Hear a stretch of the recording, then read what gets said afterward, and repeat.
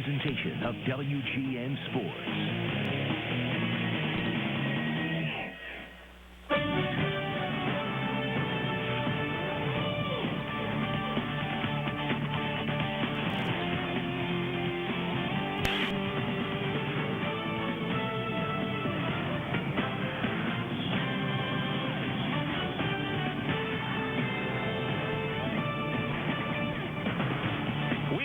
Inside Chase Field in Phoenix, Arizona for Chicago Cubs baseball on WGN Sports. It's been an all-or-nothing trip for the Cubs. They've scored 2 times in their 3 losses, 9 runs in their lone win. It's the middle game of this series tonight, the Cubs and the Diamondbacks. And hi again, everyone. Bob Brenly along with Len Casper. The Cubs need to get things going offensively. The guys in the middle of the order have gotten off to slow starts to begin the second half. Yeah, and it really shows up when it's the guys in the middle of the order that you expect to be the big run producers. Aramis, Ramirez, Derek Lee, and Giovanni Soto. You see what they've done on this road trip.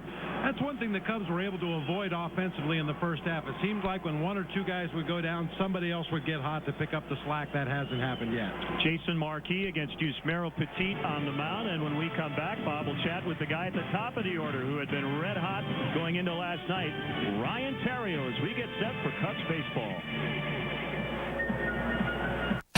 The men of TV are de-evolving from man of the house. I am the king in my castle. To man of the couch. Haven't I heard of you? You're not a cop, are you? Just when you think it can't get any worse, these guys show up. I'm Larry. This is my brother Daryl. That's my other brother Daryl. Watch the men of classic TV go from sophisticated to sauced. Put your mind on rewind with Out of Sight Retro Night on WGN America. Keep your eyes here. Bud Light is brewed to give you everything you want in a beer. Never-ending refreshment, superior drinkability, and now, X-Ray Vision.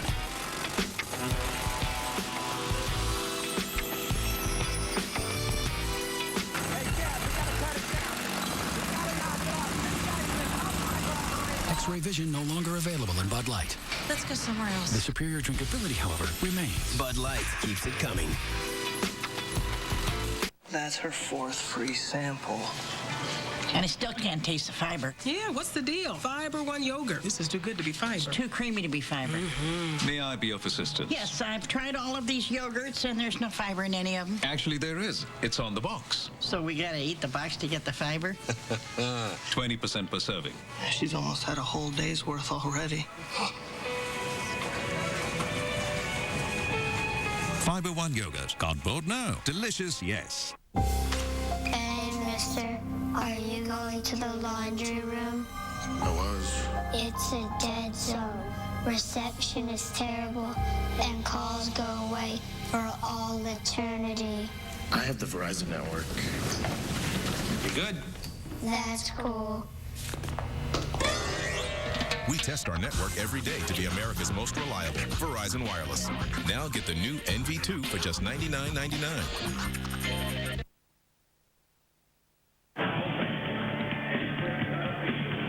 Welcome back to Chase Field, Game 2 of this 3-game series. The Cubs have gone 1-3 to start this road trip. Didn't score last night. Ryan Theriot had his career-best 13-game hitting streak come to an end. He hit the ball hard a couple of times, and he also walked to start the rally in the 9th. And earlier today, sat down with my partner, Bob Brenly. Thanks a lot, Len. It's our pleasure to be joined down here in the first base dugout at Chase Field by the Cubs shortstop, Ryan Theriot. And, Ryan, we'll get into your professional business in just a moment, but you had a great occurrence happen in the past week, you and your wife, Jonna.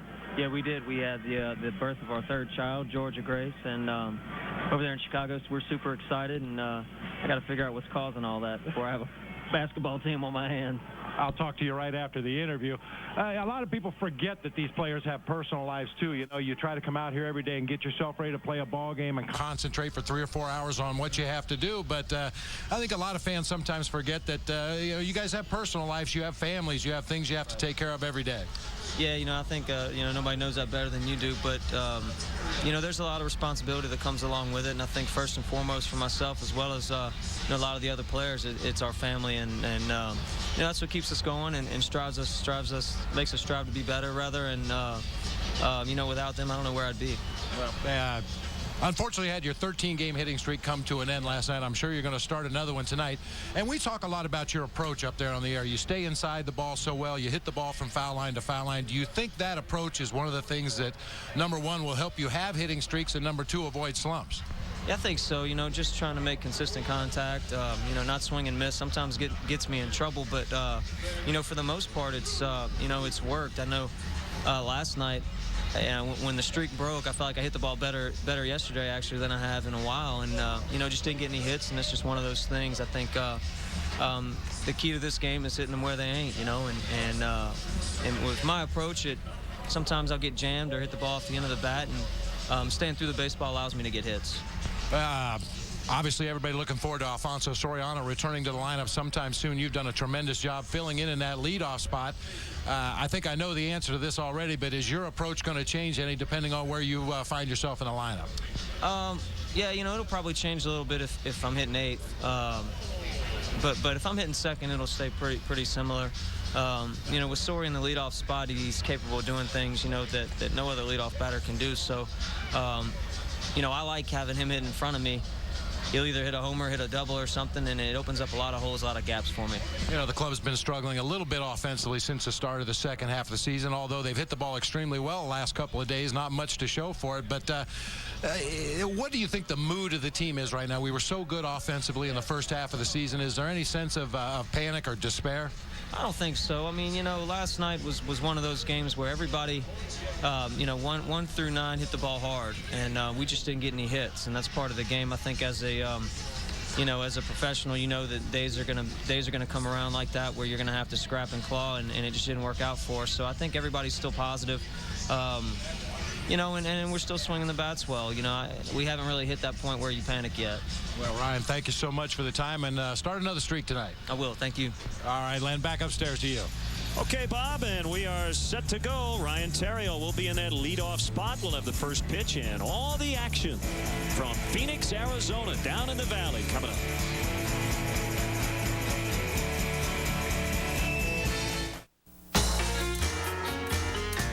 I love this one. This man finally popped the question. Like it? Oh, it's so beautiful. But his Visa card was over the limit. I'm so sorry. There seems to be a problem. His fiancée told him to call American Express. Okay, this one's so cool. A Gold Card member wanted a special gift for his wife's birthday. Oh. So I got him tickets through Gold Card events for the concert of the year before they went on sale. Got him. Call 1-800-THE-CARD for the Preferred Rewards Gold Card. This one's quite romantic. Card member calls up, wants to take her husband to this really authentic Italian restaurant. I say, it's easy with our rewards program. Go online, pick almost any flight, you can pay with points, and go. Oh, tiramisu. Italian food in Italy. Bellissimo. Get up to 5 additional Preferred Rewards Gold Cards for one low fee. Are you settling for less? Or are you a card member? Call and apply now. They say a man should always dress for the job he wants. So why am I dressed up like a pirate in this restaurant? It's all because some hacker stole my identity. Now I'm in here every evening serving chowder and iced tea. Should have gone to freecreditreport.com. I could have seen this coming at me like an atom bomb. They monitor your credit and send you email alerts, so you don't end up selling fish to tourists in t-shirts. Offer applies with enrollment and Triple Advantage. Chicago Cubs baseball, brought to you by Bud Light. Endless refreshment from start to finish. Bud Light keeps it coming. The Chicagoland area Dodge dealers and the all-new 2009 Dodge Journey. AT&T. See what's new from the new AT&T. Visit att.com for details. The Illinois Lottery. Play the Illinois Lottery. Have a ball. By Pepsi. Every sip gets you closer. And by Southwest Airlines. You're now free to be more productive. Visit southwest.com today. Beautiful shots of Bob Brenly's backyard as we get set for baseball tonight. And tonight's Cubs broadcast from Arizona here on WGN Sports, your official summer baseball station, is brought to you in beautiful high definition, sponsored by Comcast. And as you check out Lou Pinella's Pepsi lineup tonight against the Diamondbacks, we'd like to tell Cubs fans, after your first sip of ice-cold Pepsi or Diet Pepsi, check for the Cubs sticker under the cap for your chance to win an overnight stay to the Abbey Resort and Spa in Lake Geneva. Grab an ice-cold Pepsi or Diet Pepsi for your chance to win with Pepsi and the Abbey Resort. And let's take a look at the Arizona Diamondbacks defensively tonight. Same lineup for Bob Melvin, except for the battery. We'll see Connor Jackson in left, Chris Young, who made several tremendous defensive plays in center field in the ballgame last night. Alex Romero in right field. Reynolds, Drew, Hudson, and Tracy across the infield. The catcher tonight is Miguel Montero. And on the mound for the Diamondbacks, right-hander Yusmeiro Petit.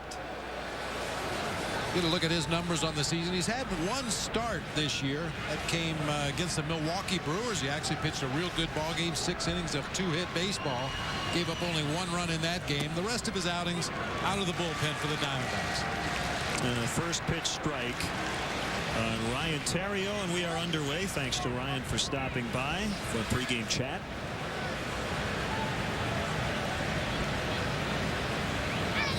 We appreciate your patience. We had some technical difficulties with our video, but we're set to go now.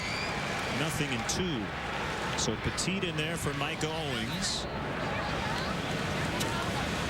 Worked out of the bullpen last night. They've added to their bullpen. John Roush has been acquired by Arizona from the Washington Nationals, as they sent middle infielder Emilio Bonifacio to the Nats. Well, the Diamondbacks are about 1 power forward away from having bigger players than the Phoenix Suns. Randy Johnson at 6'10", John Roush, Tony Clark. A lot of tall guys on this Diamondbacks team. We also are working on our high-definition signal for our HD viewers out there. We hope to have that rectified very soon. Another foul by Theriot, still 1-2. The big unit's now 13-0 in his career against the Cubs. Cubs hit a lot of balls hard last night, but he didn't give up a run. 7 strong innings. Pulled on the ground, a backhanded play by Stephen Drew as he lofts it over and gets the out. Now for Johnson in that ball game last night, the best pitch he had working was the Adam ball. He gave up a lot of hard hit balls, but unfortunately for the Cubs, a lot of those hard hit balls were right at Diamondback defenders. Here's Kosuke Fukudome. Did not start last night. He reached on an error as a pinch hitter in the 9th inning as the Cubs tried to rally late. In his last start on Sunday in Houston, he had 2 hits and 5 tries. They were both doubles, and he scored twice. He has, for the first time this year, experimented with some other players' bats. We talked about Giovanni Soto's bat, which Kosuke used over the weekend in Houston. And I guess during batting practice yesterday, he used a Kaz Matsui model and also a Ryan Theriot model. So just trying to change things up. His manager has talked to him. Shallow center, long run for Drew, and he's going to get there and make the catch, running away from home plate. Lou has talked to Fukudome about the idea of maybe pulling back occasionally on his very extensive pregame routine. He gets here probably as early as any player on this ball club. And Lou says, I don't know it for a fact, but let's just explore the idea that maybe if we pull back a little bit on all the pregame stuff, that you won't be as tired during the games. Well, there's a very fine line there between getting a guy off of his rhythm and out of his fundamental system that he likes to use and overworking it. It's a 1-2-3 opening inning for Petit as Derek Lee grounds out. It'll be Jason Marquis against this Diamondbacks lineup when we come back to Arizona. Hey, everyone. Hey, I'm here to talk to you about 2 ways to save money. 1, by driving fuel-efficient cars, and 2, to let you know the 2008 Honda clearance is going on right now. Honda prides itself on building fuel-efficient cars and was named America's greenest automaker. So get out there and spread the word. The 2008 Honda clearance. And for some deals that can save you some green, go to shophonda.com. I'm Mr. Opportunity, and I approve this message. One moment we were feeling spontaneous. Surprise, I'm home. The next, we are happily interrupted. Hey, there's no problem for guys like me with ED. There's Cialis. Cialis is the only erectile dysfunction tablet clinically proven to both go to work fast in as little as 30 minutes for some men and work up to 36 hours. No other ED tablet can do both. Sure, Cialis can work fast, but having up to 36 hours is a great option. And working only when it should means I can respond to Deb only when we're ready. Tell your doctor about your medical condition and all medications, and ask if you're healthy enough for sexual activity. Don't take Cialis if you take nitrates for chest pain, as this may cause an unsafe drop in blood pressure. Don't drink alcohol in excess with Cialis. Side effects may include headache, upset stomach, delayed backache, or muscle ache. To avoid long-term injury, seek immediate medical help if you experience an erection lasting more than 4 hours. If you have any sudden decrease in hearing or vision, stop taking Cialis and call your doctor right away. Why ask your doctor about Cialis? Because when the moment is right, you can be ready. Now let's check in on the Diamondbacks starting lineup. Stephen Drew with an 8-game hitting streak. Jackson, Hudson, and Tracy 2 through 4. Mark Reynolds hits for a lot of power. He also strikes out a lot. Miguel Montero, left-handed hitting catcher. Chris Young with 3 hits against Marquee, all home runs. Romero with a game-winning blast last night, and Petit 0 for 2 on the year. Take a look at the Cubs defensively. Brought to you by Pepsi. DeRosa, Edmonds, Fukudome across the outfield. Ramos Ramirez at third. Ryan Theriot at shortstop. Mike Fontenot, the mighty at second base, come up with some big hits on this road trip. Derek Lee over at first base. Giovanni Soto behind the plate again tonight for right-hander Jason Marquis. Been a while for Jason. A game over 500 on the year. Second straight time out. He's worked on a lot of rest. This is his first start in 11 days. His last time out came on 9 days rest. He's facing somebody other than the Giants for the first time since June 26th when he lost to the Orioles. Well, his last outing against the Giants, he was pretty darn good. 7 innings of 3 hits shutout baseball. He got a no decision in an ultimate 3-1 Cubs win. That's a deep drive by Drew. Kosuke's back near the warning track, just at the edge of the grass, makes the catch.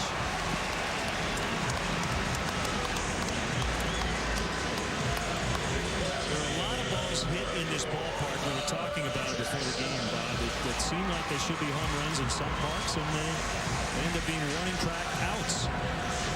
Well, the general consensus on this ballpark is with the roof open, it plays very much like a bandbox. High altitude here. Only Colorado plays at a higher altitude than they do here in downtown Phoenix.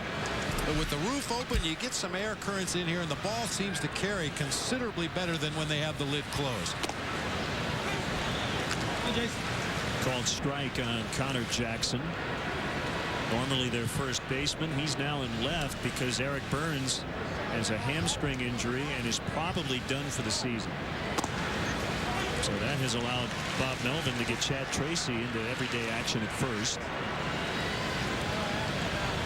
You have Alex Romero filling in for Justin Upton in right. Upton has an oblique injury. The wind and the 0-2 pitch is way high. 1-2. Umpires tonight. Jeff Kellogg's been doing it for over a decade and a half. He's worked a couple of World Series, 2000 and 2003. Holbrook, Fairchild, and Wegner around the bases. Deep to left. And DeRosa watches it go. It's a home run. Connor Jackson with his 10th home run of the season. And it's 1-0.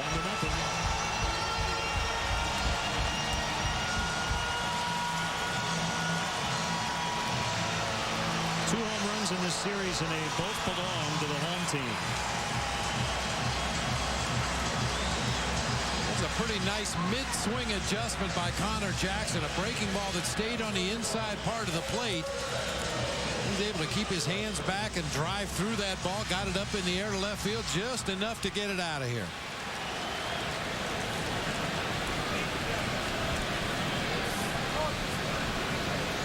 This is not a home run hitting team. They came in tied for 11th in the National League with 93 home runs.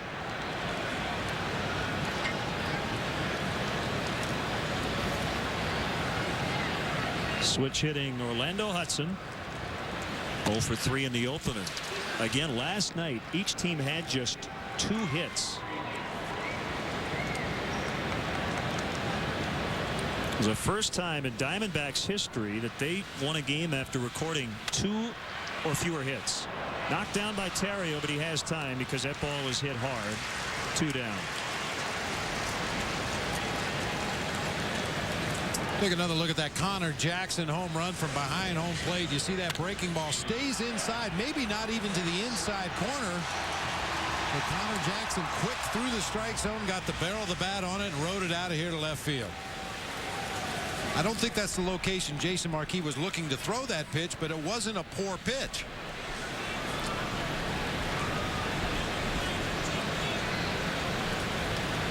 Here's Tracy. And he looks at a strike. And this is not to disparage the stuff of Jason Marquis at all. There are nights when his stuff is really good. But, Bob, can you just talk about the difference between a guy like Marquis and Rich Harden? I mean, Rich did make a mistake last night, gave up a home run. But the point is that he doesn't have to always be perfect. Whereas a guy like Marquis, you talk so much about his execution and the location of his pitches. Down, down, down. It's really no secrets for Jason Marquis. If he can keep everything from the middle of the thighs down with movement, he can be a very effective pitcher, as we've seen over the last couple of years. When those pitches get up above the middle of the thighs, up around the belt, out over the plate, that's when he can get in some trouble. Now, the good news is for the Cubs offensively, Petit falls into the same category. He does not have an overpowering fastball. He throws in the mid-80s. He's got a very average breaking ball, an occasional changeup. He's another pitcher that has to be perfect to be effective. So this could be an offensive night here tonight.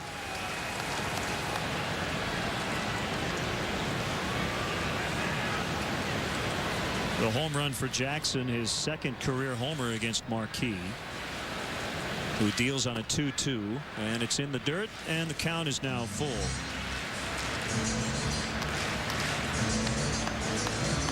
Yeah, thinking about that Rich Harden start last night, I don't think there was a hard hit ball until, geez, I don't even know. Probably the home run by Romero. They just didn't square him up. They made very little contact against him.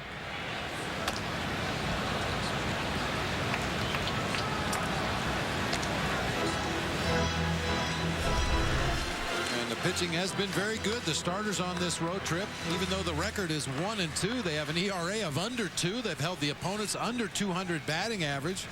Strikeouts to walk ratio over 2 for 1. Just got to get the offense going. Another 3-2 pitch, just missed the outside edge, and that's a 2-out walk. Cubs have not played well in this ballpark, really going back to 1998. They're 13-26. Lost the 2 games here last year in the postseason. Those are the last 10 regular season games here at Arizona for the Cubs. Just 1-9.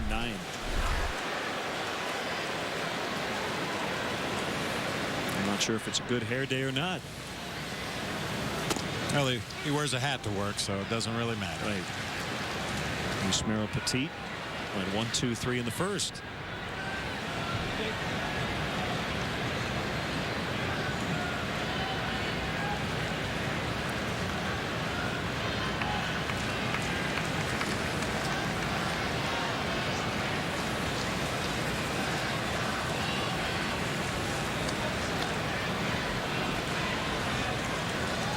Tracy getting his lead off first base. Mark Reynolds last night 0 for 2, 2 strikeouts and a walk.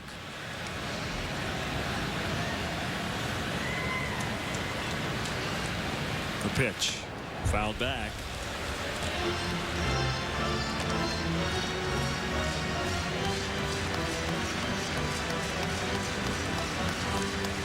Mark Reynolds can strike out 117 times already.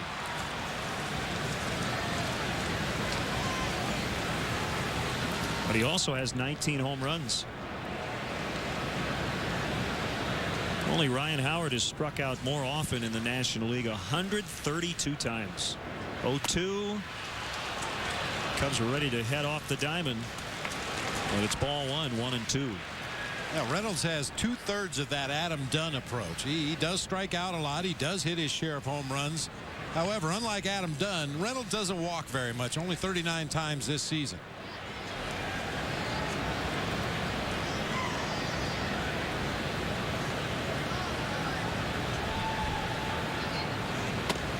That time he got him on the sinker, called strike 3 to end the inning. Jackson with a 1-out home run, and the Diamondbacks have the early edge. Justice room, wall-to-wall in teal. Exactly. And, you know, if you got a little extra carpet lying around, there might be a little something extra. For you, honey. I'll see what I have. Hey, you're home early. What do you think? Endless refreshment from start to finish. Bud Light keeps it coming. Very easy, honey. Did you know 1 in 2 women will develop bone or breast health issues? Really? I didn't know that. One A Day Women's is the only complete multivitamin with more calcium for strong bones and now more vitamin D, which emerging research suggests may support breast health. One A Day Women's. I know.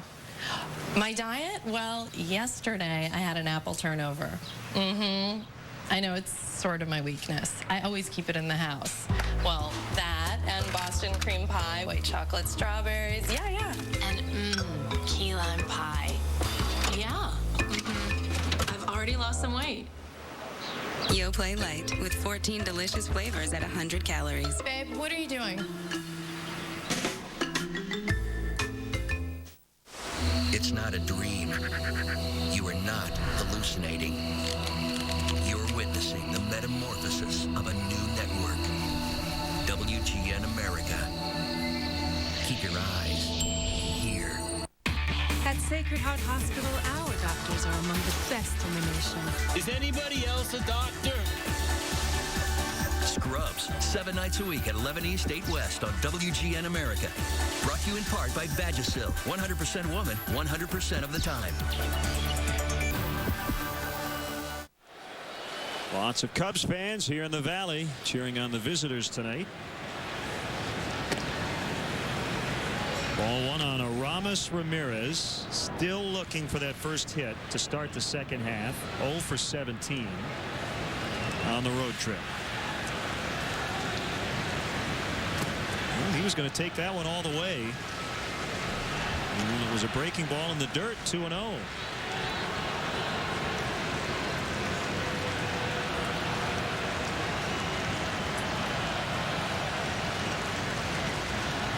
And the pitch that missed. 3-0 when Aramis struck out in the second inning last night. Randy Johnson became the first player in history to have 2,000 strikeouts for 2 different franchises. 2003 now as a Diamondback. There's ball 4. And he had 2,162 with the Seattle Mariners. Wow. Nearing 4,000 innings. Well, good to see Aramis take that walk, even though he isn't getting his hits, still finding a way to get on base. The leadoff man is on, and it's Jim Edmonds, who's hit in 5 straight.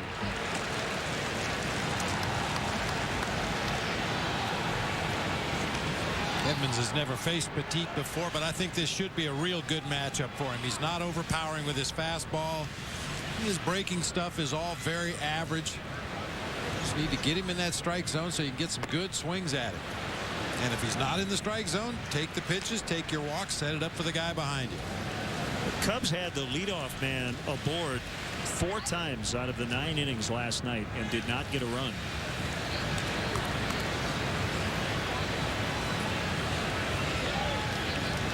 You see Edmonds taking up most of the batter's box, front to back, with that wide stance.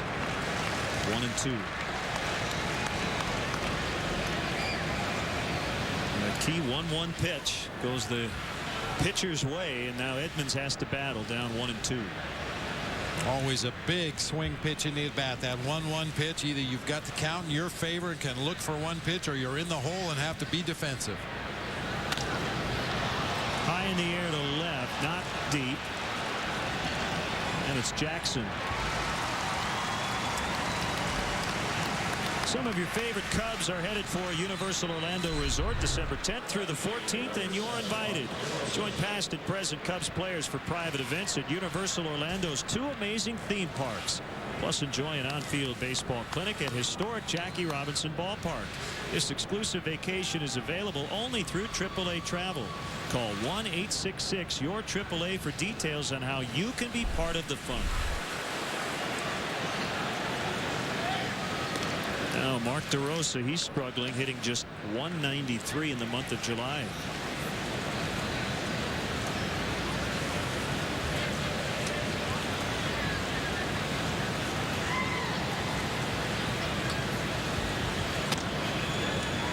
As Cubs fans know, Aramis not a threat to steal. He normally runs in a hit-and-run situation. He is 1 for 2 on the season.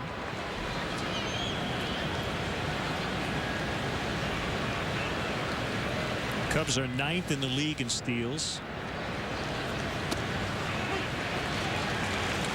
You have Theriot, Fukudome.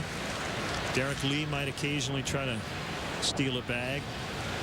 But for the most part, this is a team that doesn't steal to steal.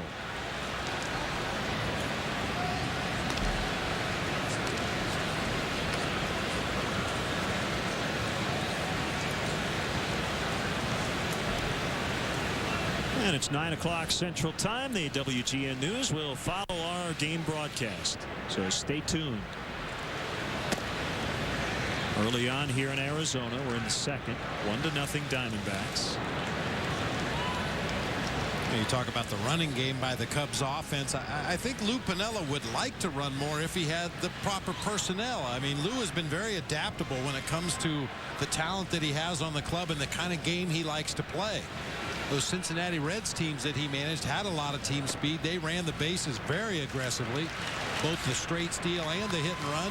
This Cubs club is not really built to steal a lot of bases. They're more in the vein of a walk, a knock, and a 3-run home run.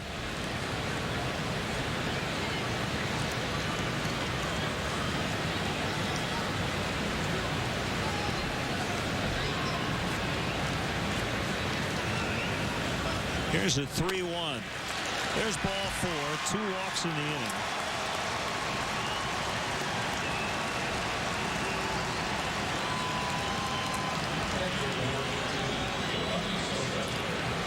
Brian Price, pitching coach, heading out. The Cubs came in second in the majors in walks, only 1 walk behind St. Louis. They now have 390 on the season. 2 years ago, 2006, the entire year they took just 395. But having said that, the Cubs have been much more aggressive to start the second half and not working as many deep counts as we saw throughout the first half. And which is not always a bad thing if you're getting good pitches to hit early in the sequence. Unfortunately, the Cubs have chased a lot of pitchers' pitches early in the sequence and made very quick, easy outs.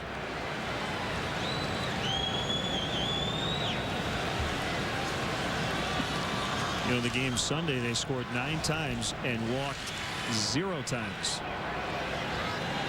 So they were aggressive and it paid off. Here's Soto, first and second. Slow breaking ball is outside.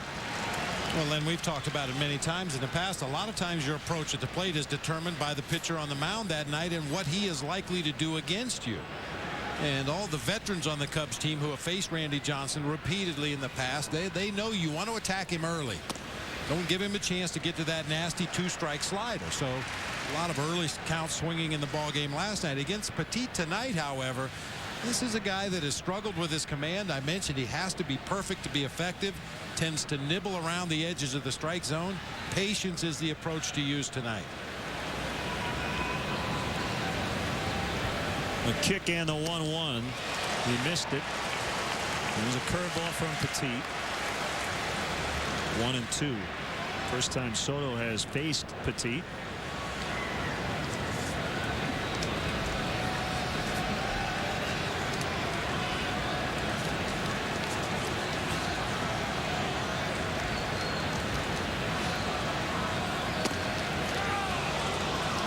Pretty close. 2-2.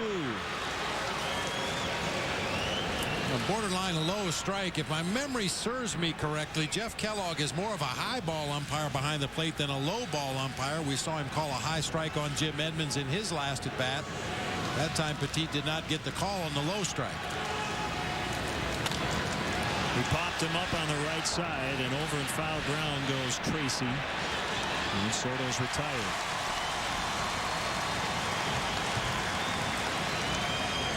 So 2 outs in the inning.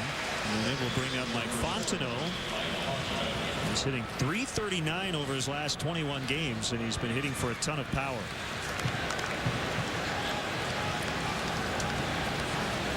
This is Petit's second start in the majors this season. All of his other appearances, save for one, had been in relief. His one other start was a good one. He got a no decision against Milwaukee on July 2nd. 6 innings, 2 hits, just 1 run. And in that outing, he didn't walk anybody. He struck out 4 through 77 pitches. 11 starts at AAA Tucson, 3-3 with a .480.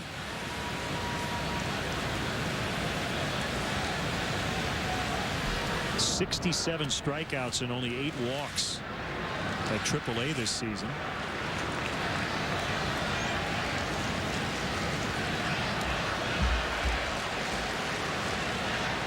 Now look at the perspiration on that cap. Just imagine if the roof were open tonight. Either that or somebody dumped some water on him. Not quite sure. Well, temperatures were expected to get as high as 106 degrees in parts of the valley today. 104 forecasted for tomorrow, and then a cold wave comes in on Thursday. It's supposed to only get up to 99. Bring on that AC.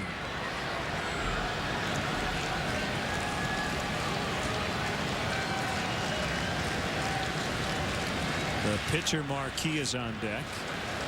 And a 1-2 to Fontenot, and he stays alive.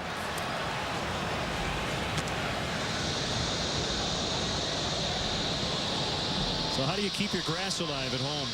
Don't have any. Don't have any. Desert landscaping, baby. Rocks and sand. You don't have to water it, just rake it once in a while. All right.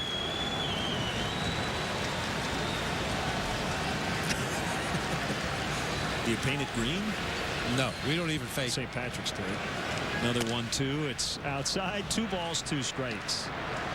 Yeah, it's funny you mention that, though, because so many transplanted Midwesterners and East Coast people have moved here to the Valley, and obviously a lot of golf courses. A lot of people want yards and they want trees, and the humidity is considerably higher now than it's ever been in the past here in the Valley of the Sun because of all the landscaping. To center field, Young camped under. When he pulls it in, and that's it for the Cubs. 2 walks, no runs in the second. Early on, they trail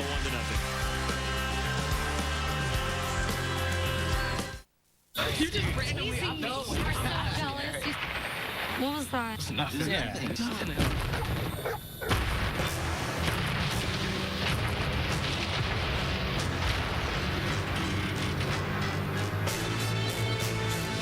Every sip gets you closer to clothing, vacations, millions of songs from Amazon MP3 and more. Sign up at PepsiStuff.com. Get Pepsi Stuff points on specially marked Pepsi or Diet Pepsi 24-ounce 6-packs for a free Amazon MP3 music download.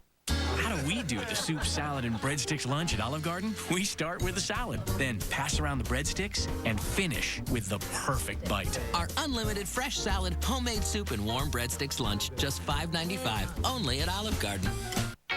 I learned a lot when I found out I had high cholesterol, but I didn't know that it may have led to my erectile dysfunction. That's why my doctor told me about Levitra. Certain medical conditions, including high blood pressure, diabetes, and high cholesterol, can decrease blood flow, which may lead to ED. That was news to me. My doctor told me Levitra could help. Levitra works by increasing blood flow to help treat ED. Levitra works for me. Maybe it can work for you. Ask your doctor if you are healthy enough for sexual activity. If you have heart problems, are on alpha blocker therapy, or have uncontrolled high blood pressure, talk to your doctor before taking Levitra. Do not take Levitra if you take nitrates for chest pains, as this may cause an unsafe drop in blood pressure. Side effects may include headache, flushing, and stuffy or runny nose. To avoid long-term injury, seek immediate medical help if you experience an erection lasting longer than 4 hours. If you have any sudden decrease or loss of vision or hearing, stop taking Levitra and call your doctor right away. Ask your doctor if Levitra is right for you. WGN America, TV you can't ignore. Harry Carey's the official home plate of the Chicago Cubs. Enjoy prime steaks at Harry Carey's Italian Steakhouse in Chicago, Rosemont, or Lombard, or stop by the Harry Carey's Tavern in Wrigleyville for the best burgers in town. Cubs trail 1-0. Keeping an eye on that game in St. Louis. Cardinals leading the Brewers 3-1. In the top of the 8th, Kyle Loesch has been a little better than former Cardinal Jeff Suppan so far. Milwaukee won in extras last night. They're tied for second. 2 games out. 1-0 on the catcher, Miguel Montero. That's hit foul. So Milwaukee and St. Louis also tied for first in the wild card standings in the National League. We'll see the Brewers in Milwaukee next week after a 4-game series at home starting Thursday night versus Florida. Way inside. Florida was shut out 4-0 last night by the Braves, and they returned the favor tonight. Final 4-0. Rick Vandenherk just got called up. And he got the win. Mike Jacobs hit his 20th home run. Charlie Morton took the loss for Atlanta.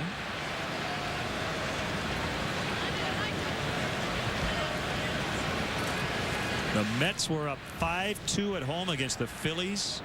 In the 9th inning, the Phillies have scored 6 times to take an 8-5 lead. That's a battle for first.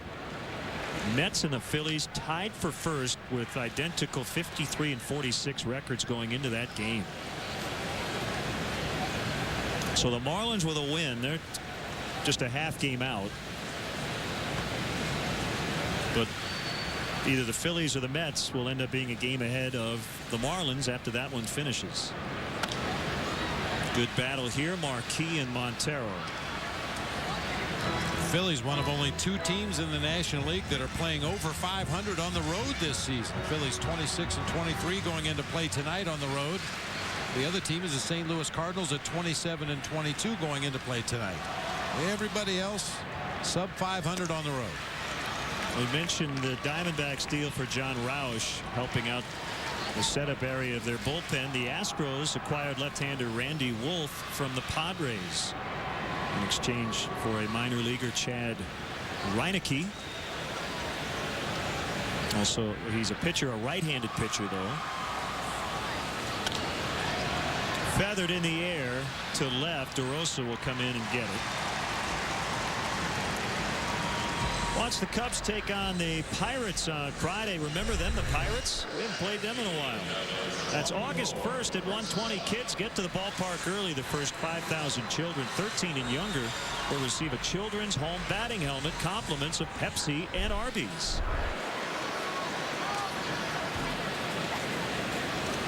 Well, there was a time when the Cubs played the Pirates every other week early on in the season. Young with the bunt. Marquis going to pick it up with the pitching hand and throw him out.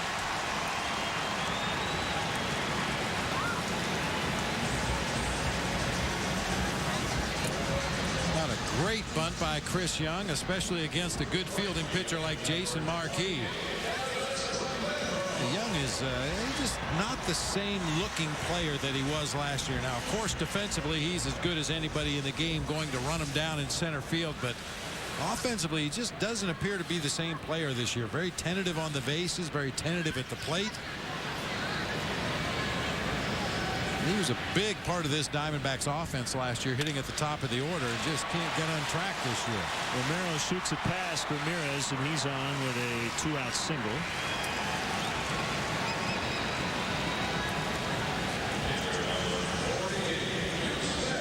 Looked like Aramis Ramirez was shaded a little bit toward the hole between third and short and drawn in front of the baseline, and Romero takes advantage and slaps that ball past him into the left field corner for a base hit.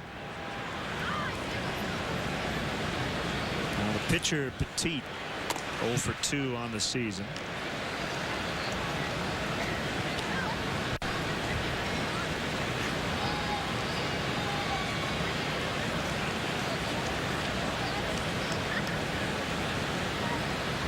Not one of the taller Diamondbacks pitchers, but he's 253 pounds, 6 feet, 253. He'd have to be the point guard on the basketball team.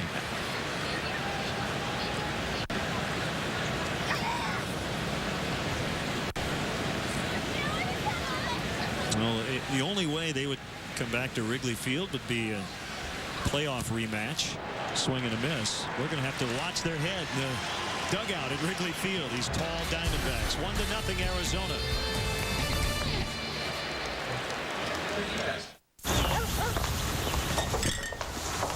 Hey, you guys. Thanks for coming. I love how you decorated. Yeah, the garden gnomes are really great.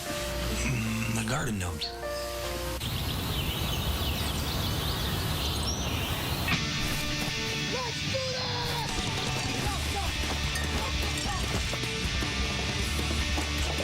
Endless refreshment from start to finish. Bud Light keeps it coming. It's not what you're thinking.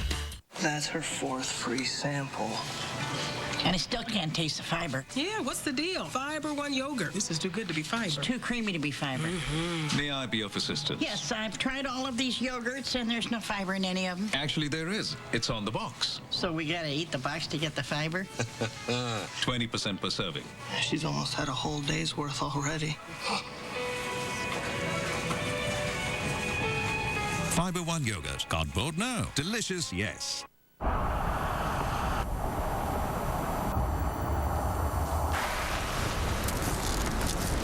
Hey, we landed. In the middle of the road. Hop in, there's room. There's one thing. We're nudists. Wow. Ugh.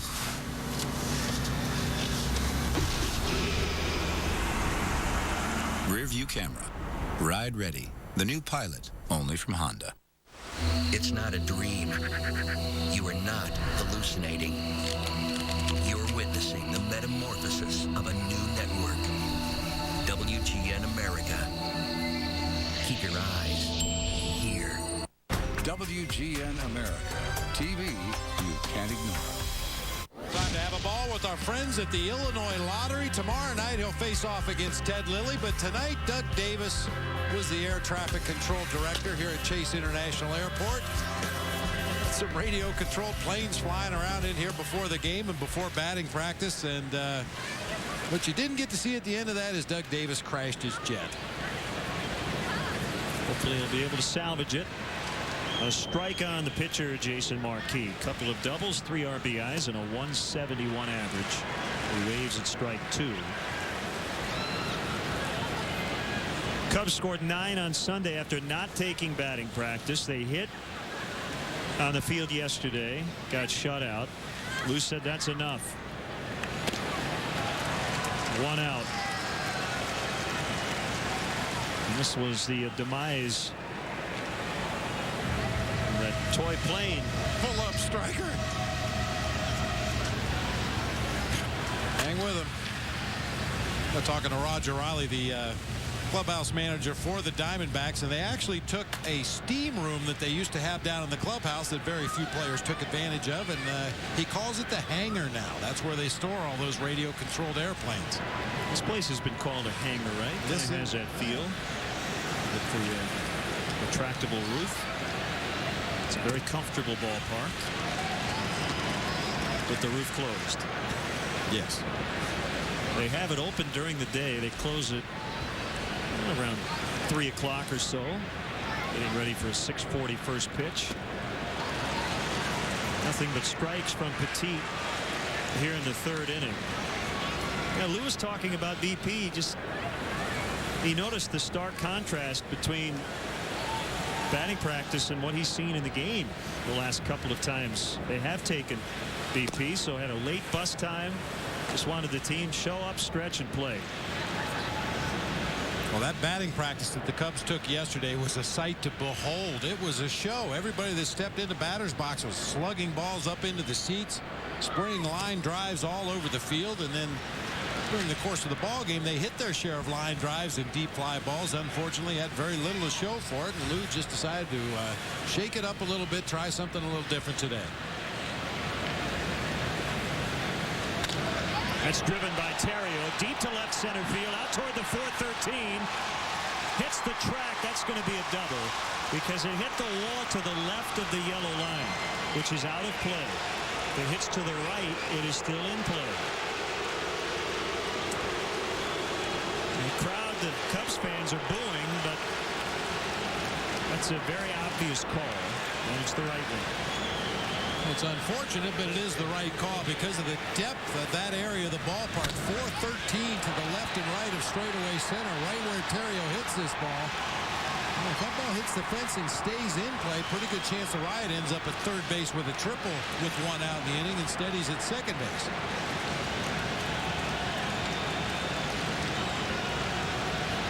It's Kosuke with a runner in scoring position and only one out.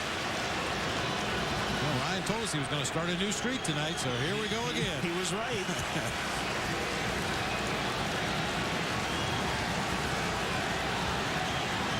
So he's now hit in 14 of his last 15.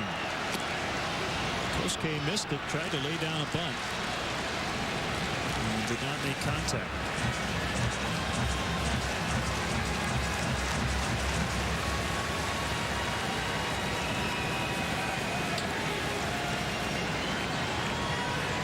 Mentioned Doug Davis starting tomorrow night. What a great story. Davis was diagnosed with thyroid cancer in late March. Made 2 regular season starts and then went on the DL and had surgery, and now he's back. And he will face Ted Lilly in the series finale tomorrow night.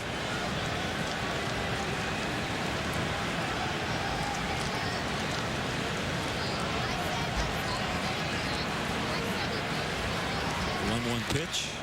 That's outside. The Cubs have played some quick games on this trip. There hasn't been a ton of offense.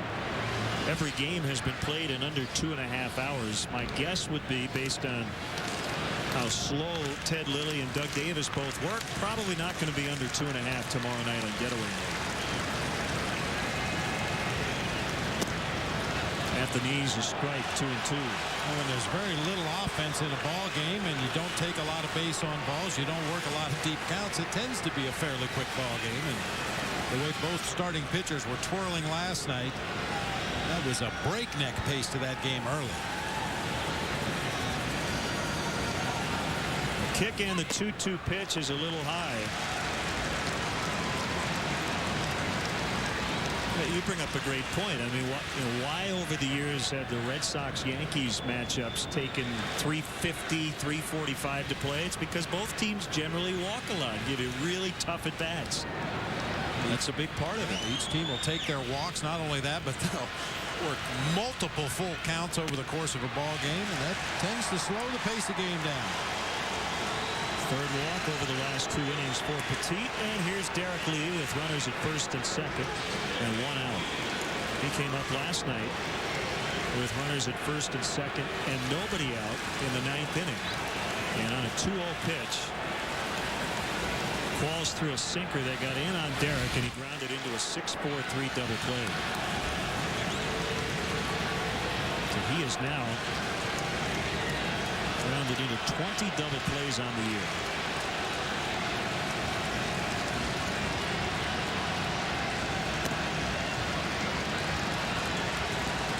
One ball, no strikes.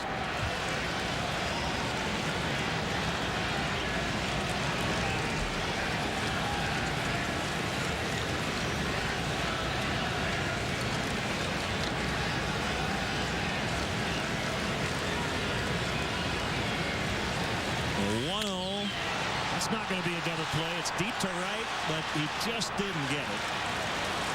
And Romero with a catch. Everybody holding.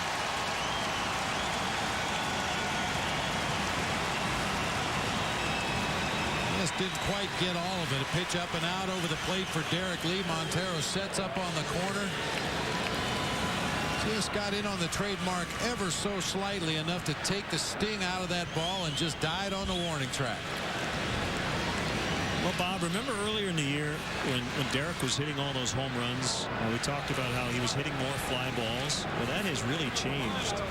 His ground ball to fly ball ratio going into tonight, 1.35. That is well above his career average of 106. And in his MVP caliber season in 05, it was 0.97. So that would at least partially explain why he has hit into so many double plays. Already a career high.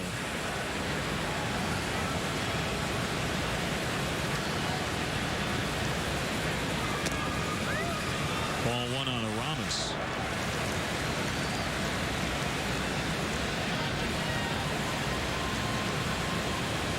He took a walk his first time to lead off the second. Petit's from Maracaibo, Venezuela.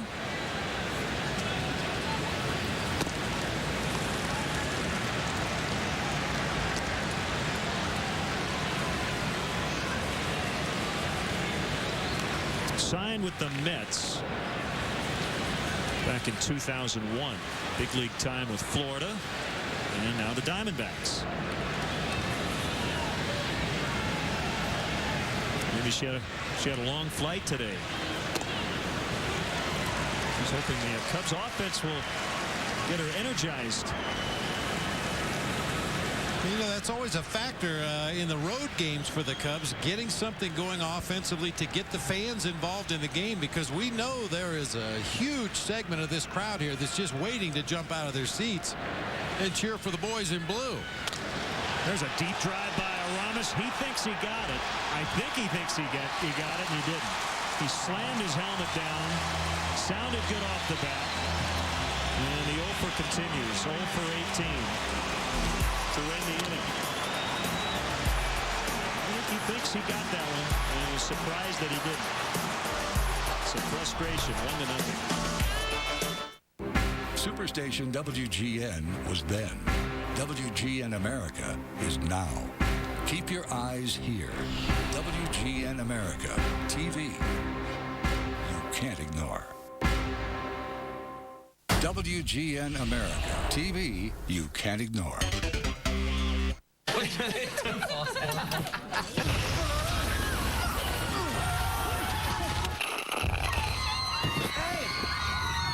Every sip gets you closer to Justin Timberlake MP3s. Hey. Hey to you.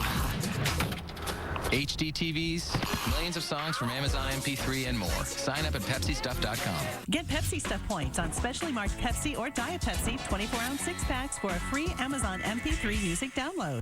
One moment we were feeling spontaneous. Surprise, I'm home.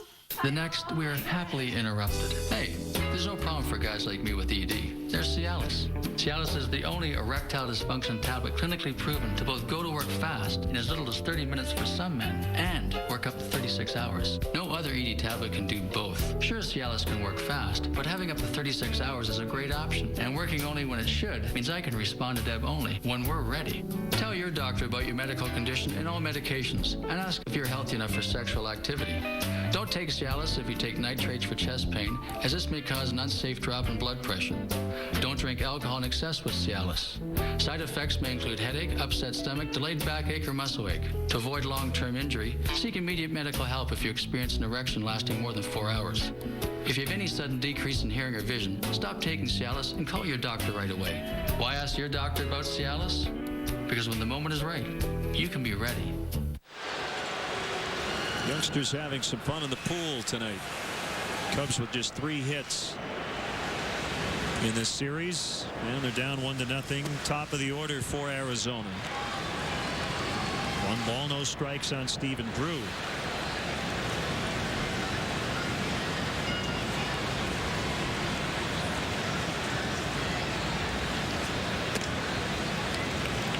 Marquis took a look back after he kind of fell off the mound.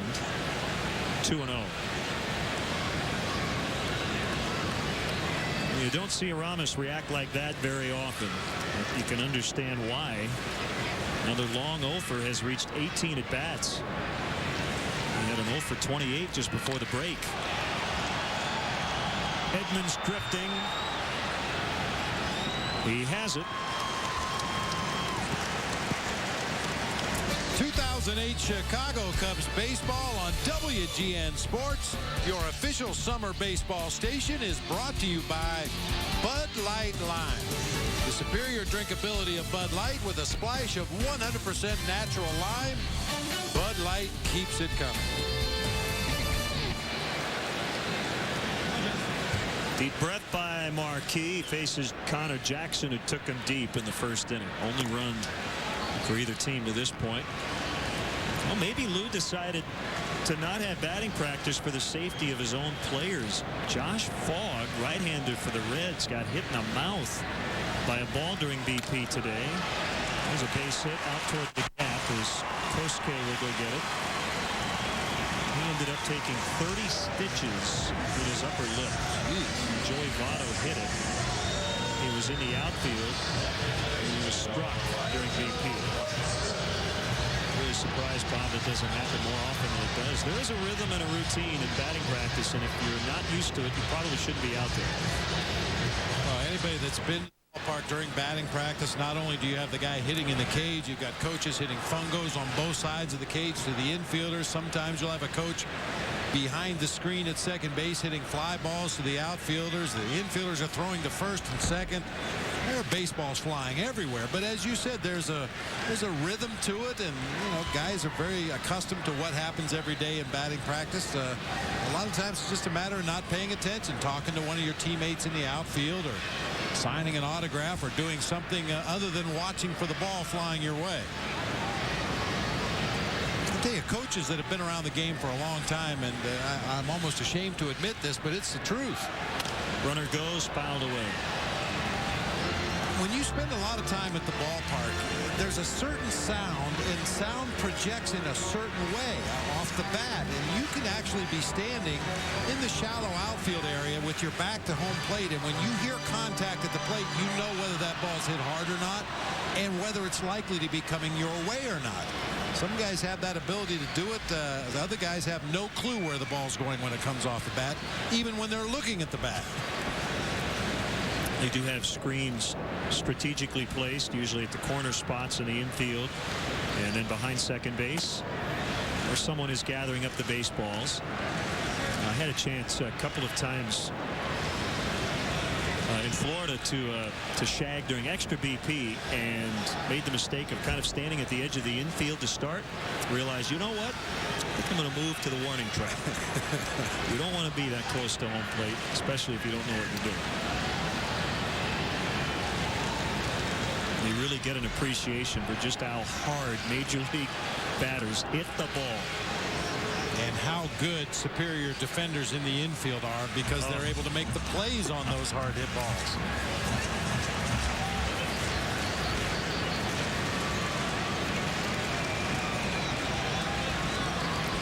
Runner at first. Jackson with a home run and a single tonight. 2-1 on the switch hitting Orlando Hudson. Here's the pitch. Outside. 3-1, and Soto goes out.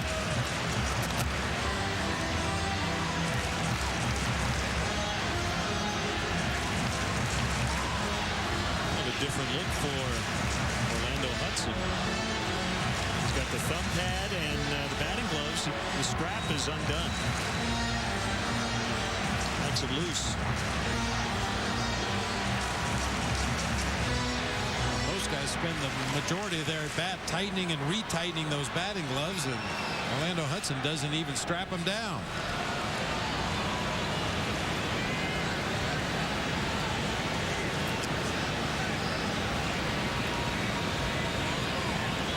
Runner goes, 3-1, and now it's 3-2. So both times Jackson has run. Hudson is offered, but he is hit it foul.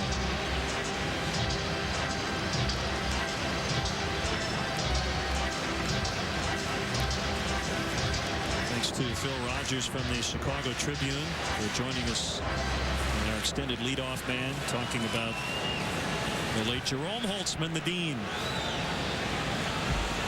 He passed away recently after battling an illness for quite some time. And again, we send out our condolences to Jerome's wife, Marilyn, his children, Alice, Janet, and Jack, and his 5 grandchildren. Ball 4 with Jackson running. So first and second. And Bob, I read a lot of articles about Jerome Holtzman and all kinds of accolades pouring in from fellow writers, the commissioner of baseball, Donald Fair, Marvin Miller, umpires, players, managers, broadcasters, pretty much everybody he ever talked to. Ron Santo admitted that, he had a little altercation with Jerome Holtzman, but they got over it, got past it, and became very good friends. He was a man of principle, and he was very fair. That's a word you hear a lot about Jerome Holtzman. Tracy offers at the first pitch, and he's going to fly out to left. 2 outs in the inning. Well, I think for any player in my era, or maybe a little before or a little after, one of your greatest thrills when you came into Chicago to play against the Cubs or the White Sox was if Jerome Holtzman asked for a minute of your time. I mean, guys don't know a lot of the writers around the league, but everybody in baseball knew who Jerome Holtzman was. And if he asked for a minute of your time, it was an honor to sit down and talk to him.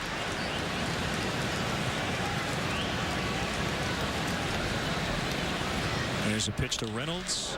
Base hit to left. Jackson will be sent by Chip Hale, the third base coach. Here's a throw by DeRosa to the plate. Little tardy. As Jackson got his hand in there on the play. Both runners able to move up another base. Hudson was on his way to third, and an astute maneuver by Reynolds heading to second. It's 2-0.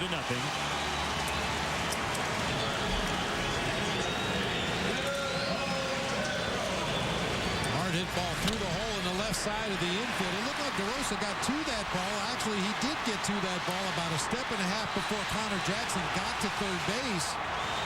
But DeRosa's throw to the plate was high over the cutoff man, and on the first base side, that allowed both runners to advance another base.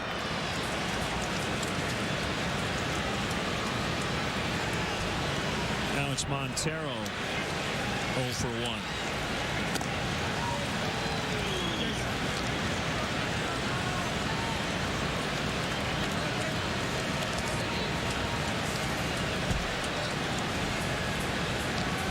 Give a shout out to Whitey and all the Cubs fans at JJ's Cantina.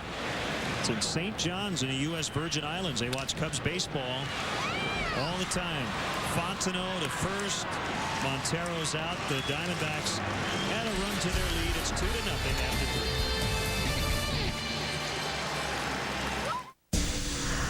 3. WGN America, your summertime home for baseball.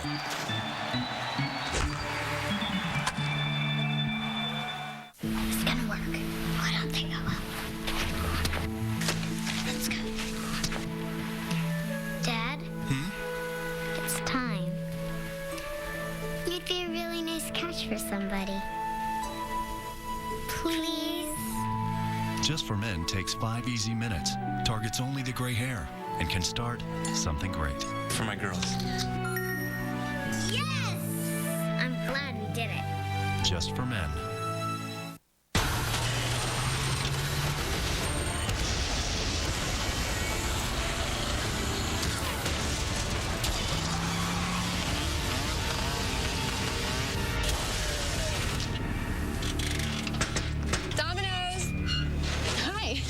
Your Gotham City pizza. And could you tell the Joker he owes me a car? Introducing the Gotham City pizza with 50% more pepperoni for $9.99. Domino's, you got 30 minutes.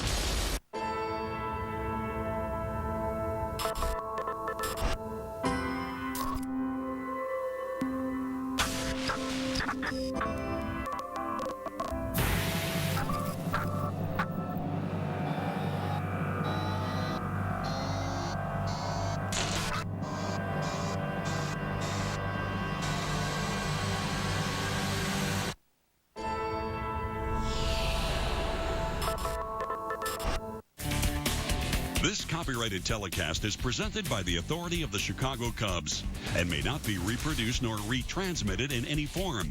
And the accounts and descriptions of this game may not be disseminated without the express written consent of the Chicago Cubs.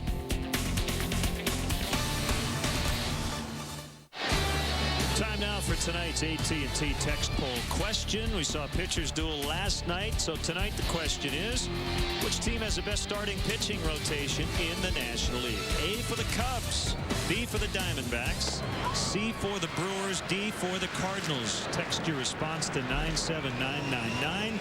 Results coming up a little bit later on. Poll brought to you by the new AT&T. See what's new at the new AT&T. Visit att.com for details. 2 strikes on Jim Edmonds. The Cubs are leading the National League in starter earned run average at 378. Arizona's second. Milwaukee third. The Cardinals right now 7th. But they have gotten a lot of great performances without Chris Carpenter in their rotation.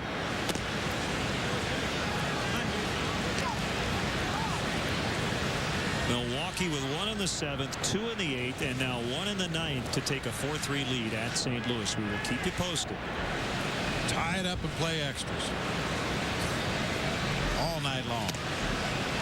It's actually now final as Edmonds strikes out. Milwaukee did win that game 4-3. Cubs fans, don't forget to check out our WGN baseball blog on WGNTV.com. Click on the sports link. Look for Len and Bob's baseball blog. On the blog tonight, I have a post about new Cub Rich Harden. Game notes from our friends at Stats. There's a link to our current podcast and our new Baseball Buddy feature. Check it out. Once again, WGNTV.com. So Brian Schaus, the winner over Kyle McClellan, the loser. And the Brewers have taken the first 2 games of that 4-game series, their 6th win in a row, and they're just a game and a half behind the Cubs. Solomon Torres got his 18th save. Ball and 2 strikes on DeRosa.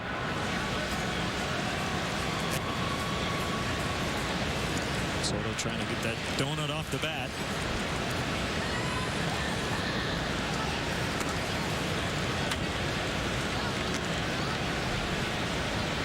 A lot more trouble with donuts when I was a player than I do now. I have absolutely no problem with donuts now. You can put them away. You got that right. The best of them. Do you have a favorite type of donut or cruller? As usual, free pastry. Other than that, I'm not picky. I like a good old plain glazed donut, chocolate iced.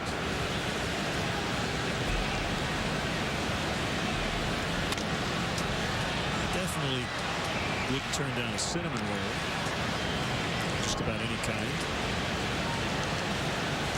You know, there used to be a saying in clubhouses in Major League Baseball. As you well know, Len, a lot of the clubhouses provide not only post-game meals, but pre-game meals. So many guys come to the ballpark early. And on those Sunday day games, the clubhouse attendant used to put out a couple of dozen donuts. That was breakfast back in my playing days. And the saying was, you got to eat a sinker to hit a sinker. Maybe some popcorn. And technically, I guess a cinnamon roll is not a donut, but I like that. It's a pastry. If there's a hole in a donut, you eat a cinnamon roll, you get more for your money.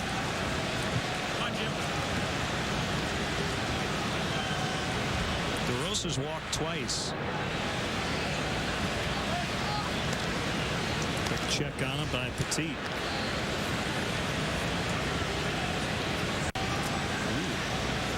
Rice Krispie treats. Oh, how about a sugar cookie? You are the cookie monster. Is that a sugarless sugar cookie? Yeah, I do like cookies.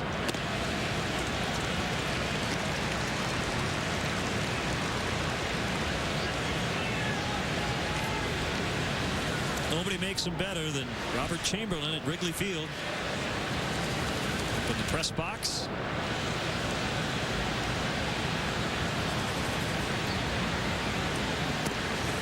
Going outside. Robert's probably dialed in right now. He doesn't miss a game when we go on the road.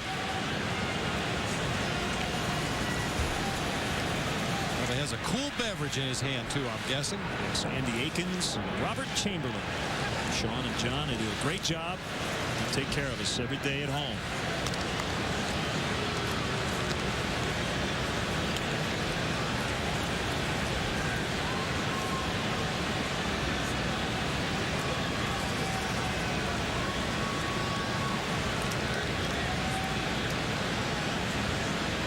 Soto didn't hit it very hard. Straight back. 1-2.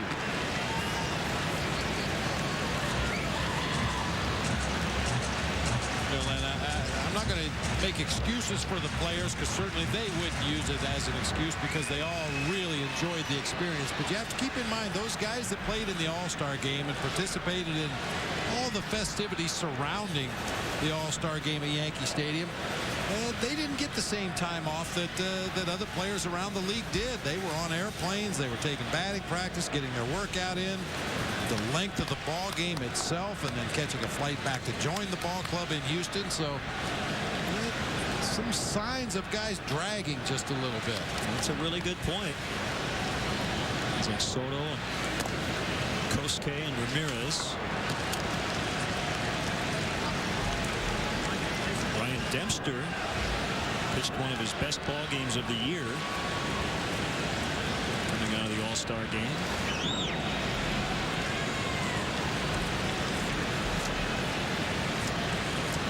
Carlos Zambrano. And they're going ground ball to third. Throw's going to go to first. And Soto's out. Carlos gave up 4 runs, season high 6 walks, as he was beaten by Wandy Rodriguez on Saturday. Dempster 8 innings, no runs on Sunday.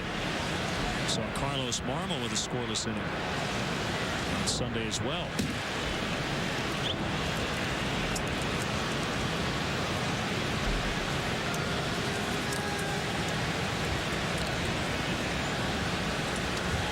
At second, 2 gone.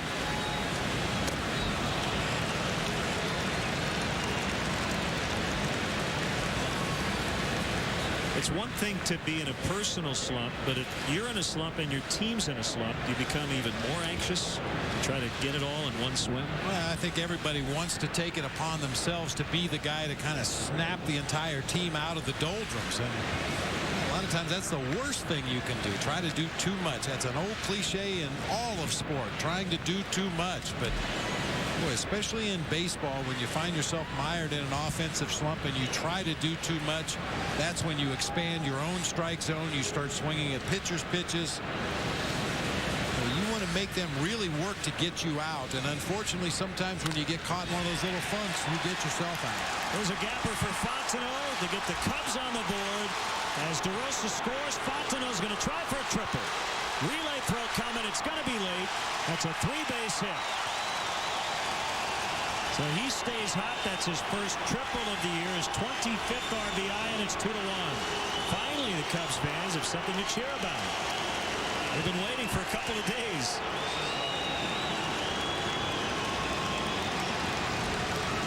Well, as Lou called him earlier today, Little Fontenot, he's been swinging a hot bat, and he continues to swing a hot bat. A line drive gapper to right center field. No hesitation whatsoever. We talked about those deep gaps in right center and left center here at Chase Field. Fontenot hustling out of the batter's box. He'll turn that into an easy triple. Dave Fontenot has slugged .763 over his last 21 games. He was going into action tonight. 2 hits for the Cubs, a double and a triple. And they take advantage of that 1-out free pass. Marquis got a hold of one, but way foul.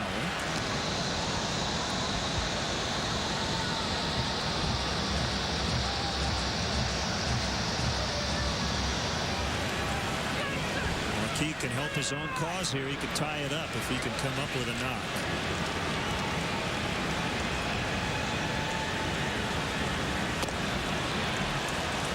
He strikes out. That ends the inning. Fontenot with a 2-out RBI triple, and it's now 2-1 Arizona.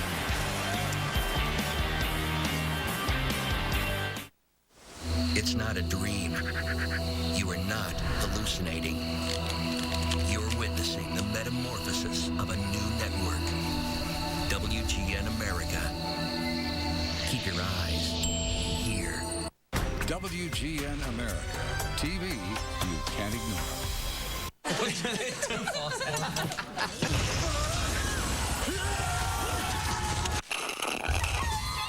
Hey! No! Every sip gets you closer. It's Justin Timberlake MP3s. Hey. KDU. HD TVs. Millions of songs from Amazon MP3 and more. Sign up at PepsiStuff.com. The next available representative will be with you in 4 hours, 10 minutes. Get your identity stolen? You'll spend day after day on the phone getting it back with calls to the bank, credit cards, the Social Security office, and on it goes. Please continue to hold. Fortunately, there's Farmers Identity Shield. For just $65 or less per year, your credit is monitored. Thank you for holding. Plus, a personal fraud advocate helps make all those calls no matter how long it takes.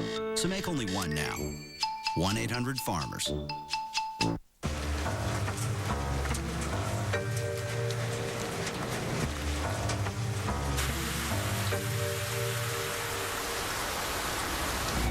The best summer vacation deals are here. Right now on Expedia, get the hottest deals on more than 1,800 hotels. That's up to 30% off during our biggest sale of the year. We guarantee nobody can get you a lower price. Plus, book now with your MasterCard and get $50 for gas. Expedia.com.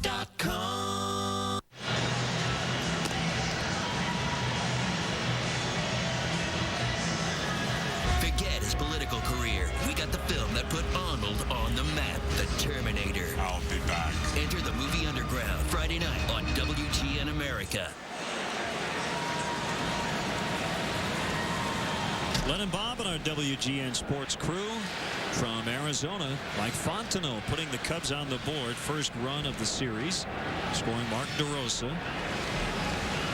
So it's 2-1 Diamondbacks. Chris Young batting in the 7th spot. Tried to bunt his way on in the 2nd and was thrown out by Marquis.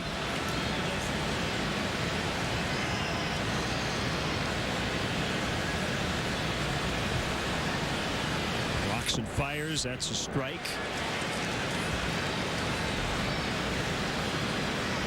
Get well wishes go out to Brian Crow. He'll be a freshman at Notre Dame High School coming up this fall. Had surgery yesterday at Children's Memorial Hospital. Hope you're feeling better, Brian. Soft liners caught by Lee. 1 out. Got some nice letters recently. Some big Cubs fans. Carl Leonard from Gladstone, Michigan. Danny Mayberry from Metropolis, Illinois. Thanks so much for your letter. Jim Emmons, not Edmonds, Emmons, E-M-M-O-N-S from Pekin, Illinois. 78, watches the Cubs religiously. His favorite all-time Cub is Ryan Sandberg. Some Cub fans celebrating an anniversary here in Arizona this series. Jeff and Jeannie Deinert wanted to say hello to their family and friends back in Chicago.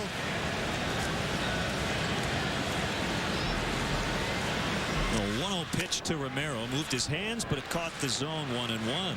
Happy 36th birthday belatedly to Matt Reuter.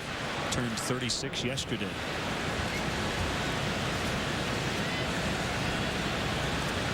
Happy 10th Sid, I believe is what that said. Was that Zambrano down there?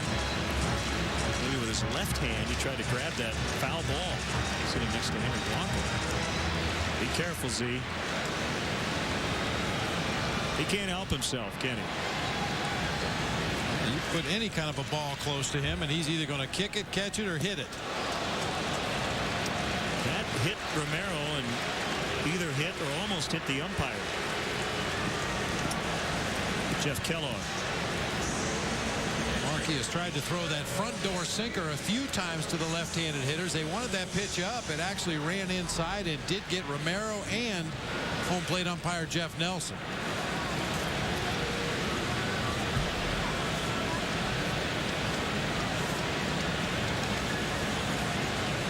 Petit's trying to bunt. Pulled it back, ball one.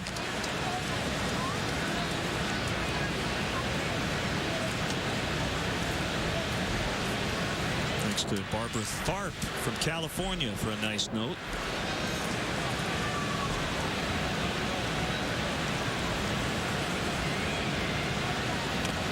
Bunted foul.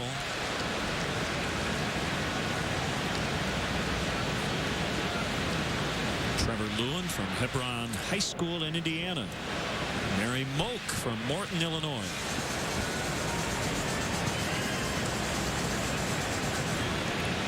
I'm trying to be email savvy here, but we do appreciate the actual letters people write.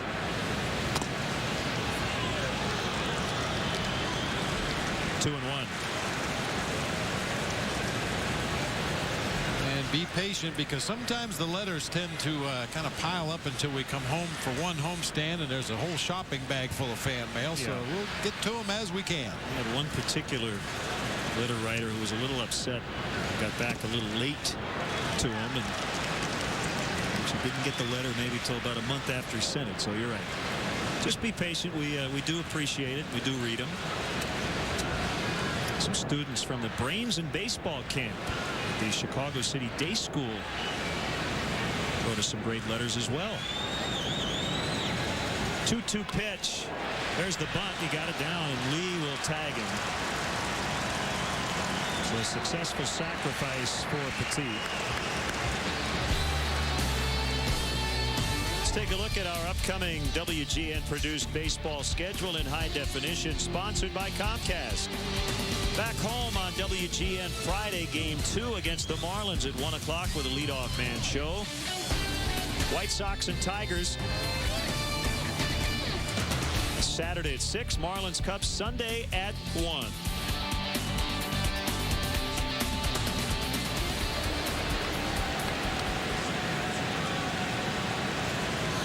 Here's Drew with a runner at second, 2 outs.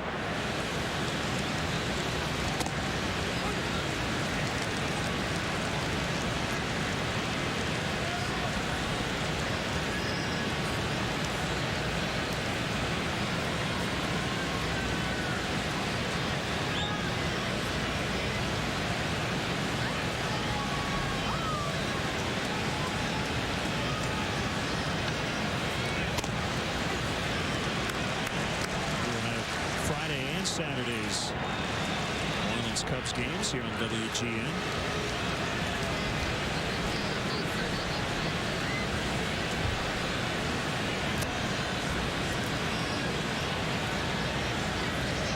Two on Drew, runner at second. Romero hit by a pitch, moved up on the sac bunt by Petit. Pop foul, and this one behind the third base dugout, out of play.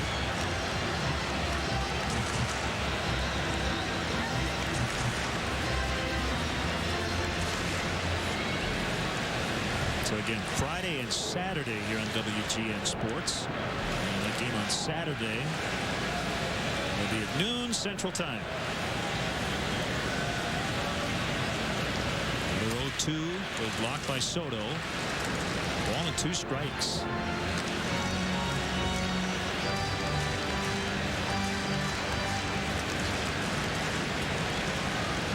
Dodgers scored 16 last night and being shut out tonight at Colorado 6-0 in the 7th. They won 16-10 in the opener. Diamondbacks and Dodgers both 49 and 50, tied for first in the West. A slicing drive. DeRosa is going to have to chase it down as Drew picks up his second RBI extra base hit of this series, and it's now 3-1. They get that run right back. He now has a 9-game hitting streak. So the hit batter comes back to get Jason Marquis. It looked like a pitch up and out over the plate to Stephen Drew.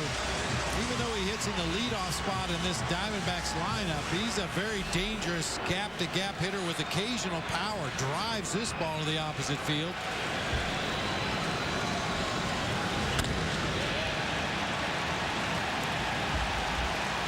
Maybe that ball would slice enough for DeRosa to have an opportunity to make a play, but he hit it pretty pure to that gap in left center field. And now Melvin, the skipper, and Dave Edwards, the assistant trainer for the Diamondbacks, out to have a word with J.D. Drew at second base. Not sure, or excuse me, Stephen Drew. Not sure what the ailment might happen to be here.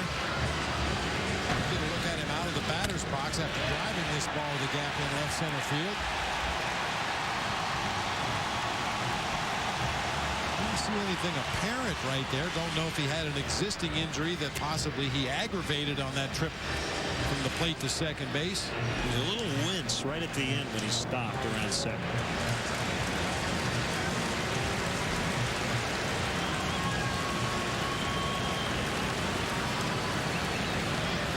Right at the very end.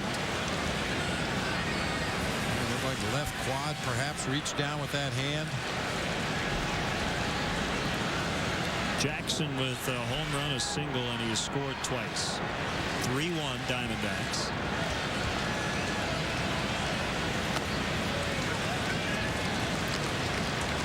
Well, while the Cubs starters were all working on extra rest coming out of the 4-day break, everybody's going to be on that 5th-day routine for a while. This is day 5 of a 20 games and 20-day stretch coming out of the break.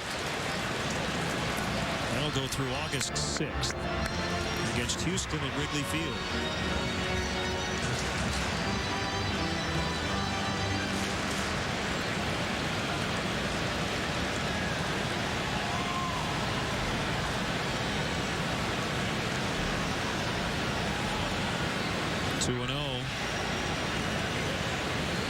Here comes again.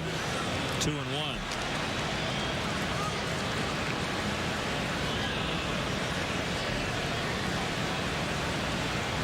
So a couple of scheduled notes back home. The game on August 4th against Houston will start at 6:08.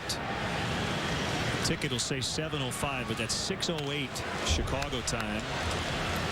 Game will be on WCIU. Sunday, August 10th, national broadcast. That'll be a Sunday night game. First pitch will be thrown at 7:09. That's August 10th against the Cardinals.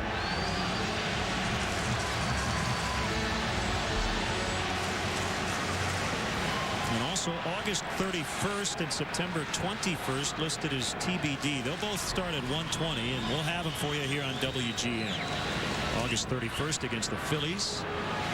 September 21st against the Cardinals. So make a note of that.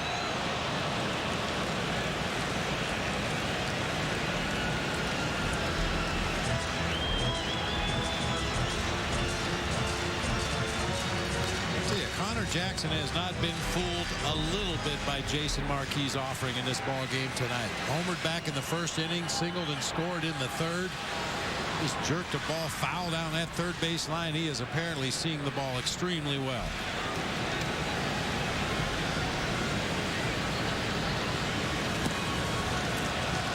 Drew to third. He's in. Took off immediately, no hesitation, and he was able to get to third on a wild pitch.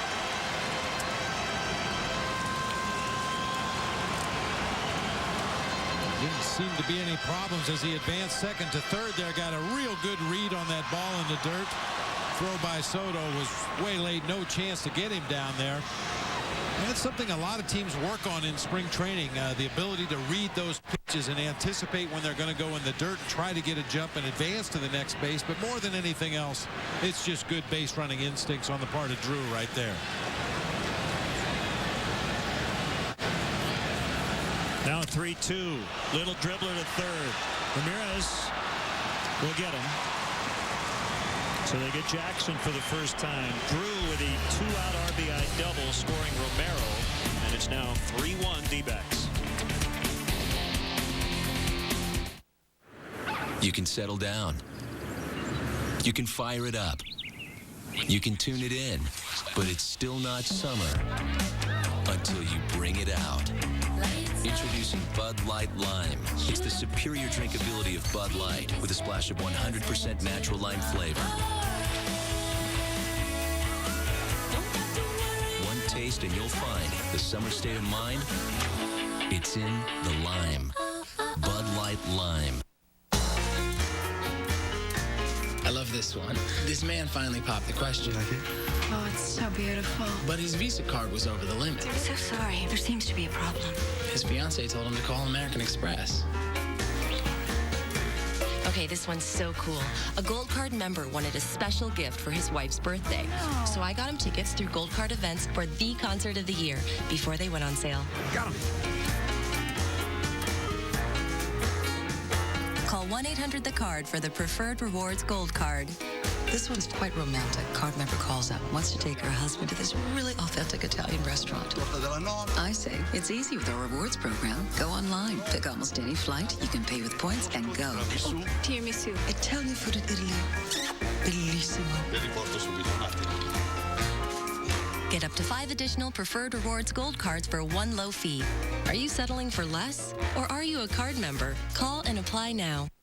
The men of TV are de-evolving from man of the house. I am the king in my castle. To man of the couch. Haven't I heard of you?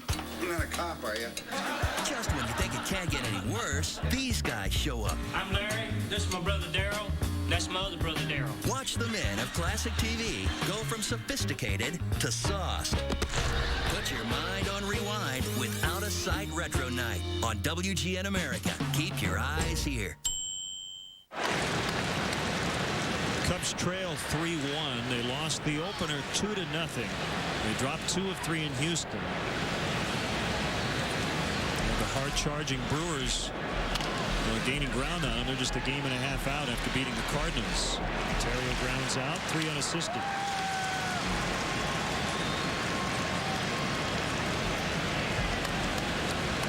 Hey, Cubs fans, we want to remind you that you can get official Cubs text and video alerts on your mobile phone. Text Get Cubs to 65246.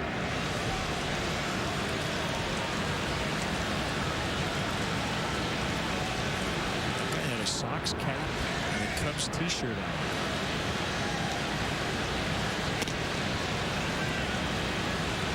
I didn't know that was allowed.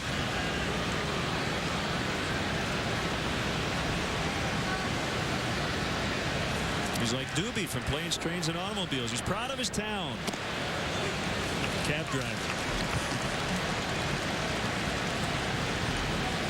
1-1.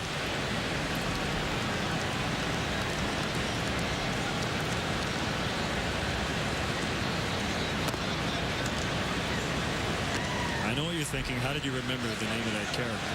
I've only seen the movie about 72 times. It's not your first reference to that movie. I figured it must have been one of your favorites. Yeah.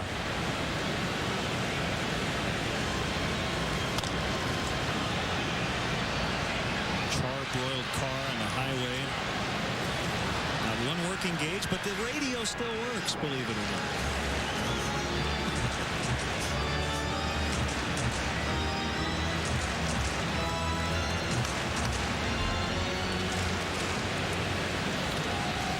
Down in the home bullpen. Leo Rosales, a right-hander.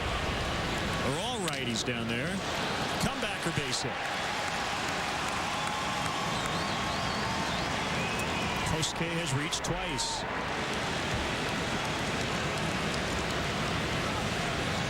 We talked about the running game, Bob. We'll see if Lou might try to be just a little bit more aggressive here with a guy who can steal a base. Try to shake it up a little bit. Especially given the fact that Derek Lee has had his problems grounding into double plays this year. 20 times already on the season. Maybe you start that runner, open up some holes in the defense, and give D. Lee a chance to shoot that ball into the outfield and play a little first to third. You talked about it earlier that Lou would like to run more. I think in the case of the Diamondbacks, they would like to run a little bit more. They only have 32 steals on the season. Maybe this is just a baseball-wide thing. You hear about managers and coaches telling their guys to go, and guys don't. Well, I think sometimes that's an easy out for a manager to say, well, they all have the green light. I give them the option to pick the pitch they want to run on. If they feel they can get a jump, go ahead and steal. But there are certain situations in the game where I think as a manager, you have to take it upon yourself and give them the must-run sign. I think this is a good count. pitcher's possibly going to throw an off-speed pitch or a breaking ball. We need to jumpstart our offense. I want you to steal the base on this pitch. No option, no green light. You must steal on this pitch.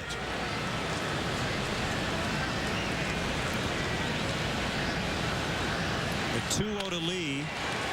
Backhanded by Drew. They get one. They get two.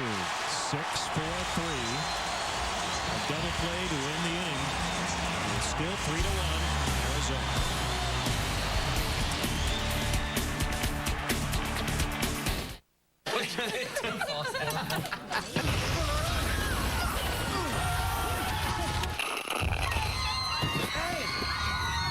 Every sip gets you closer to Justin Timberlake MP3s. Hey. Hey to you. HD TVs, millions of songs from Amazon MP3 and more. Sign up at PepsiStuff.com. Get Pepsi Stuff points on specially marked Pepsi or Diet Pepsi 24-ounce 6-packs for a free Amazon MP3 music download. Did you know 1 in 2 women will develop bone or breast health issues? Really? I didn't know that. One A Day Women's is the only complete multivitamin with more calcium for strong bones and now more vitamin D, which emerging research suggests may support breast health. 1 A Day Women's. I learned a lot when I found out I had high cholesterol, but I didn't know that it may have led to my erectile dysfunction. That's why my doctor told me about Levitra. Certain medical conditions, including high blood pressure, diabetes, and high cholesterol, can decrease blood flow, which may lead to ED. That was news to me. My doctor told me Levitra could help. Levitra works by increasing blood flow to help treat ED. Levitra works for me. Maybe it can work for you. Ask your doctor if you are healthy enough for sexual activity. If you have heart problems, are on alpha blocker therapy, or have uncontrolled high blood pressure, talk to your doctor before taking Levitra. Do not take Levitra if you take nitrates for chest pains, as this may cause an unsafe drop in blood pressure. Side effects may include headache, flushing, and stuffy or runny nose. To avoid long-term injury, seek immediate medical help if you experience an erection lasting longer than 4 hours. If you have any sudden decrease or loss of vision or hearing, stop taking Levitra and call your doctor right away. Ask your doctor if Levitra is right for you. WGN America. TV you can't ignore. Summary, visit your Honda dealer and test drive the all-new 268 horsepower Accord D6. Again, not much happening for the Cubs offense through 5. Mike Fontenot has stayed hot, along with his double-play partner Ryan Theriot. And Jason Marquis has given up 3 through 4 innings. And he's back to work against 3-4-5 in the Arizona order.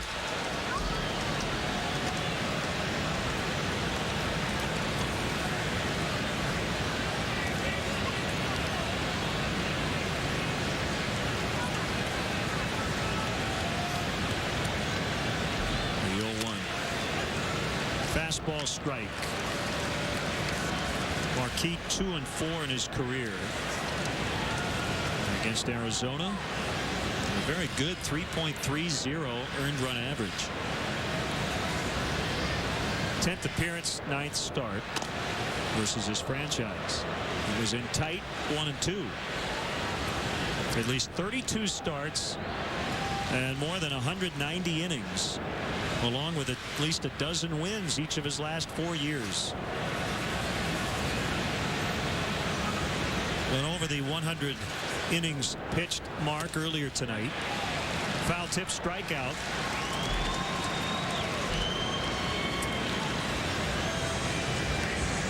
Here's another look at tonight's AT&T text poll question.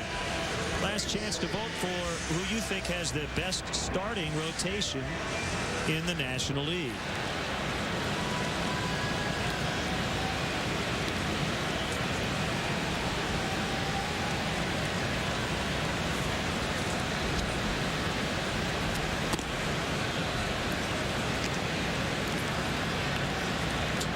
Davis for the Diamondbacks tomorrow. Ted Lilly for the Cubs. Battle of lefties. Dan Herron and Brandon Webb not pitching in this series.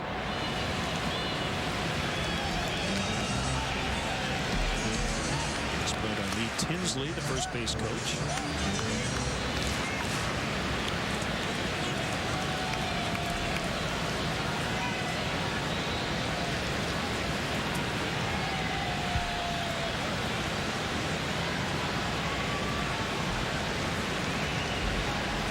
Marquis needs another second. Well, we set up this road trip, Bob, by saying no Roy Oswalt, who had the hip injury. Rally Sally, the upper deck. She has all those pennants, different flags for each player. Long throw by Theriot, and he'll get him by a step.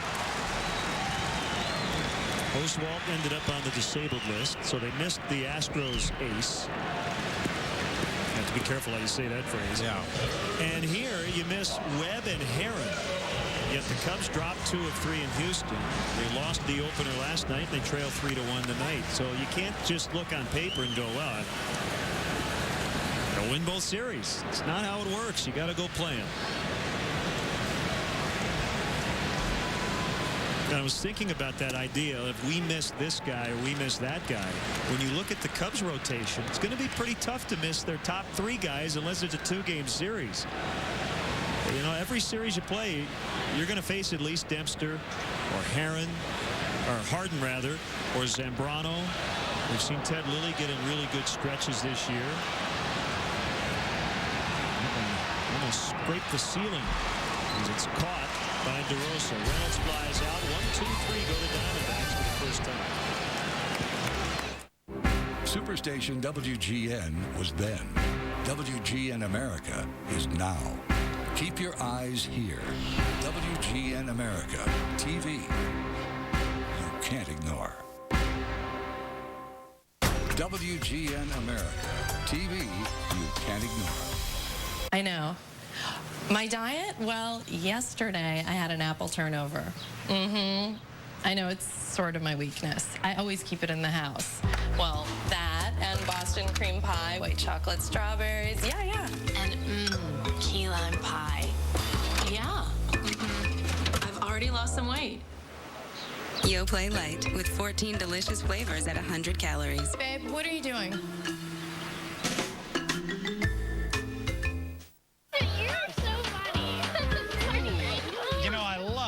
Our family tradition. What's that? The one where we pass our plates to the right. When did that become a family tradition? When you ordered that.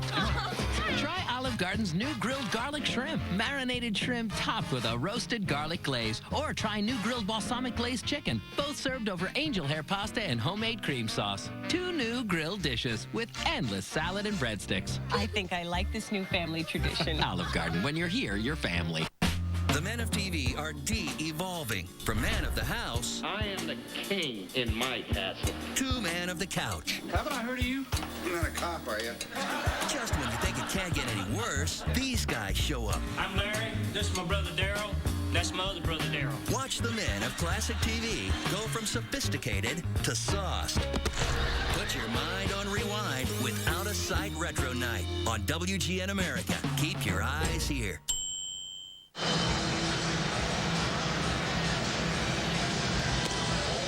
Jason Marquis chatting with Larry Rothschild, the pitching coach. Pledge your allegiance to the Cubs by becoming a member of the Cubs Club, the official online fan club for the Chicago Cubs. Cubs Club members will get benefits unavailable to other fans, including your very own 2008 membership card, MLB.com's game day audio for the 2008 regular season, and much more. To join today, visit Cubs.com, where baseball is always on. Leo Rosales is now on for the Diamondbacks as Petit went 5 innings through 86 pitches.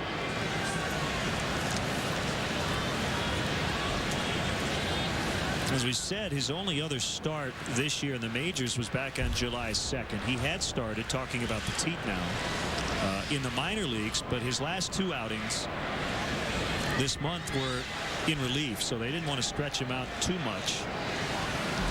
He was able to give them 5 strong innings. And Rosales on the mound now for the Diamondbacks. One major league victory, but it was a memorable one. He was the pitcher in the 9th inning when the Diamondbacks came back against the Brewers down 5-0. Came back to win that ball game and give Rosales his first major league victory. They got 6 runs without making an out.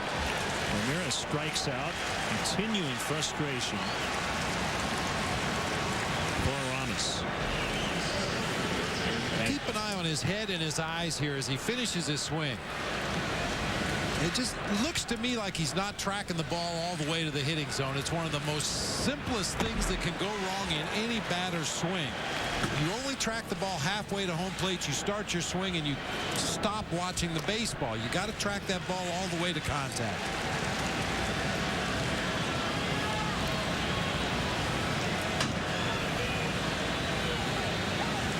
We have a little snappage working in the Cubs dugout.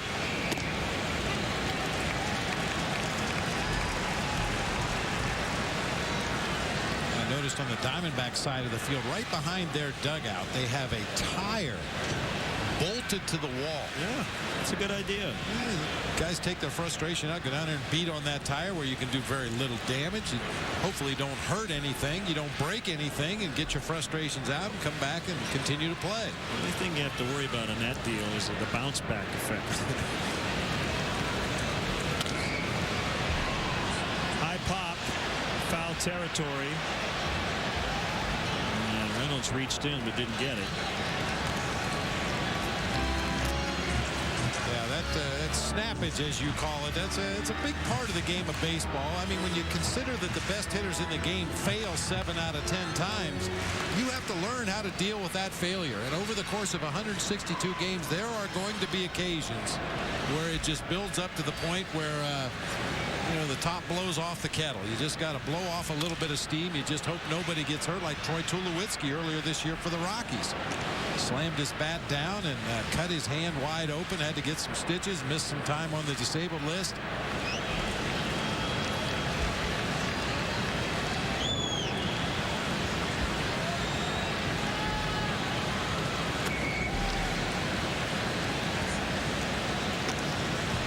I'm asking you to play amateur psychologist or psychiatrist, but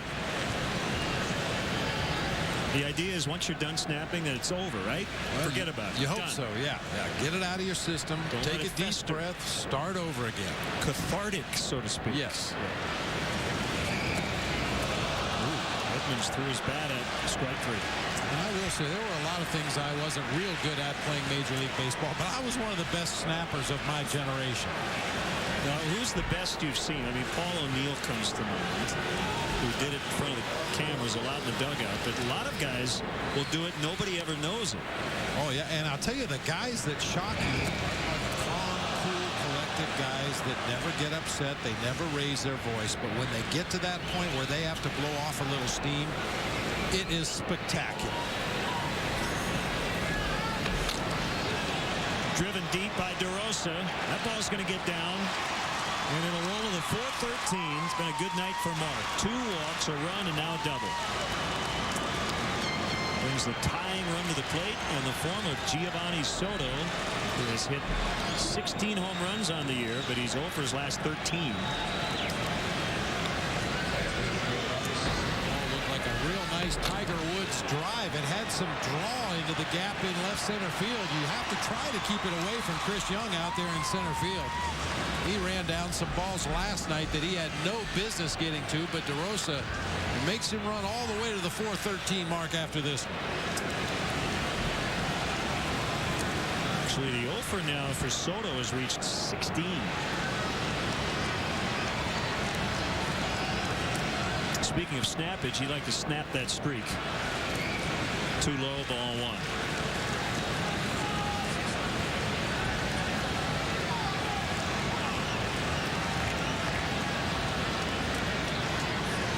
Bob, if you ever feel like snapping in the booth for whatever reason, just let us know. We'll get out of the way.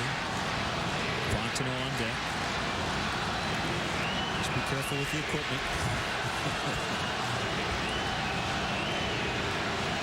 Slam down a water bottle or something.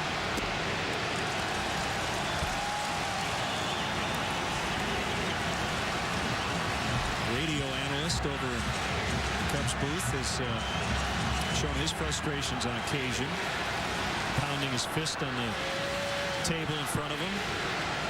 Cubs fans trying to get their team going here offensively. I'm sure Ron was a good snapper. Oh yeah, I guarantee you he was a good snapper.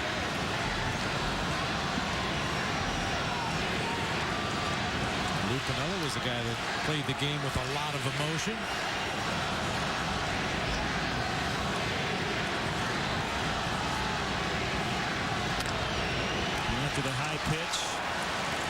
Soto's going to make another out as Romero catches it, and that's the inning. 2-out double, no runs. Cubs still trail by 2.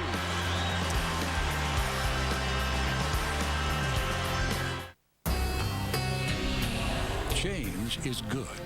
WGN America. TV you can't ignore. My name's Joey Mayer. I work for the Fort Collins Anheuser-Busch Brewery. Where I'm standing right now is the Poudre River Valley. A few years ago, we had a forest fire destroy a lot of the trees and vegetation of the area. We had over 100 employees dedicate their weekend to come out and plant over 1,000 trees. Helps keep our water clean, protects the water that we drink. Just another example of us doing our part to support the community in which we work and live.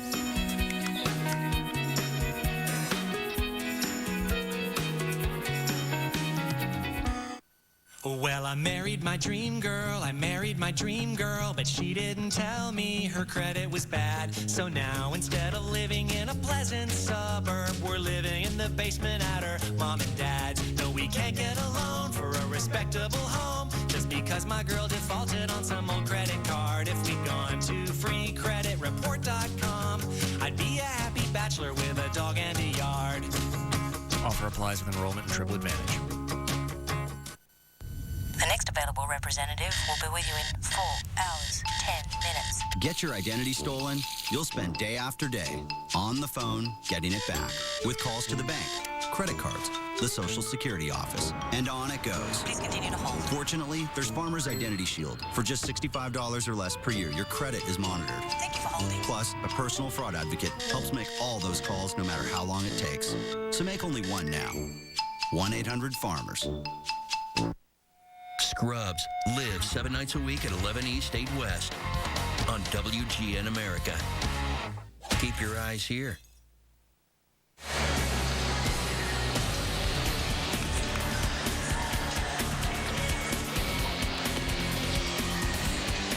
Time to see how you voted on tonight's AT&T text poll question. We ask who has the best starting rotation in the National League. Pretty much what we expected. The Cubs are runaway leader. Milwaukee in second place. Arizona, St. Louis way behind. See what's new at the new AT&T. Visit AT&T.com for details. Jason Marquis trying to keep his team in this ballgame. We go to the bottom of the 6th, 3-1 Diamondbacks. No big innings. All the runs have been single runs in each frame. Cubs with their run in the 4th, Diamondbacks with one in the 1st, another in the 3rd, one in the 4th. Chad Qualls up pretty early. We saw him last night get the save, walk the leadoff man, victimized by an error, but then got a double play ball and a ground out to end it. Picked up the 2nd save of the year. We're talking to Brian Price, the pitching coach for the Diamondbacks. It sounds like when Brandon Lyon is not available, as he's not available tonight, the plan is for John Roush to close ball games. Qualls will be the 7th inning guy and Tony Pena the 8th inning guy. Now, when Brandon Lyon does return to his closer role, the roles are a little muddier down there, but you have to believe that John Roush is going to be pitching a lot in the 8th and 9th inning in the second half of the season for the Diamondbacks. Update on Kerry Wood. Still hoping that blister goes away this week. Got some ointment for it yesterday. Saw a hand specialist. And last check, he was scheduled to throw tomorrow. And then hopefully he's ready to go, maybe to start that Marlins series Thursday. Cubs at this point have avoided putting him on the disabled list. A couple of guys who are on the DL, Scott Air and John Lieber, both through today. For the Rookie League Mesa team. Cubs beat the Mariners in Arizona League action 7-0. And Soto dropped it. Then out of his glove. Gives Chris Young new life. An error on Gio. That's his 4th of the year. The real fundamental mistake there is not getting over to the railing as quickly as he could. It looked like Gio was just kind of gauging that ball, trying to get to where it was going to come down at the moment he needed to be there. In your spring training pop-up drills, when you work with catchers and corner infielders, you teach them to get over to the railing as quickly as possible and then make whatever adjustments you need to make off of the railing. Bounce to Aramis. That was a tough play on the hop. You saw he kind of jumped when he fielded that ball. So he helps out his teammate Soto. This is an in-between hop. You really have to react immediately and come in and get that ball in the short hop. Once you freeze in your tracks, you have to do whatever you can to play that tough hop. And that time Ramirez got up off his feet, was able to corral it and throw on in time to get the speedy Chris Young at first base.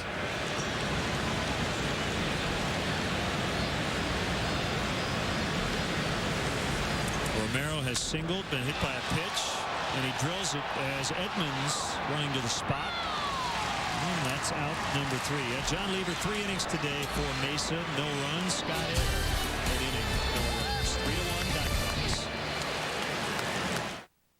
Diamondbacks. Chicago Cubs baseball is brought to you by Pepsi. Every sip gets you closer.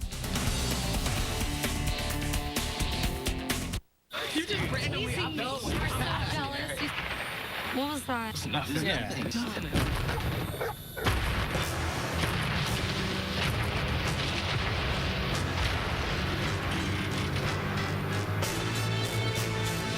Every sip gets you closer to clothing, vacations, millions of songs from Amazon MP3 and more. Sign up at PepsiStuff.com. Get Pepsi Stuff points on specially marked Pepsi or Diet Pepsi 24-ounce 6-packs for a free Amazon MP3 music download. Andrea Barrow is a real Geico customer, not an advertising spokesperson. So to help tell her story, we hired one. One day a rock chipped the windshield on my car. Oh dear, broken glass sends shivers down my bottle. I filed my claim at Geico.com and scheduled an appointment. It was a piece of cake. Or maybe more like hot pancakes. The repairman came right to my house and fixed my baby like new. Now I feel rich. Thick and buttery, too. Geico. Real service, real savings. Oh, someone has put a logo right over my face.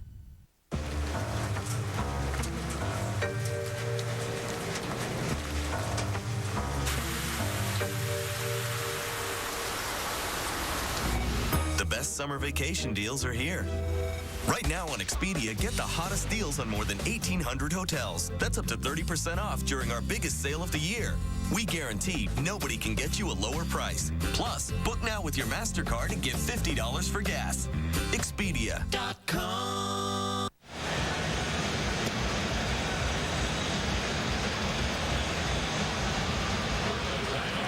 Forget his political career. We got the film that put Arnold on the map, The Terminator. I'll be back. Enter the movie Underground, Friday night on WGN America. So we get into the 7th, and it's still 3-1. Cubs swept the Diamondbacks back in May at Wrigley Field, but they lost the opener last night and trail again tonight. Michael Hoffpauer has not seen action since he came back up from AAA Iowa on Friday in Houston. But he is in the on-deck circle for the pitcher Jason Marquis. And before he bats, it'll be Mike Fontenot to lead it off against Qualls, who got the save last night. Pitching in the 7th tonight. Fouled back to the screen. So Petit, Rosales, and now Qualls for Arizona.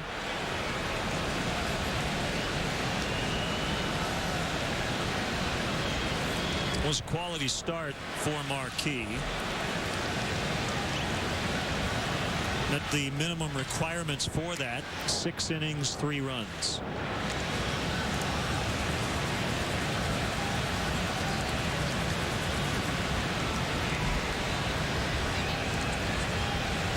Rich Harden joined us on the leadoff man tonight. Tough luck so far as a Cub. He's given up 1 run in 2 starts and doesn't have a win. He was perfect through 4. He gave up 1 hit in 7 innings, and that was the ultimate game-winning home run. 10 strikeouts, 2 walks. I guess the only issue you'd have with Harden is that maybe fewer strikeouts to get some quicker outs, and that would maybe help the pitch count. But I'll tell you, that's about as nitpicky as you could possibly get. 7 innings, 1 hit. It's not like he went to full count very often to get those strikeouts. A lot of times it was strike one, strike two, strike three, see you later.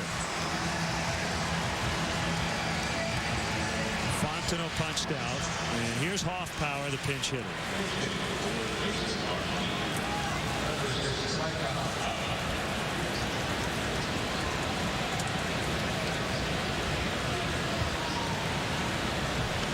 So Micah came back up on Friday, getting back into action now with his first plate appearance since June 20th in the majors against the White Sox. He hit 400. First time around in the major leagues.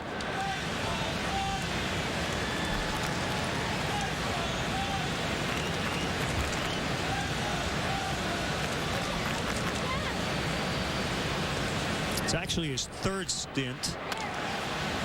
He was up here May 18th through June 3rd, and then again June 12th through the 24th. He's been hitting no matter where he's been. .358 at AAA with 11 home runs and 52 RBIs in 36 games, and that was after missing a month with a strained left oblique. Left-hander Sean Marshall up in the bullpen. It's gonna work. I don't think it will. Let's go. Dad? It's time. You'd be a really nice catch for somebody. For that knee, somehow he manages to get out of the way as that ball goes all the way to the backstop.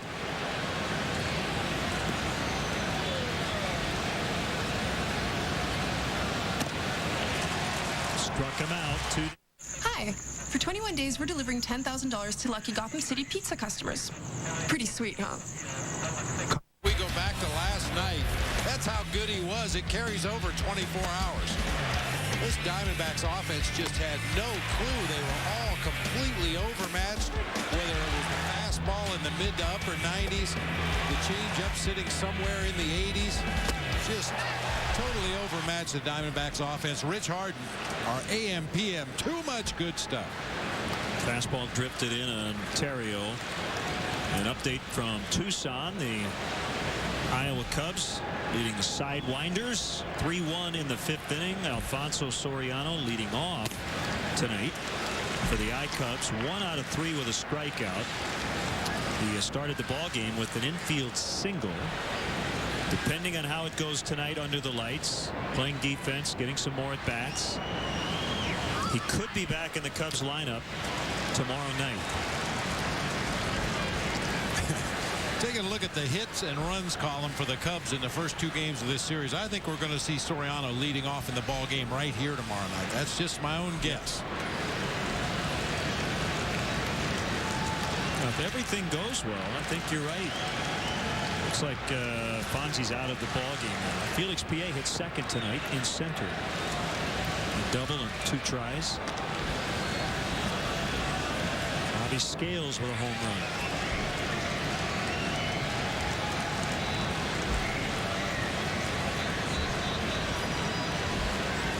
Kosuke would hit if Theriot gets on.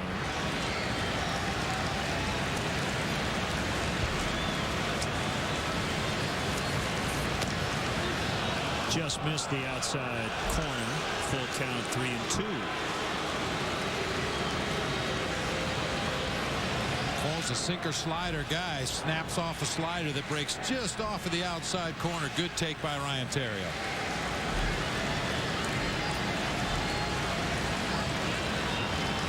Payoff delivery hit foul to the right. Iowa went into that game in first in the Northern Division of the PCL. 5.5 games up. AA Tennessee in first place, up by a game. Daytona tied for first. Peoria 3.5 games ahead. So the top 4 affiliates in the Cubs organization, like the big league team, all in first. Ball 4.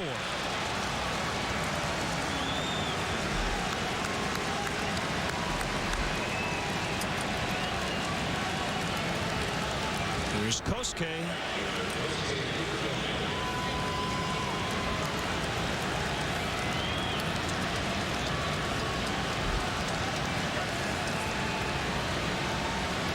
White White Sox won tonight. Ozzie Guillen with his 400th win as a major league manager. 10-2 the final over Texas.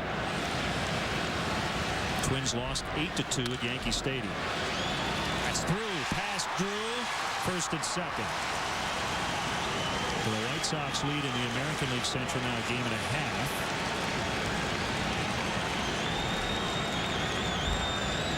Good to see Kosuke putting the ball on the ground once again. His first base hit in this game back in the 5th inning came right back up the middle of the field. This time an inside-out swing. You see that dirt splash on the left side of home plate there and drives it through the left side of the infield for his second knock of the game.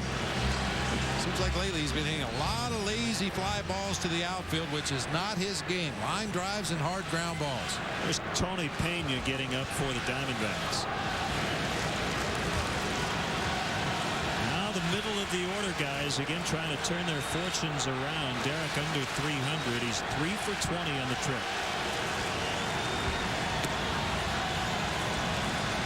This is a guy that Derek has had great success against in the past. He was 6 for 10 coming into this series with a home run against Chad Qualls. Of course, Qualls got him to ground into that double play in the 9th inning last night. So 6 for 11 lifetime. Qualls has the sign from Montero, the 1-0. Now 1-1.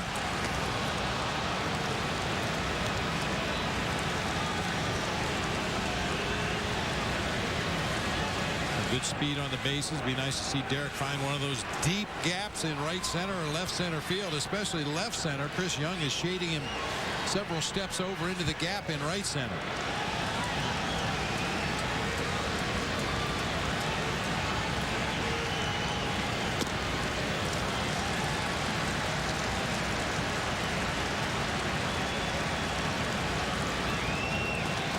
Ramirez on deck, 0 for 2 with a walk.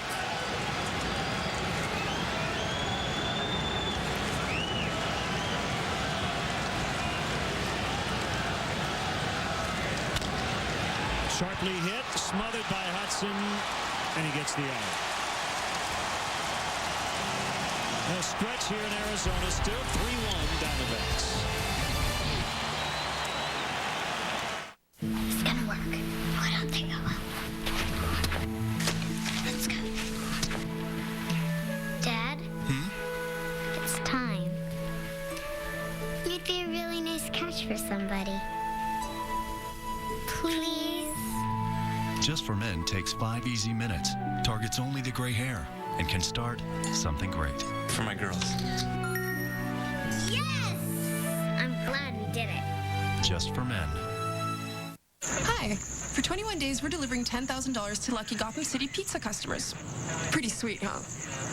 Copy that, Cupcake. You got the Gotham City pizza and a chance at having it delivered with $10,000. Domino's, you got 30 minutes. What the? You guys okay? We're trapped and there's 7 of us. There's no way we'll fit in there. There's room for 8. Oh, forget it. We have too many beverages. There's like 12 cup holders in here. But what about this bison? That thing got my blood a-boiling. That's probably just the seat warmer. Seating for 8. Ride Ready. The new Pilot, only from Honda. Time for tonight's Bud Light Fan Cam from Phoenix, a town that hasn't been too kind to the Cubs and their fans lately. This is OAR, This Town. And every one of you all around, come on, y'all, let's take it. Every one of you in this crowd, come on, y'all, let's take this town. This crowd, come on, put it up, let's take this town. We're taking on the world today.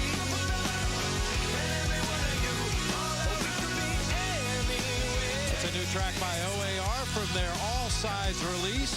It's kind of a little country sound to it. If you like that sound, check them out at the Charter One Pavilion next week. That's tonight's Bud Light Fan Cam. Bud Light keeps it coming.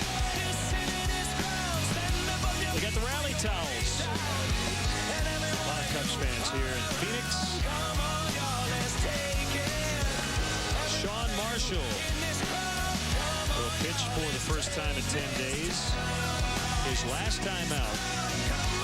So they get against the Giants. 2 scoreless extra innings. Leadoff single to begin that game-winning rally in the 11th. That was the day the Cubs could not hold a 7-0 lead. But did win in extras. He's going to face Jamie D'Antona. This is his major league debut. Just was brought up from the minors. His contract selected from Tucson. He's an infielder. Takes strike 1. D'Antona, a corner infielder, first and third. They really have a glut of first basemen on this Diamondbacks ball club. And there's a base hit. He is 1 for 1. He's batting 1,000 in the major leagues.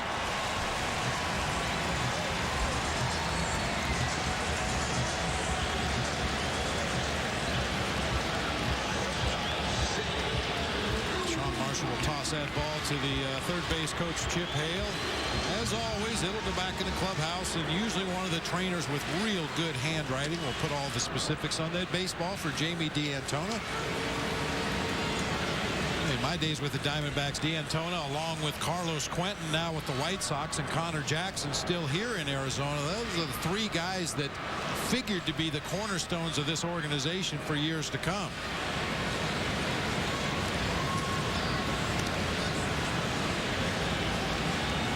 Connor Jackson has been up here producing at the major league level for the Diamondbacks for a few years now, and we all know what Carlos Quentin is doing over on the south side for the White Sox. D'Antona finally getting a taste of the major leagues.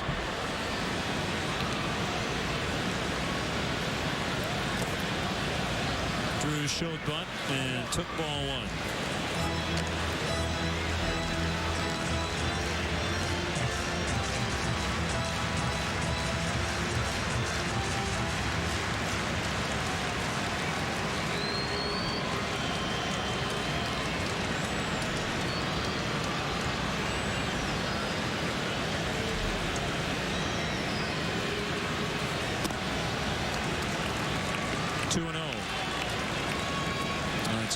Now the Phillies did beat the Mets 8-6, scoring 6 in the 9th. They were down 5-2 going into the 9th. That's a huge win for the Phillies. They were tied for first. They're now a game up.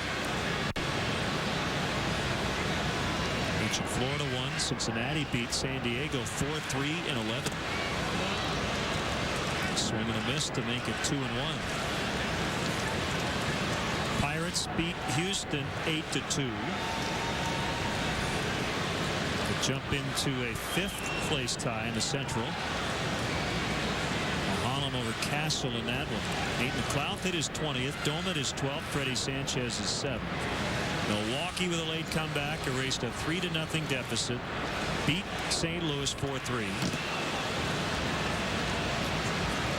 So if the Cubs don't come back, the Brewers will be within 1 in the Central. Cubs have had sole possession of first in the division for the last 57 days, starting at the end of play on May 26th. They've been in first either in sole possession or a tie for the last 10 weeks, 72 days. Lee gets 1, covering first, doesn't get the second one as Drew is able to beat the relay throw, so it'll be a fielder's choice.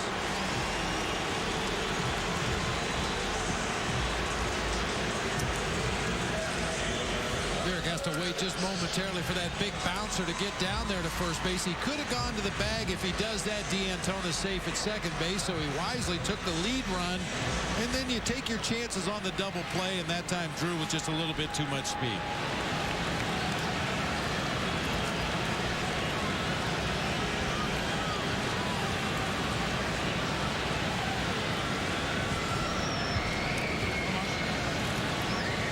Jackson is 2 for 3. A couple of changes defensively for the Cubs here in the bottom of the 7th. Michael Hoffpower stayed in, and he's now playing left.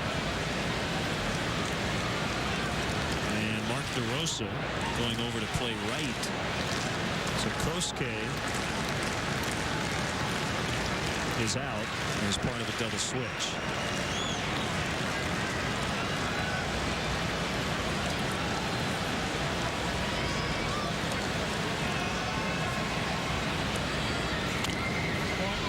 foul. Len, you mentioned it earlier. The Diamondbacks have all right-handers in their bullpen, so Lou wanted to leave Micah Hoffpower in the ballgame to have another left-handed bat in the lineup, possibly to face those Diamondbacks right-handed relievers.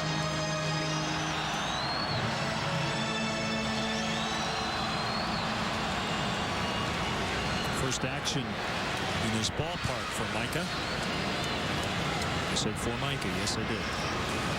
1-1. Knocked down by Soto. Drew again will get a base. It's the second time he's been able to move up on a pitch that's barely gotten away from Soto. You have to react instantly in order to be able to advance to that next base. As soon as Drew saw that ball in the dirt, he breaks for second base. Blocking is only half the equation for the catcher. Block and recover, and Giovanni Soto gets on that ball quickly, but still has no play at second base.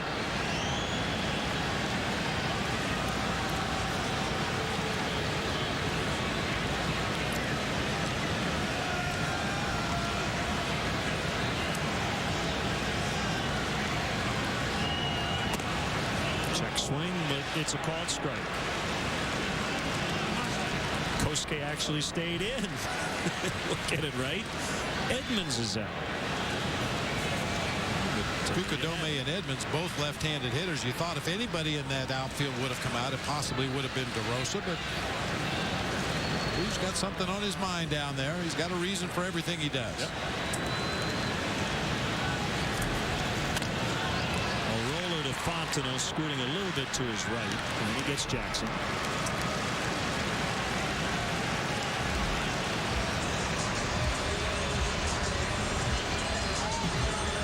See, we don't want to just pile on the changes to our viewers. It's late back home. Piecemeal it a little bit. Take our time. Want information overload.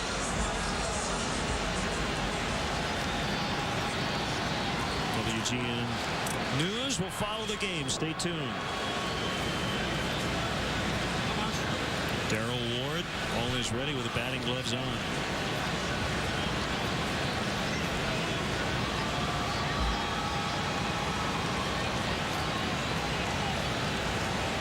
I think he puts on his batting gloves as he leaves the team hotel. He's always ready to hit. Hudson batting right-handed. Strike one. I don't need an encyclopedia. My wife knows it all. That may be the guy that originated the phrase. Yes, dear, you're right. Yeah. I'm sorry.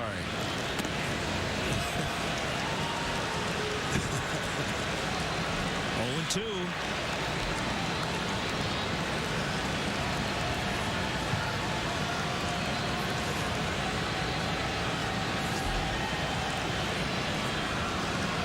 Now, would you wear that hat if somebody got you that one? Not around the house.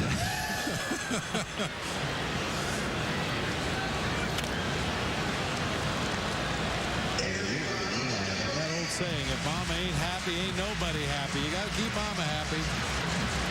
Looks like he's wearing mama's glasses.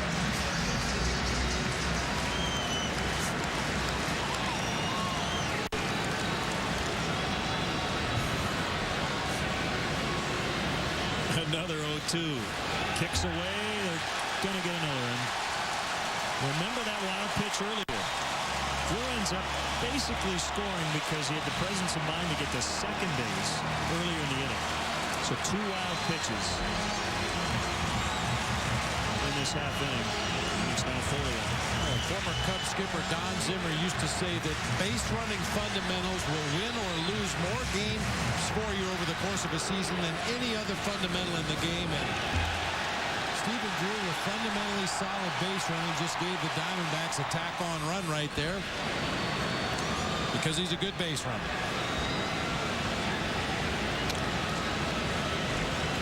While he's been on base, there have been 3 wild pitches, Bob, but really I would say there's been one major major wild pitch. The other two, in a lot of cases, wouldn't even been a wild pitch because guys would not have tried to take the next base. Probably maybe Chris Young, but probably nobody else in that Diamondbacks lineup would have been able to advance on the 2 wild pitches that you spoke of. Deep to left, and this ball will go for Hudson.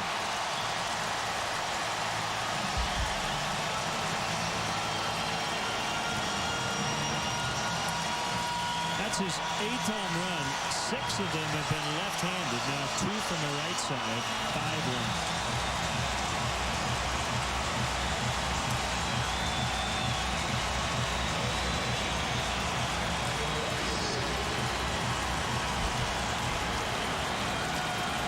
A steady stream of breaking balls early in the sequence.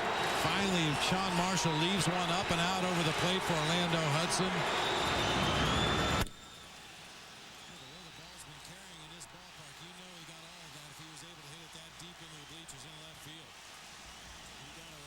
About as quickly as you can after a home run.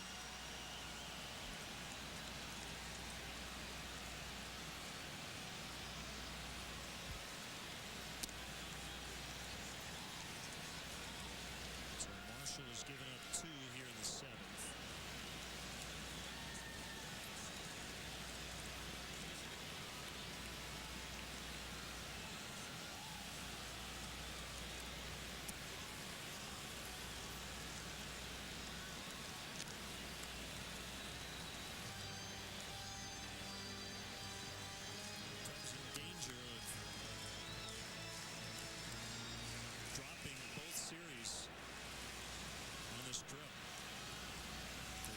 Tonight, they'll be in the same spot they were in when they were in Houston, having to win Game 3 just to avoid being swept. Chad Godin is ready in the Cubs pen.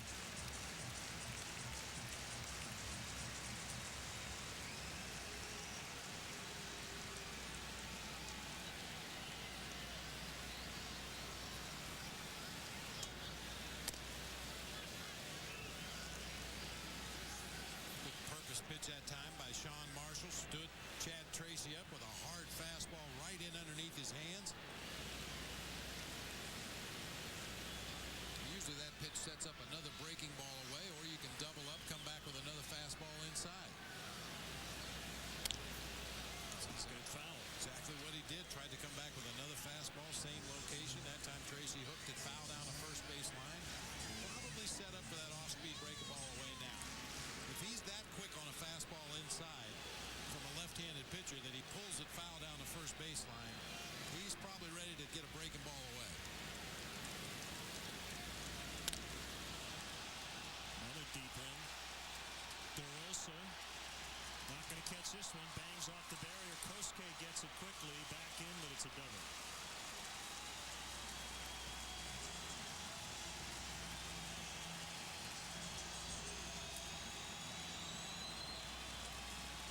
Breaking ball, a slider that was flat and stayed in the middle of the plate for Chad Tracy, and he narrowly missed hitting one in the pool out there in right center field. You see, Soto wants the ball down low and away. It stayed up over the heart of the plate. And that'll be the end of the evening for Sean Marshall. Good backup on the play by Fukudome to get over there and play the carom and hustle it back in, holding Tracy to a double. Tough outing for Sean tonight, and Chad Godin will come in. 5-1 Arizona.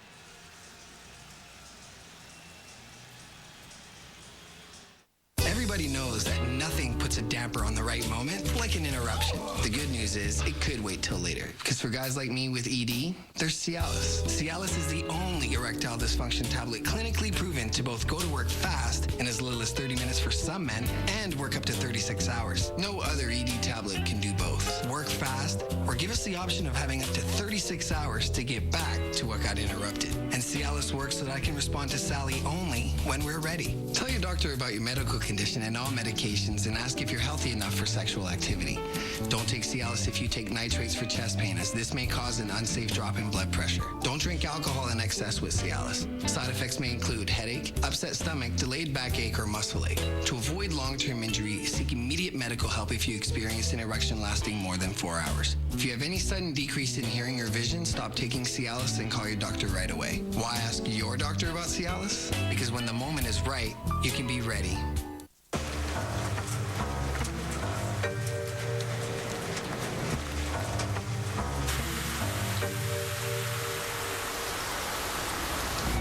The best summer vacation deals are here. Right now on Expedia, get the hottest deals on more than 1,800 hotels. That's up to 30% off during our biggest sale of the year. We guarantee nobody can get you a lower price. Plus, book now with your MasterCard and get $50 for gas. Expedia.com. Well, we cannot wait. It's the National Hockey League Winter Classic 2009, New Year's Day, Thursday, January 1st at noon Central Time. The Chicago Blackhawks will host the Detroit Red Wings. That's a photo from the Chicago Tribune. So Wrigley Field, the first Major League ballpark to host the Winter Classic in Buffalo, Ralph Wilson Stadium, the home of the Bills. They had the first one this past January 1st, so I guess that's they're thinking about putting the rink right behind second base as Chad Godin is now on and Mark Reynolds out in front, and he fouled it away. So Wrigley Field has had Major League Baseball, NFL football, outdoor soccer, the Sting at one time played there, and now hockey. I'll be there. I can't wait. At least I hope to be there. Got to find a ticket. Time to start calling in those favors. That is going to be a lot of fun.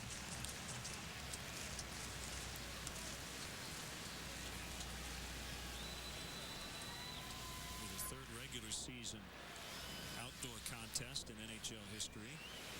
They also played a game, I think it was in Edmonton, Oilers and the Canadiens back in 03. Sabres and the Penguins in Buffalo. 20 games on WGN Sports.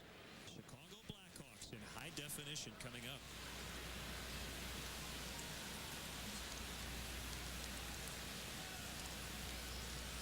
Pat Foley and Eddie Olczyk at the mic. That one got away, but Tracy did not try to get to third base. 2-2 on Mark Reynolds.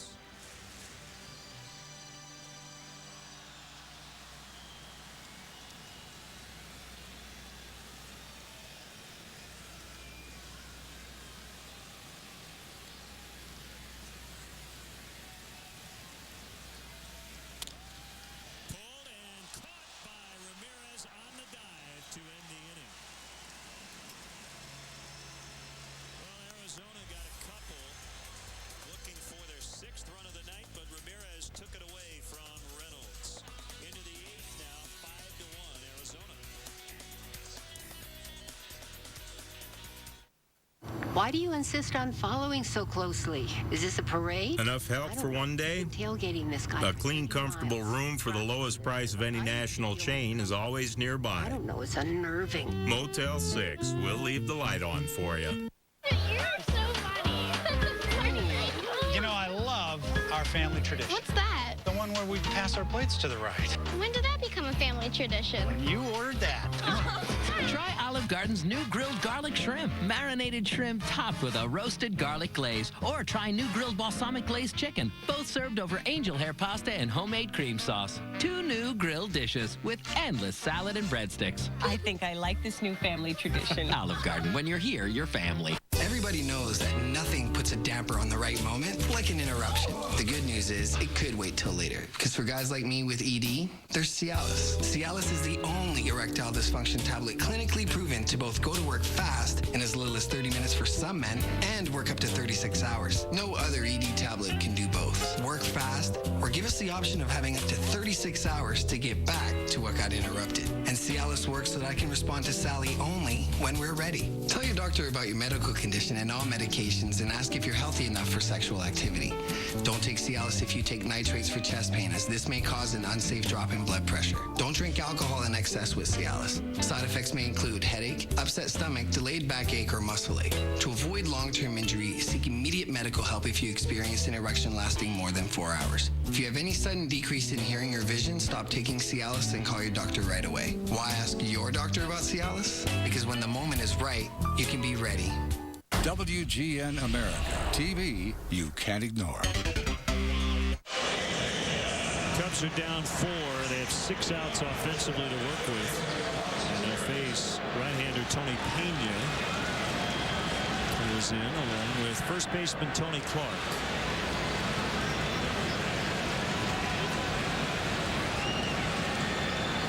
Here's Aramis. Big swing and a miss. Great defensive play. Diving catch at third. There's Tony Clark. Recently acquired from the Padres, so he's back with the D-backs. Got him 4 days ago for a minor league pitcher, Evan Scribner.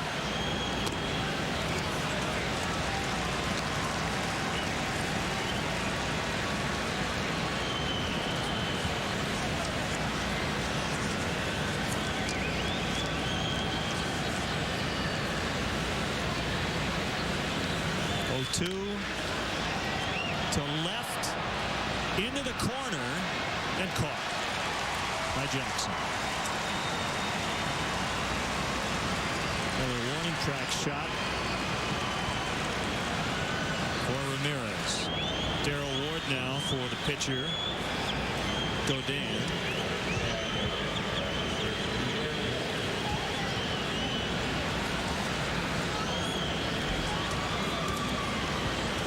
He's not missing by much, but he is missing just enough to keep those balls in the ballpark. He's had some good swings, good trajectory off the bat, just not getting enough carry to get the ball out of here.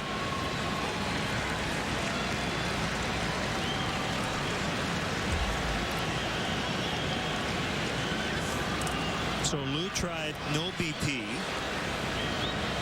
which seemed to work on Sunday. Did it again tonight after the Cubs were shut out last night. Things can still change here in the late innings. But what's the next managerial move? I mean, you can make a couple lineup changes, but we're not in September. He doesn't have a huge roster. And then let me ask you this. I mean, Lee and Ramirez and Soto, they're going to get out of their slumps. It's just a matter of when. Do you give one of those guys a day off? I mean, we just had the All-Star break. It's not like you would expect fatigue to be an issue, although in the case of Ramirez, as you said, and Soto, they didn't get as much rest as everybody else.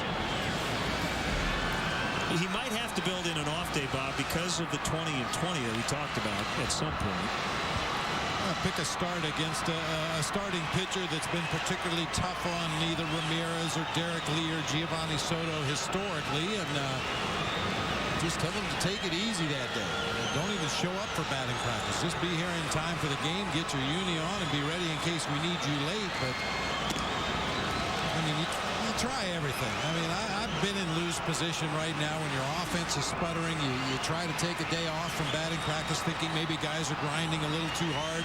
You get them out for early hitting, hoping maybe a little more repetition earlier in the day maybe will carry over during the course of the ball game. But bottom line is, it's up to the players. That's deep to right for Darrell Ward. And gone. A home run, 5-2. Pinch blast for Ward. First pinch hit home run this season for Darrell. And the deficit down to 3.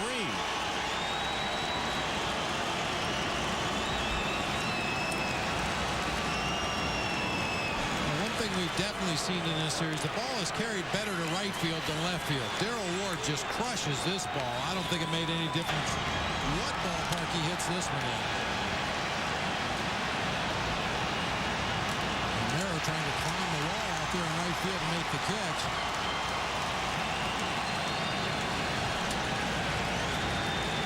You just keep hoping it'll be one-line drive or one at-bat that gets the team going. You get that feeling back, that confidence not only in your own abilities, but in your teammates' abilities. kind of go back to what you mentioned a few innings ago, and I think the big change tomorrow probably will be Alfonso Soriano will come off the DL, assuming that the hand feels good after his game tonight in Tucson with the Iowa Cubs. DeRosa hustling. The throw by Reynolds is in time.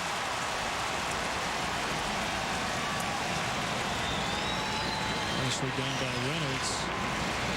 And I'm sure this is not the ideal circumstances to bring Soriano back. The offense is sputtering. We'll get one more look at that nice play by Mark Reynolds at third base on the DeRosa roller. I'm sure Lou would much prefer to bring Soriano back when the ball club is firing on all cylinders. Everybody's hitting. That way there's not a lot of pressure on Soriano to come back and immediately provide an offensive punch. But with the ball club scuffling the way they have been on this road trip after the All-Star break, possibly Soriano would put a little extra pressure on his own shoulders to come back and be that guy.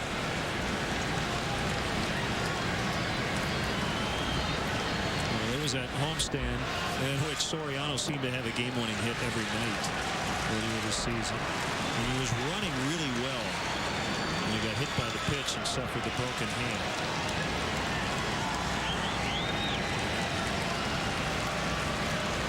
0-2 to Soto. 1-2. Ward with a pinch hit home run to make it 5-2.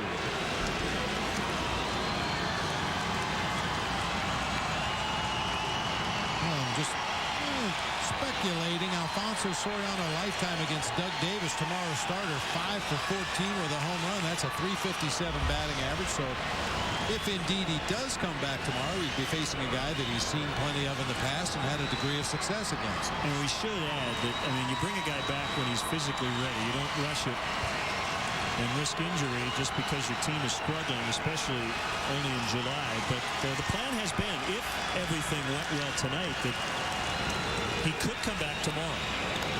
So the Cubs are hoping that's the case.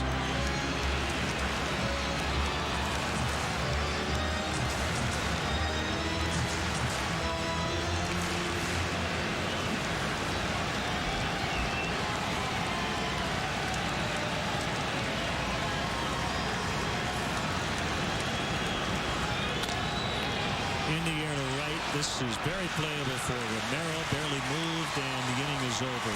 They got one. First pinch hit homer of the year for the Cubs as Ward went deep to right. It's still 5-2, however, for the Diamondbacks. WGN America. TV you can't ignore. Nice finger. A wart could get used to this. Liquid wart remover. That's all you got? That could take weeks to treat me. Did it get cold? Dr. Scholl's Freeze Away removes warts fast with as little as one treatment. You'll miss me. Dr. Scholl's Freeze Away.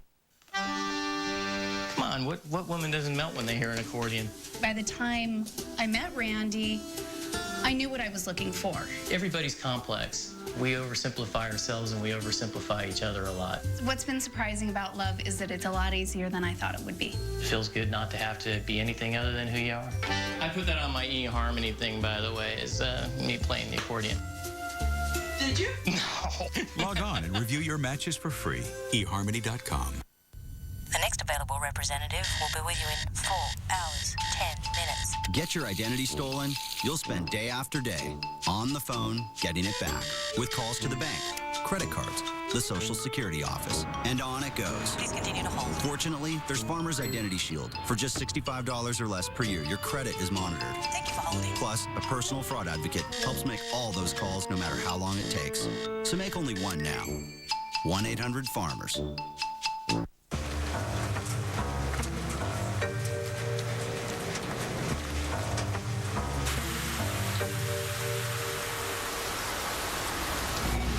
Summer vacation deals are here. Right now on Expedia, get the hottest deals on more than 1,800 hotels. That's up to 30% off during our biggest sale of the year. We guarantee nobody can get you a lower price. Plus, book now with your MasterCard and get $50 for gas. Expedia.com. More outfield changes as Darrell Ward's now the third right fielder of the night.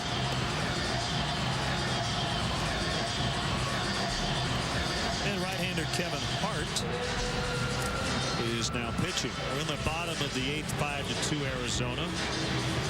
Paid crowd tonight 35,337. Many are Cubs fans. I'm assuming that's just a temporary tattoo.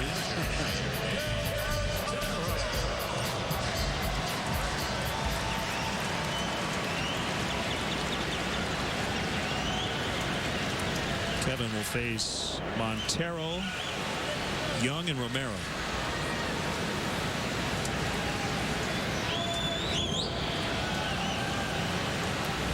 If this score remains 5-2 to the 9th, John Roush, who was acquired today by Arizona, will have a save opportunity. He is loosening in their bullpen. And we would expect to see him in the 9th. All 6'11", 291 pounds of John Roush. 298 earned run average in 48 games and 17 saves for the Nationals.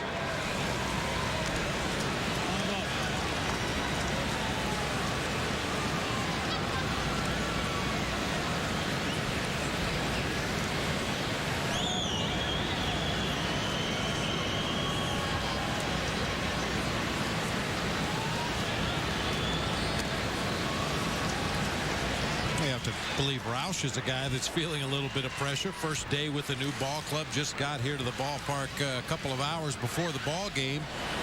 Biggest problem John Roush had today was finding a pair of pants to fit him, but fortunately, because there are so many big tall guys on this Diamondbacks team, I believe he's wearing Tony Clark's pants tonight. There's ball 4 to Montero. Might have seen a little rust from Sean Marshall. Hadn't worked since July 12th, and maybe a little from Kevin Hart, who also hasn't pitched in 10 days. Hey, music fans, tickets are now available for the Project Revolution Tour at the Alpine Valley Music Theater on August 16th. You can log on to livenation.com for tickets. 2 stages filled with live music. The main stage will feature Linkin Park, Chris Cornell, The Bravery, and Ashes Divide. Should be a great night thanks to livenation.com and Bud Light.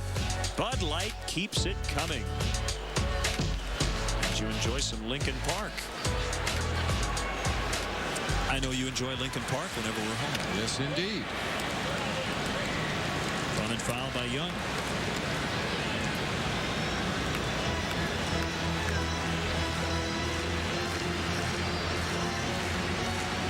Montero walked to start the inning.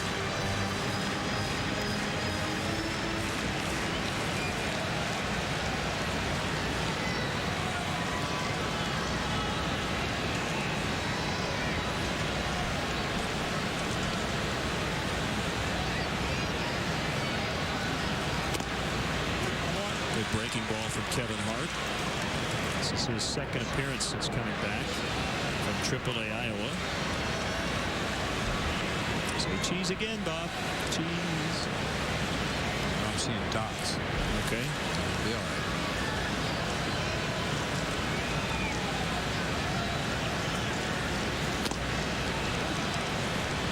Good breaking ball that time from Kevin Hart. Might have missed just off of the outside corner.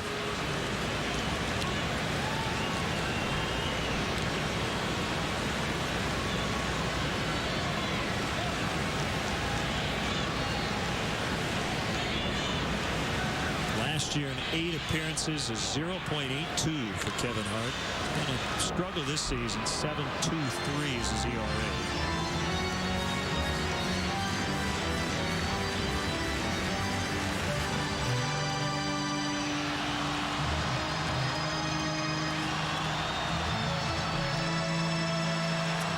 Continues to loosen. Hart earned a spot on last season's postseason roster. And that terrific month of September as a late season call-up.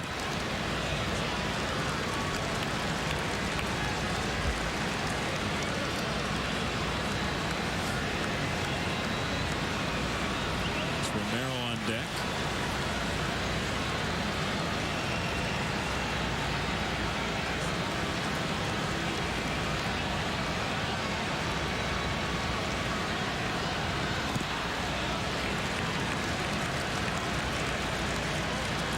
We'll see if the Diamondbacks have Montero on the move.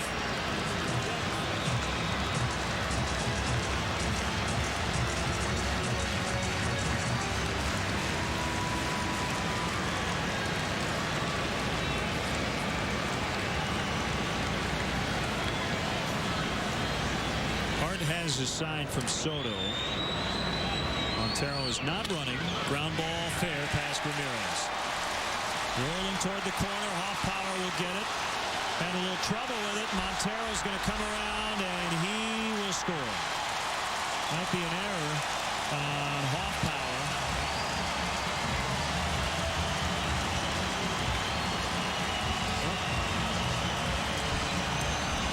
I guess a double and an error, no RBI, I believe is the announcement. Yeah, there's no way the Diamondbacks send Montero home with nobody out in the inning. If Hoffpower comes up with the ball cleanly, just looked up a split second too soon, didn't come up cleanly with the baseball, and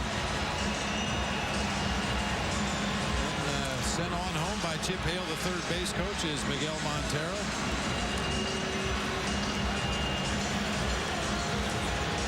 So Larry Rothschild out. Runner at second. No outs. Birthday wish to send out tonight to Elizabeth Camacho, a huge Cubs fan. Happy birthday, Elizabeth.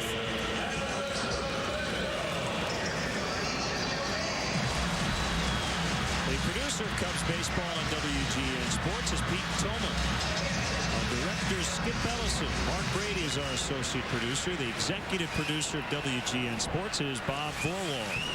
As Romero digs in.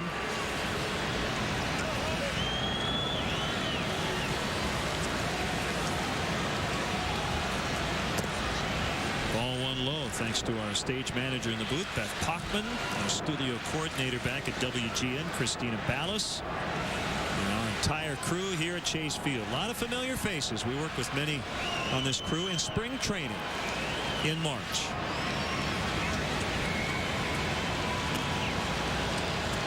Everybody gets a lot more sun in March. This time of the year, everybody tries to stay indoors as much as possible.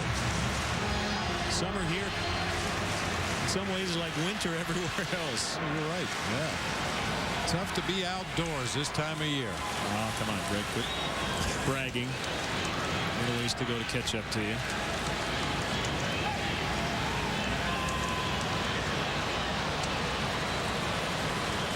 Theriot almost tripping over Young there, keeping that ball out of center.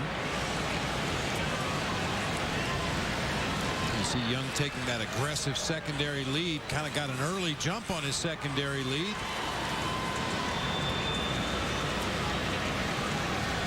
It's a daylight play. If the shortstop breaks in between the base runner and the bag and you see daylight between the two, as a pitcher, you're taught to wheel and throw.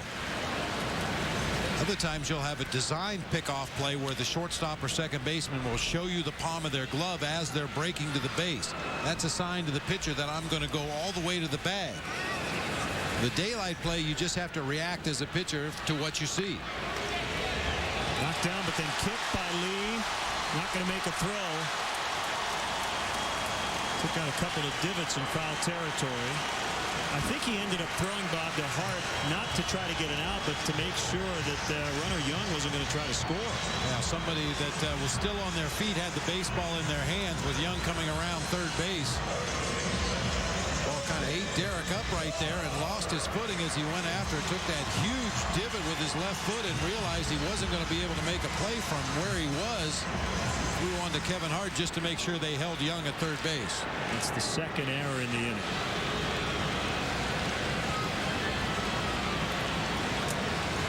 Three on the night.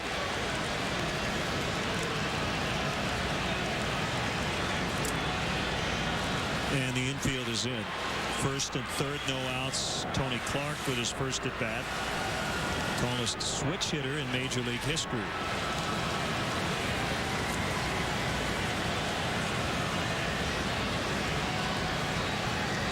.67. He's not even close to the tallest member of this team. John Roush 6'11". Randy Johnson 6'10". And it's been a little bit of a struggle for Tony Clark this year. First in San Diego and having a little trouble getting untracked here in Arizona as well. But when he does, it will be from the left side of the plate. That's always been his stronger side. Theriot's going to throw to the plate. Young caught in a rundown.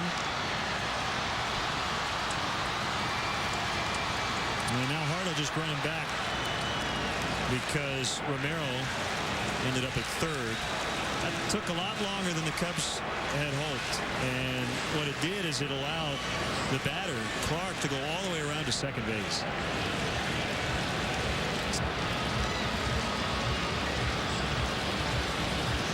Nice play by Terry. You see where he's positioned at shortstop a little bit deeper than normal, but makes a nice backhanded play. Giovanni Soto very nearly gets touched right there by Chris Young. Something you have to be very careful of in a rundown. If that runner can make contact with you as a defensive player, well, you'll be awarded the next base for obstruction. 6-2-5-1. And now they'll walk Drew intentionally and go after Jackson. Tell you about you think about the base running tonight for the Diamondbacks. It really has made a difference. I mean, that was a smart play by Young. He was going to be out by 30 feet, and what ended up happening is he took the force play away, and now forcing the Cubs to walk the bases loaded. Well, if he doesn't break for home immediately, there's a possibility the Cubs could have turned two up the middle of the field with the slow-footed Tony Clark running at the plate. As it is, they end up with two runners in scoring position. Now bases loaded with only one out in the inning.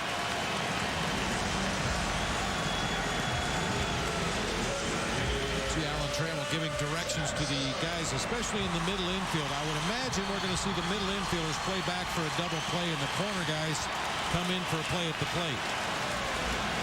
That's what it looks like. Theriot backing up into a double play depth. Already 6-2.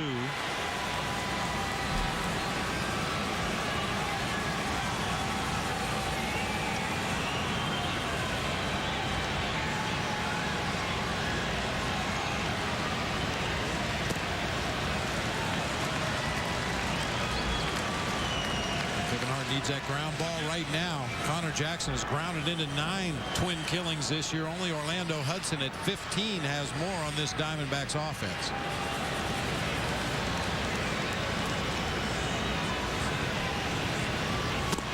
Swing and a miss. 1-1.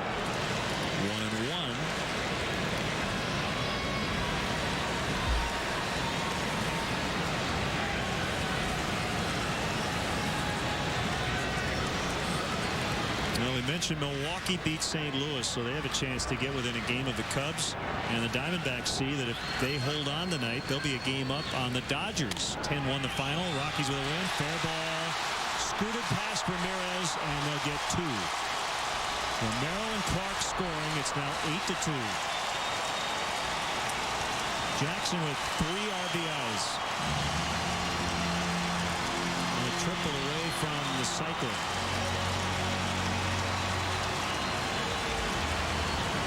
See Ramirez drawn in. We talked about trying to cut off that run at home plate. Just couldn't come up with that ball. A couple steps to his right. The dive, and the ball just gets down the line past to score 2 more. Kevin Hart's going to have to find a way to get out of this thing. No help in the bullpen right now. Infield still in.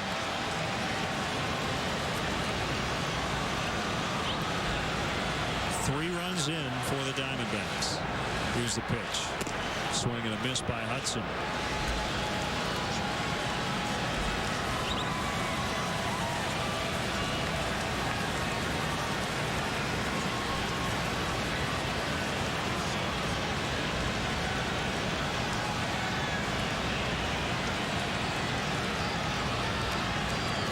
This is game 100 for both teams. Cubs with 58 wins, 41 losses. Arizona trying to get to 50 and 50, which again would be good enough for first place. They've been in first for 93 consecutive days, even though they haven't had a 3-game winning streak since mid-May.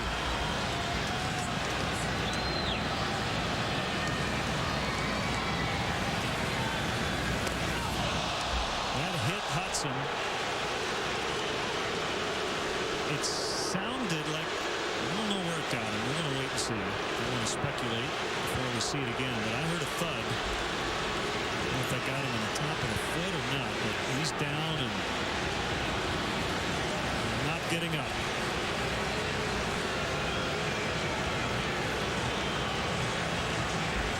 Say, I hope it was his shoe and not his shin, because it was a loud sound.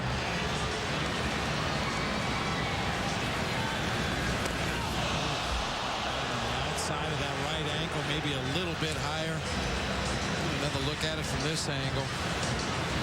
Breaking ball that just continued to run further inside. No way Hudson could get out of the way. You can see where Gio ended up in his effort to block that ball.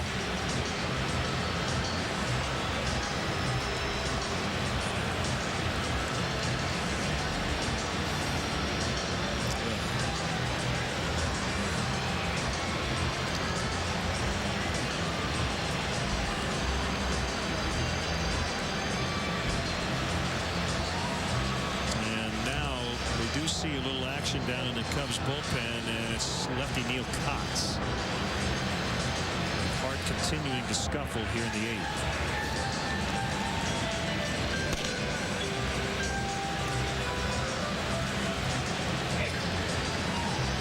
Hudson has made no move to get back to his feet as the Diamondbacks trainers continue to check that right ankle area.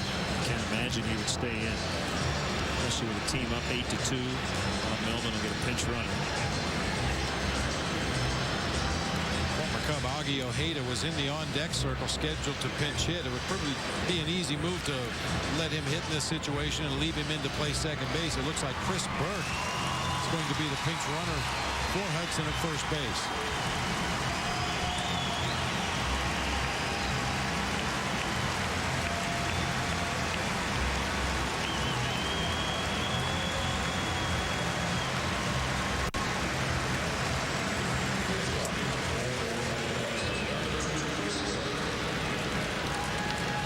So the bases are loaded again with 1 out. Pinch hitting for Tony Pena.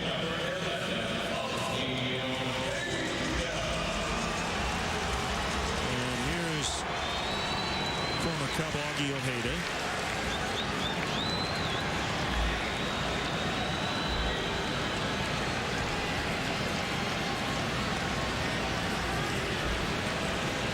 He hits for Tony Pena.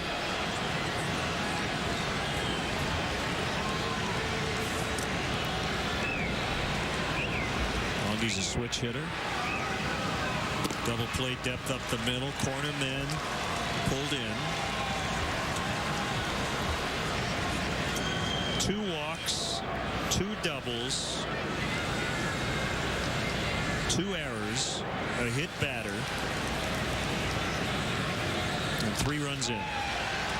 Fontenot smothers it. Only play is at first base. He gets the out. Ojeda gets an RBI, 9-2.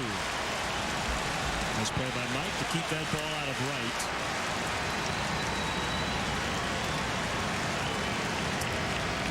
Saved at least 1 run right there, just smothering that ball, keeping it from getting through to the outfield grass. That ball gets through into right field. Connor Jackson scores easily from second base, but Fontenot sprawls out on the dirt, makes a nice play. Did take a quick peek at second base just to see if he had any chance to get the lead runner, but decided to get the sure out at first. So Drew scoring for the 2nd time tonight. And it's now 9-2. Reynolds batting, runners at 2nd and 3rd.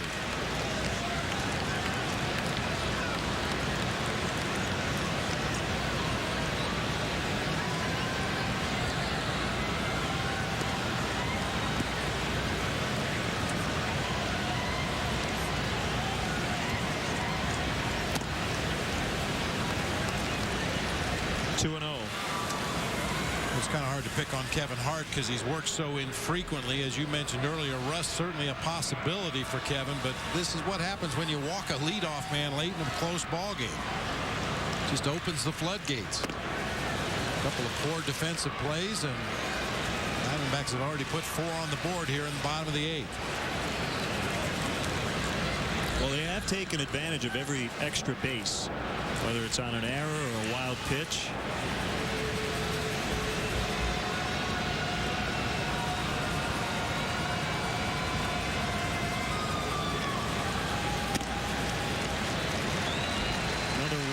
That's the 9th batter of the inning. We'll roll around to Montero, and Lou is going to call on lefty Neil Cox to face him.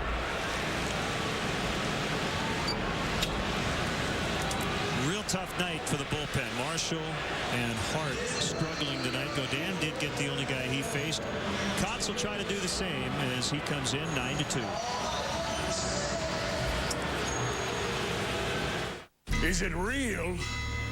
Well, some say there are two of them, each 1,000 feet long. Once a year they come out for 4 days and 3 nights. Is it real? I hope so. Oh, it's real. The Bud Light Party Cruise. 2 ships, 1 legendary time. That's me, Dr. John Dorian. My friends call me JD. Look what I confiscated from one of the kids in pediatrics. Ow! What, too hot? Yeah! I'm an intern at a hospital that could use a little therapy. They're doing a breast reduction on 3, and I want to get up there and try and stop it. In fact, sometimes things around here are so strange, they can make a TV show about it. There's no beer. Oh, we interview. Newsflash, you can't drink and then come to work. You're not airline pilots. They could call it Scrubs. I'm no Superman. Nah, my job is right here. Sorry, if that gets infected, I'm a doctor. Saving lives at Sacred Heart. Is anybody else a doctor?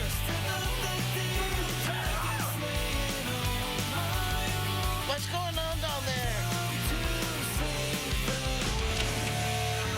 Scrubs, 7 nights a week at 11 East, 8 West.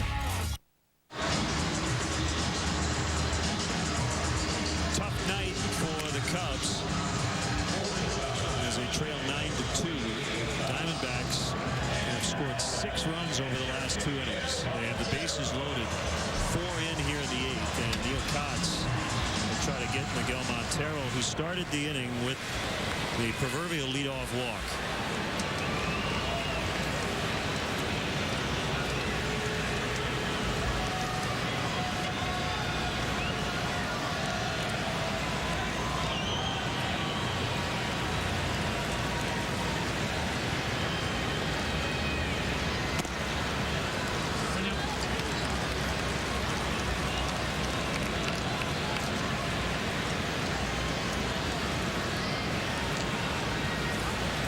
Strike the count.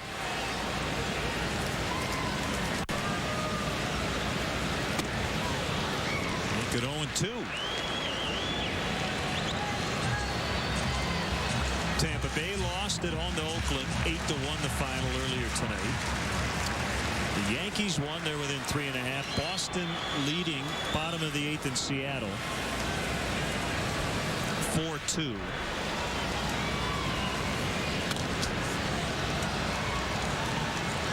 So if the Red Sox hang on, they're within a half game of the lead in the American League East. Nothing's over on July 22nd, but if there is a division where you'd say it's close, it would be the American League West. Now, Oakland in 3rd, a winner. Texas lost. And the Angels leading at home 3-2 against Cleveland with an 8.5 game lead going into action tonight. Rough 8th for the Cubs. Kotz gets out of it. On to the 9th. 9-2 Arizona.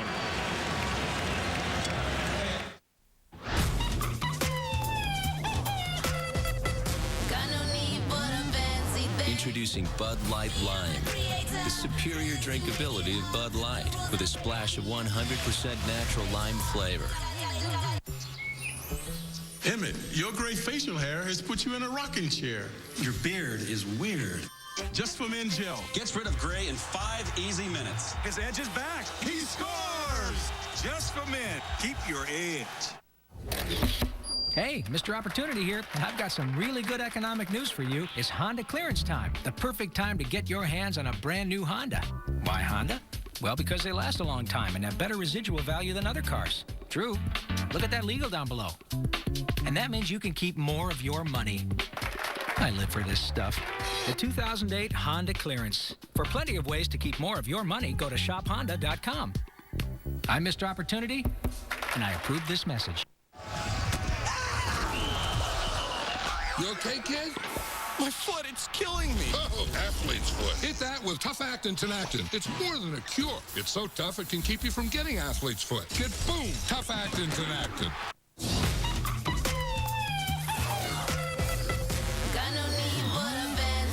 Introducing Bud Light Lime. The superior drinkability of Bud Light with a splash of 100% natural lime flavor. Change is good. WGN America. TV you can't ignore. At Sacred Heart Hospital, our doctors are among the best in the nation. Scrubs. Live 7 nights a week at 11 East, 8 West. Time to check out tonight's Nissan drive of the game. Darrell Ward with his second home run of the season, his first as a pinch hitter. That came back in the top half of the 8th inning. Tonight's Nissan drive of the game. With the rally cap on, Cubs are going to need a bunch. They're down 7 runs here in the 9th. Here's the Diamondbacks debut for 6'11" right-hander John Roush. Acquired earlier today for infielder/outfielder Emilio Bonifacio. So Roush coming over from the Washington Nationals. Other changes, Ojeda in the outfield grass, but he's playing second. And Burke is now playing left, so Connor Jackson out. And Roush inserted into his spot. The 2-hole. 2-0 on Fontenot. Roush has been a strike thrower before this evening. I mean, 44 strikeouts and 7 walks coming into play tonight. Ranks 4th in the major league, 2nd in the National League. A 6.29 strikeout to walk ratio.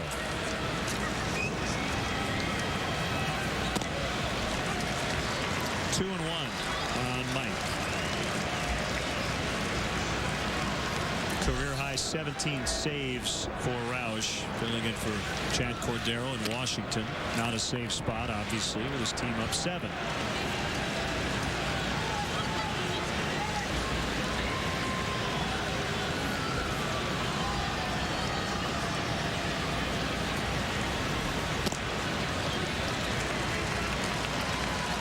He's run at full 3 and 2.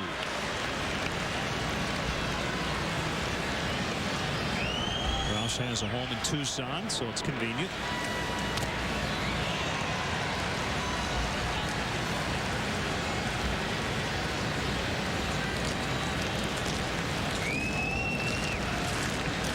Off power on deck.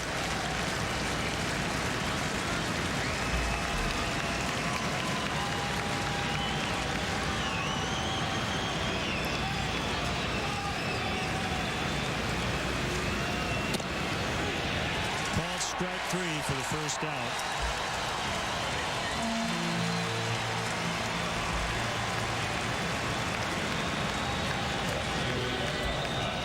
A little bit of an overmatch size-wise. Roush against Fontenot.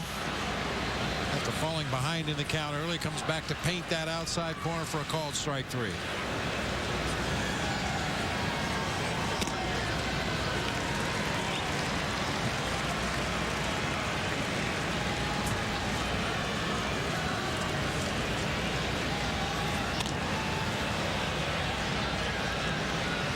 Third and out of play.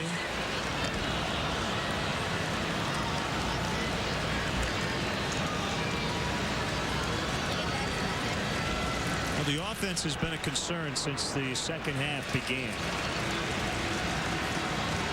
The Cubs don't make a miraculous comeback, and they're down to their final out. That'll be 4 runs in 4 losses since the break. 9 runs in their 1 win.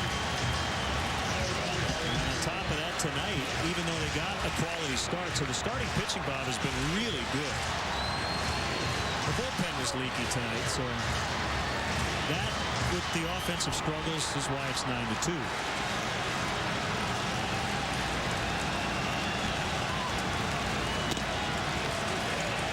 Strike 1 on Theriot. As good as things went in the first half, you just knew that at some point the Cubs were going to bump up against it. They were going to hit a streak of good pitching. They were going to hit a streak of poor hitting. And unfortunately, we've seen that so far on this road trip. Even though they aren't marquee name pitchers that the Cubs have been matched up against, they are guys who have pitched good games. And you compound that with the occasional poor approach that we've seen from the Cubs offensively, completely out of character from what we saw in the first half of the season, and this is the end result. It's an infield hit for Theriot. Believe it or not, he bounced that over the 6'11" Roush.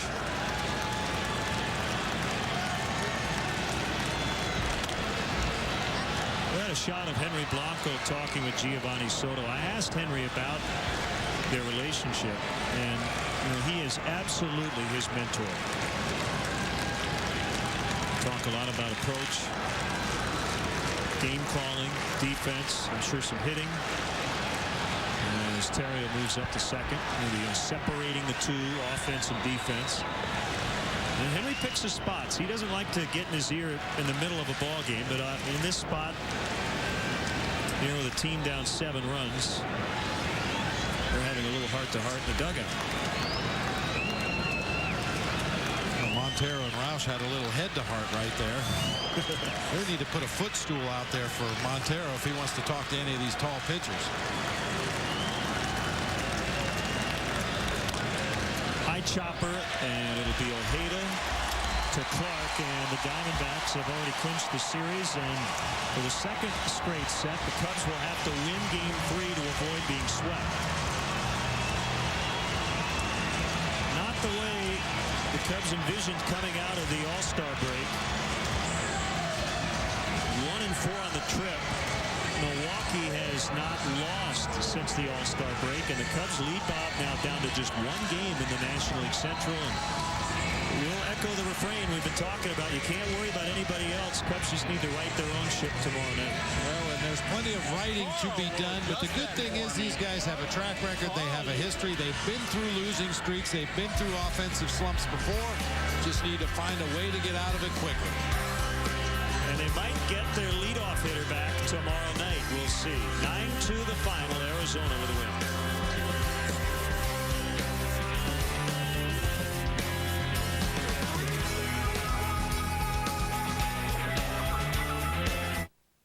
Next on WGN News, a swim in Lake Michigan turns tragic for one teen. We'll have the latest. Also, does the Dark Knight have a dark side? Why the star of the new Batman movie was arrested. And the Blackhawks prepare to lace up their skates at Wrigley Field.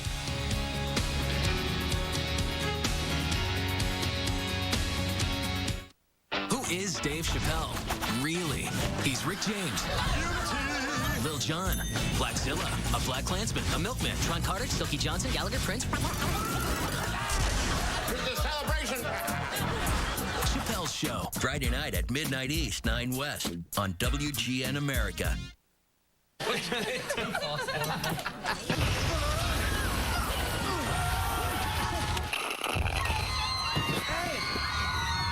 Every sip gets you closer to Justin Timberlake MP3s. Hey. Hey to you. HD TVs, millions of songs from Amazon MP3 and more. Sign up at PepsiStuff.com. Get Pepsi Stuff points on specially marked Pepsi or Diet Pepsi 24-ounce 6-packs for a free Amazon MP3 music download. I learned a lot when I found out I had high cholesterol, but I didn't know that it may have led to my erectile dysfunction. That's why my doctor told me about Levitra. Certain medical conditions, including high blood pressure, diabetes, and high cholesterol, can decrease blood flow, which may lead to ED. That was news to me. My doctor told me Levitra could help. Levitra works by increasing blood flow to help treat ED. Levitra works for me. Maybe it can work for you. Ask your doctor if you are healthy enough for sexual activity. If you have heart problems, are on alpha blocker therapy, or have uncontrolled high blood pressure, talk to your doctor before taking Levitra. Do not take Levitra if you take nitrates for chest pains, as this may cause an unsafe drop in blood pressure. Side effects may include headache, flushing, and stuffy or runny nose. To avoid long-term injury, seek immediate medical help if you experience an erection lasting longer than 4 hours. If you have any sudden decrease or loss of vision or hearing, stop taking Levitra and call your doctor right away. Ask your doctor if Levitra is right for you.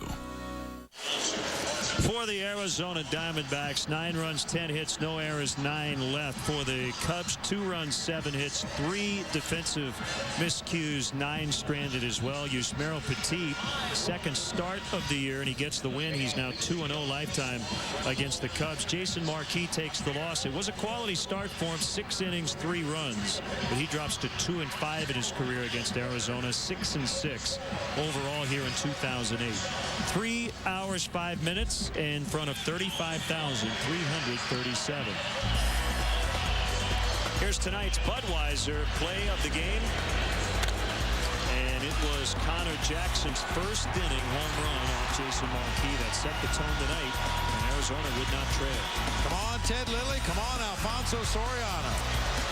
Perfect balance of taste and refreshment. Budweiser, the great American lager. Yep, it will be Ted Lilly tomorrow night, and hopefully Alfonso Soriano. 9-2 Arizona tonight.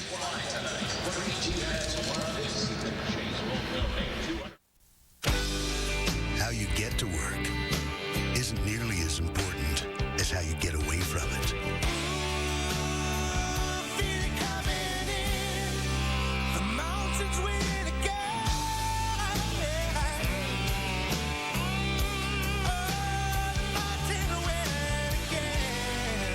Easy drinking Busch Light. Busch. Head for the mountains of Busch.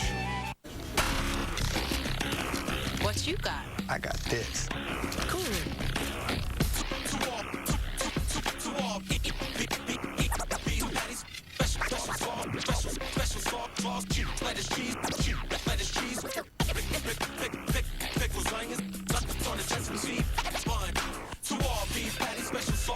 Yo, that's my Big Mac.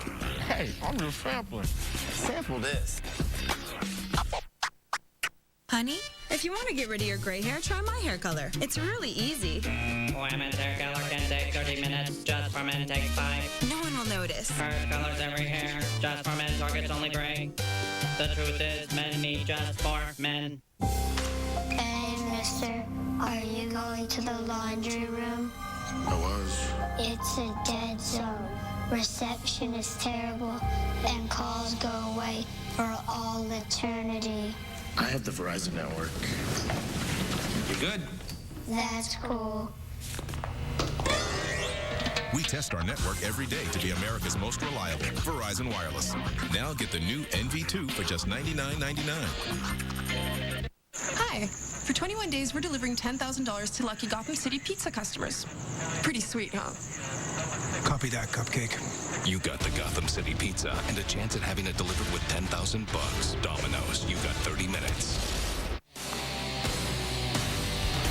Chicago Cubs baseball, brought to you by Smooth Busch Beer and easy drinking Busch Light. AM/PM, AM/PM, too much good stuff. The Illinois Lottery, play the Illinois Lottery, have a ball. By Comcast, proven advanced technology, call 1-888-4-BEST-TV. By Pepsi, every sip gets you closer. And by Southwest Airlines, you're now free to be more productive. Visit southwest.com today. Our next telecast of Chicago Cubs baseball here on WGN Sports. We'll be back home in the friendly confines of Wrigley Field, and based on how the Cubs have struggled on the road, they can't wait to get home. Cubs will play Game 2 of their upcoming 4-game set with the Florida Marlins. Josh Johnson, a right-hander, coming off Tommy John surgery. Ryan Dempster coming off a shutout performance, 8 innings strong on Sunday against the Astros. We'll have it for you. Leadoff man time, 1 o'clock on Friday. Celebrating 60 years of Cubs broadcasts on WGN. Baseball like it ought to be. Final score again tonight, the Diamondbacks 9, the Cubs 2. As Bob said, maybe Alfonso Soriano back in the lineup tomorrow night. We know where he'll hit if he comes back. There's no question about where he will hit, right at the very top of the Cubs order. And now, stay tuned. The WGN News is coming up next.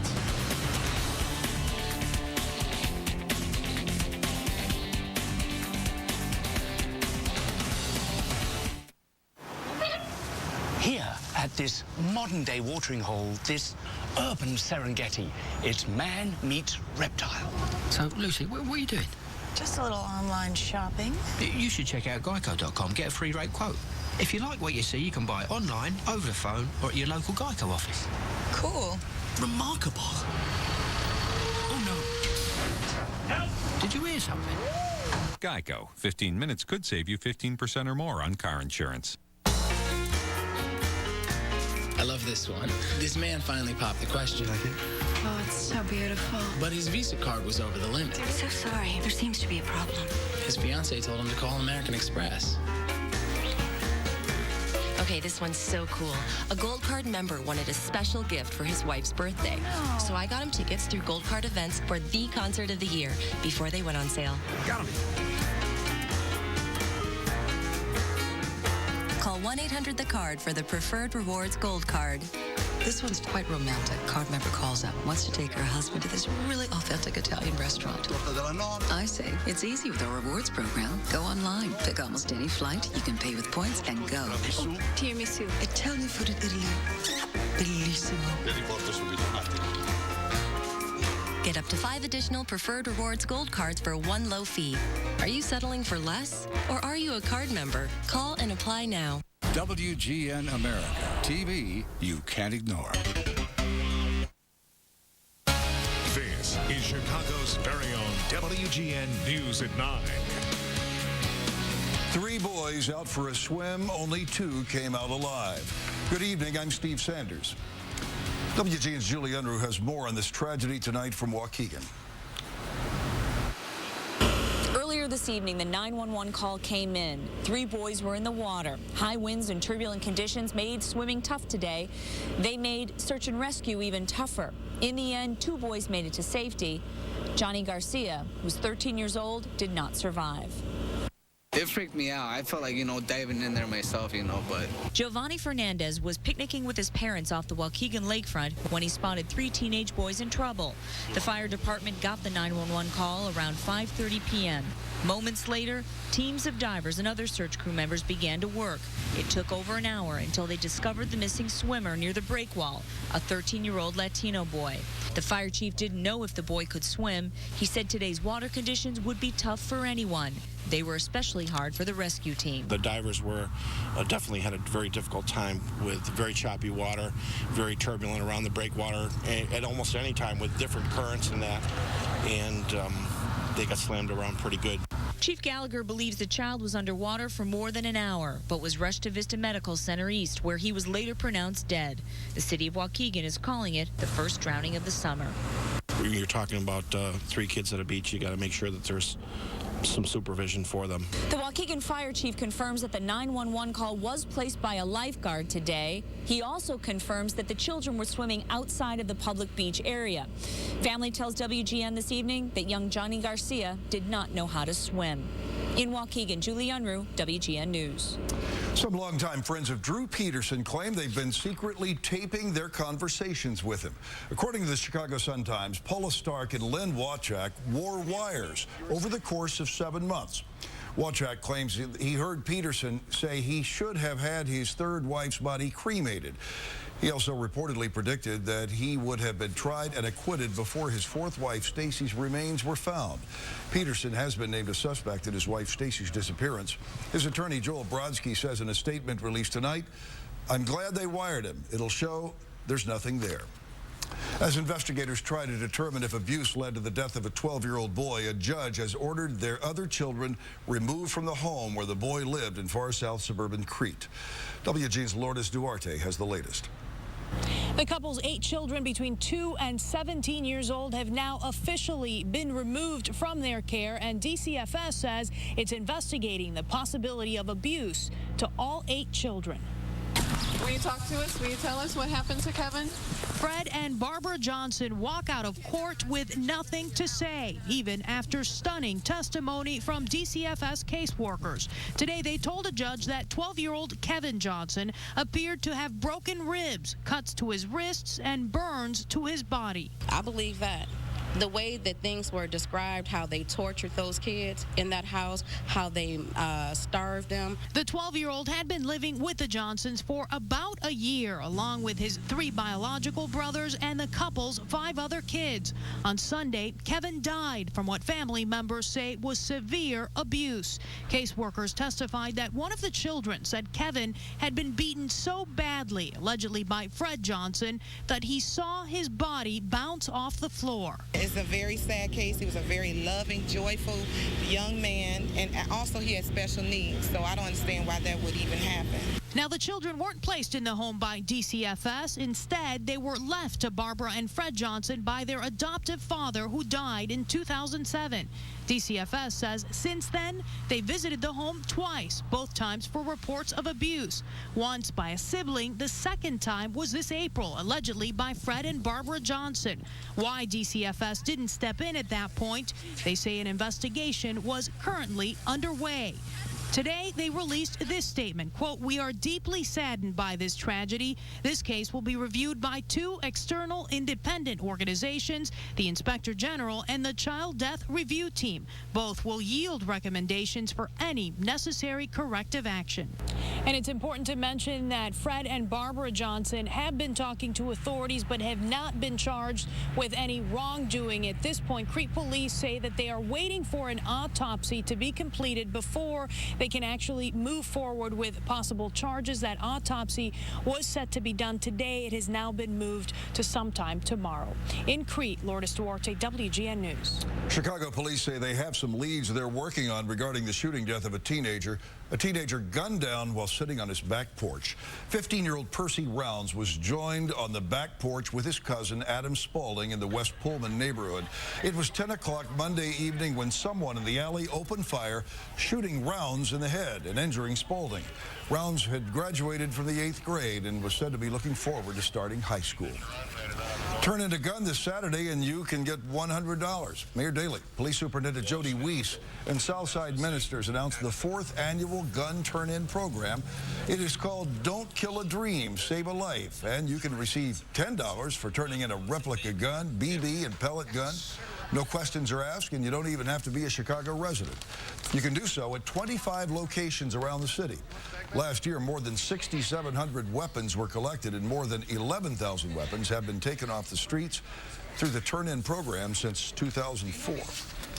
An accident strikes at the new Horseshoe Casino in Hammond. A ramp suddenly collapsed and sent workers plummeting into Lake Michigan. WGN's Antoine Lewis has more on this frightening mishap. The accident happened just before 8 this morning when this Horseshoe Casino boarding ramp collapsed, throwing 7 construction workers into Lake Michigan. 7 people falling in, 9 people jumped in after them. We were there, assisted with pulling, I think, the last 2 individuals out of the water. Preliminary information suggests the weight distribution of this support barge underneath the ramp may have shifted. The ramp was one of 3 being used as a passageway between the pavilion and the new casino. At the time of the collapse, at least 2 workers fell into water about 18 feet deep. My boss told me to get out there and see if everybody was okay. Randy Palmatier with IBEW Local 697 says news of the accident sent shockwaves through union offices. You know, a lot of friends in the trade that are working out there. And not only electricians, my local, but iron workers, everybody else. And we got a lot of friends. We stick together. The fire department says the most serious injury appears to be a shoulder injury to one worker who has since been treated and released from a local hospital. Because they were working around water, all the workers had on required life preservers. Even still, Inspector Margraf says the accident could have been much worse. I mean, you could have had people trapped where the one side of the passageway that got propped up against the pavilion side, you could have had somebody that could have been caught in between there or worse. Because the accident took place on a waterway, the United States Coast Guard is among the agencies that are looking into exactly what happened this morning. They are working with OSHA. Reporting from Hammond, Indiana, Antoine Lewis, WGN News. Well, the war of words heats up. The latest on the battle over the war in Iraq between John McCain and Barack Obama. And the star of the new Batman movie gets in trouble with the law. What got Christian Bale arrested? Coming up. You're watching WGN News at 9 with Steve Sanders, Allison Payne, Tom Skilling, and Dan Room. This is Chicago's very own WGN News at 9.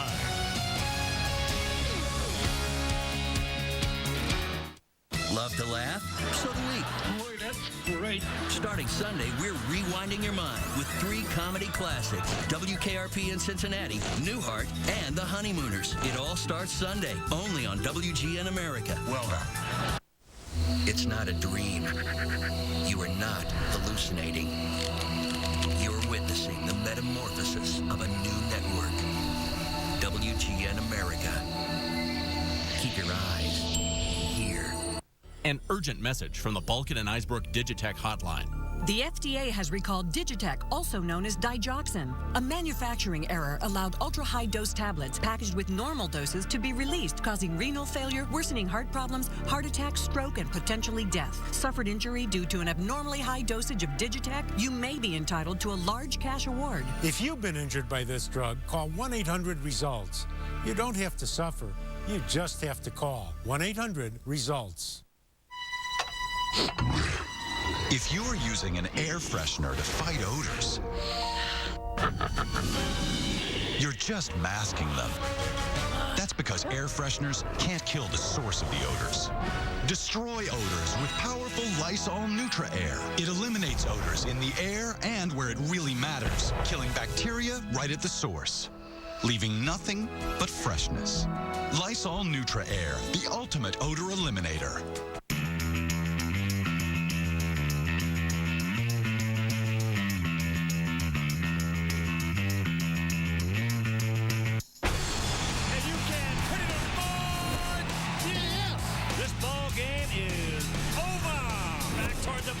That ball's gone. A home run.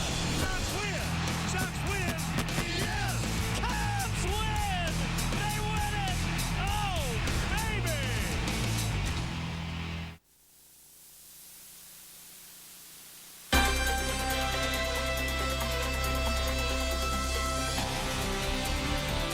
The latest now on Barack Obama's 7-nation, 8-day world tour. He's been in 2 war zones, and now he's in the Middle East talking about the peace process, but facing more questions about Iraq. Also, more criticism from opponent John McCain. We get the latest now from WGN's Grant Rampey in Washington. Well, even an ocean apart, McCain and Obama are going at it. Specifically, they remain at odds over the surge. Yes, ma'am. Barack Obama spent most of this day in Jordan meeting with King Abdullah. Then it was on to Israel, where the traveling media horde questioned him on Iraq. There is security progress. Now we need a political solution. It's Obama's controversial stand on the surge, however, that's really stirring things up. He's standing by his original opposition to the policy favored by the president and John McCain, which has paid big dividends. We don't know what would have happened if the plan that I put forward in January 2007, what would have happened had we pursued that strategy? He was wrong then, he's wrong now. McCain's attacking Obama everywhere he goes. At one point today, accusing him of putting personal ambition ahead of country. I had the courage and the judgment to say that I would rather lose a political campaign than lose a war. It seems to me that Senator Obama would rather lose a war in order to win a political campaign. Surrogates are joining in the back and forth. He made a mistake in not supporting the surge. I think Senator McCain is really jealous. Jealous, say Democrats, that Obama's getting so much media attention. McCain releasing a new ad on his website that makes light of media types. I felt this thrill going up my leg. Who appear to be losing their objectivity. You're just too good to be true. Regarding the substance of Obama's stop in Israel today, he says if president, he'll work from the moment he's sworn in for a breakthrough in Israeli-Palestinian peace negotiations. In Washington, Grant Rampey, WGN News. Well, near the hotel where Senator Obama is staying tonight, a Palestinian carried out a terror attack using a construction vehicle. The man drove a backhoe over a number of vehicles and injured 5 people along the way. An Israeli policeman and a civilian were able to stop him by shooting and killing the man. 3 weeks ago, a Palestinian construction worker went on a similar rampage in Jerusalem and killed 3 people. Closer to home, the Cook County Board has rejected a proposal to do away with the county's new 1% sales tax increase. The sponsor, Republican Tony Parica, tried unsuccessfully to put off debate, saying he did not have the votes to repeal the tax hike, but the board decided to take the vote. and it was 10-7 to reject the proposal. At an earlier news conference, Parica said opponents of the tax repeal are, quote-unquote, scaremongering when they say it would leave the county without enough money to provide services. There's plenty of money there. What we need to do is eliminate fraud, waste, and abuse. And we need to provide tax relief to the taxpayers of Cook County who cannot take it anymore. That 1% tax increase was approved last February and took effect on July 1st. The actress who played Sophia on The Golden Girls has passed away. Estelle Getty died at her home in L.A. today. She was 84 years old. Her son said she suffered from advanced dementia. Getty once said she thought her character and the show were a big boost to the elderly and that it helped older actors break out of stereotypical roles. The man who starred as Batman in the hit movie Dark Knight was arrested for allegedly assaulting his mother and sister. Christian Bale allegedly attacked them at a hotel in London on Sunday. He was arrested, questioned for several hours, then released without being charged. Bale is denying the accusations. Hurricane Dolly is packing a powerful punch and headed toward Texas. What residents are doing to prepare for it? Also a gorgeous day here in Chicago. We want to know how long it's going to last. Tom Skilling's forecast is coming up.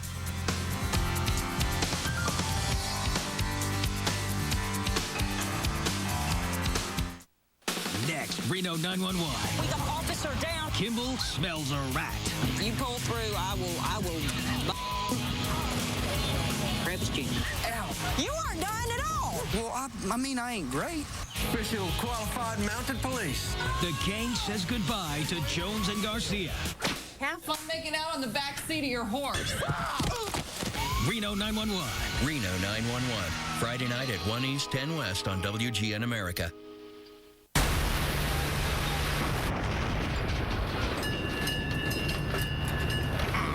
Hey, Chip, need you in the wheelhouse.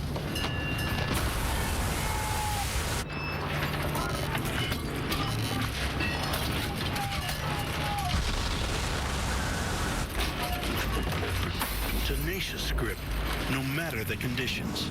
Firehawk tires with Unity technology, only from Firestone. I learned a lot when I found out I had high cholesterol, but I didn't know that it may have led to my erectile dysfunction. That's why my doctor told me about Levitra. Certain medical conditions, including high blood pressure, diabetes, and high cholesterol, can decrease blood flow, which may lead to ED. That was news to me. My doctor told me Levitra could help. Levitra works by increasing blood flow to help treat ED. Levitra works for me. Maybe it can work for you. Ask your doctor if you are healthy enough for sexual activity. If you have heart problems, are on alpha blocker therapy, or have uncontrolled high blood pressure, talk to your doctor before taking Levitra. Do not take Levitra if you take nitrates for chest pains, as this may cause an unsafe drop in blood pressure. Side effects may include headache, flushing, and stuffy or runny nose. To avoid long-term injury, seek immediate medical help if you experience an erection lasting longer than 4 hours. If you have any sudden decrease or loss of vision or hearing, stop taking Levitra and call your doctor right away. Ask your doctor if Levitra is right for you. Superstation WGN is now WGN America. It's not just TV, it's a lifestyle. So quit your job, sell the car, and get ready to plant yourself in front of the tube. Do not quit your job or sell your car, and if you do, at least make sure you got a backup plan and or you get a good price for it. If you do plant yourself in front of the tube to watch the all-new WGN America, make sure you have plenty of snacks on hand because wild horses, fire and or laser shooting flying saucers will be able to tear you away from the awesome stuff I just mentioned. For real, you've been warned. WGN America, TV you can't ignore. WGN America, TV you can't ignore.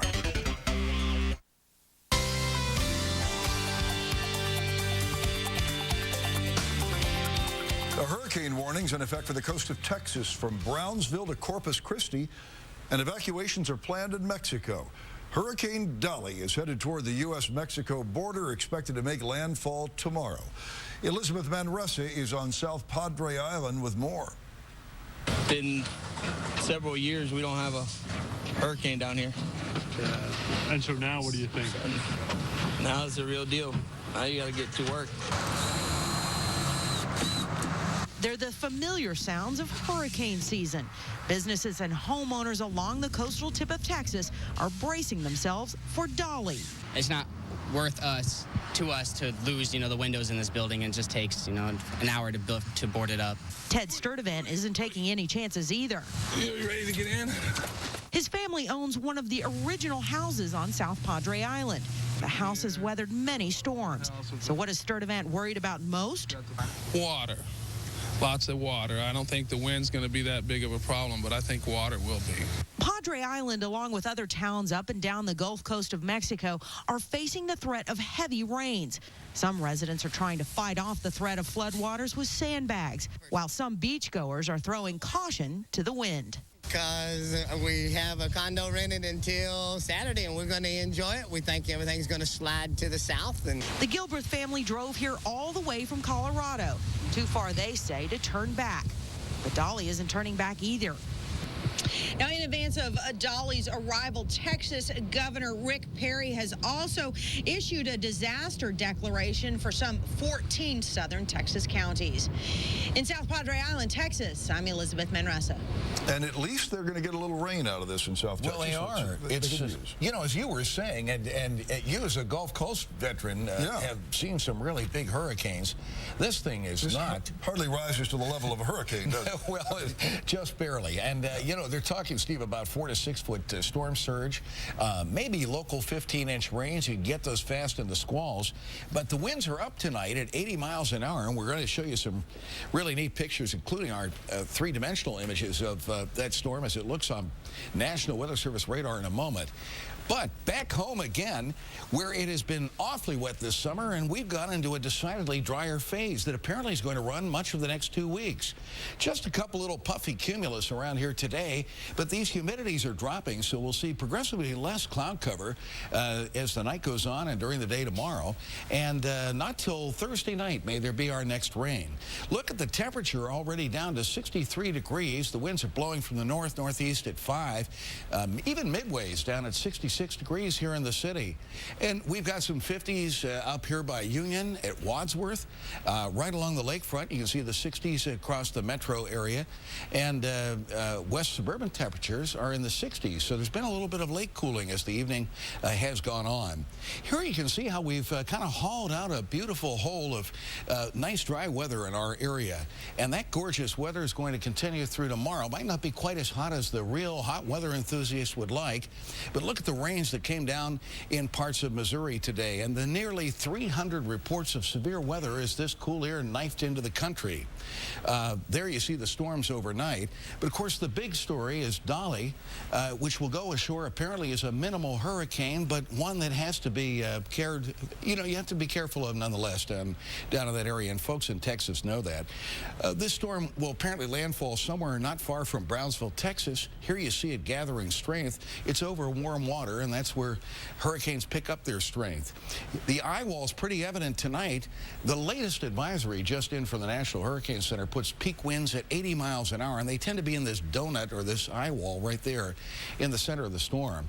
But look at the structure of these things. Interesting when you look at it in 3 dimension. Cloud tops go up to about 45,000 feet right now. Hurricanes are what they call warm core storms, which means the tops of the storms release so much latent heat that unlike most storms that are cold up at that level, colder than is typically the case, these storms tend to warm up at the top, and therefore they're called warm core storms. Also, hurricanes have no temperature change across them. They're almost uniformly warm. There's not a jet stream or a cold air pool fighting a warm air pool for their development. They derive their energy solely from evaporating and condensing water vapor off warm oceans. And there's the Hurricane Center's track. Something else they do, they vent incredible amounts of air out the top, and as this air sinks around the periphery, this is how the Deep South gets these triple-digit temperatures that bumped up against records from Dallas westward into Mississippi and Alabama today. A second day of incredibly hot air, with Chicago in pretty quiet shape, temperature-wise, by comparison. You know, we're only 2 days away from this city's all-time record high temperature set back in the Dust Bowl years of 1934. We had a 105-degree official reading on the 24th. We expect a high today only in the 70s for the 23rd of July. 70% humidity now, barometer 30.08, and the dew point is 54, and the big buckle in the jet stream that's brought us such cool weather gives way to this westerly flow, and that for a couple of days on Thursday and Friday will warm us up, and some of this moisture is going to come in, and it could introduce a chance of some thunderstorms in our area, like these that are blowing up in the Plain States tonight.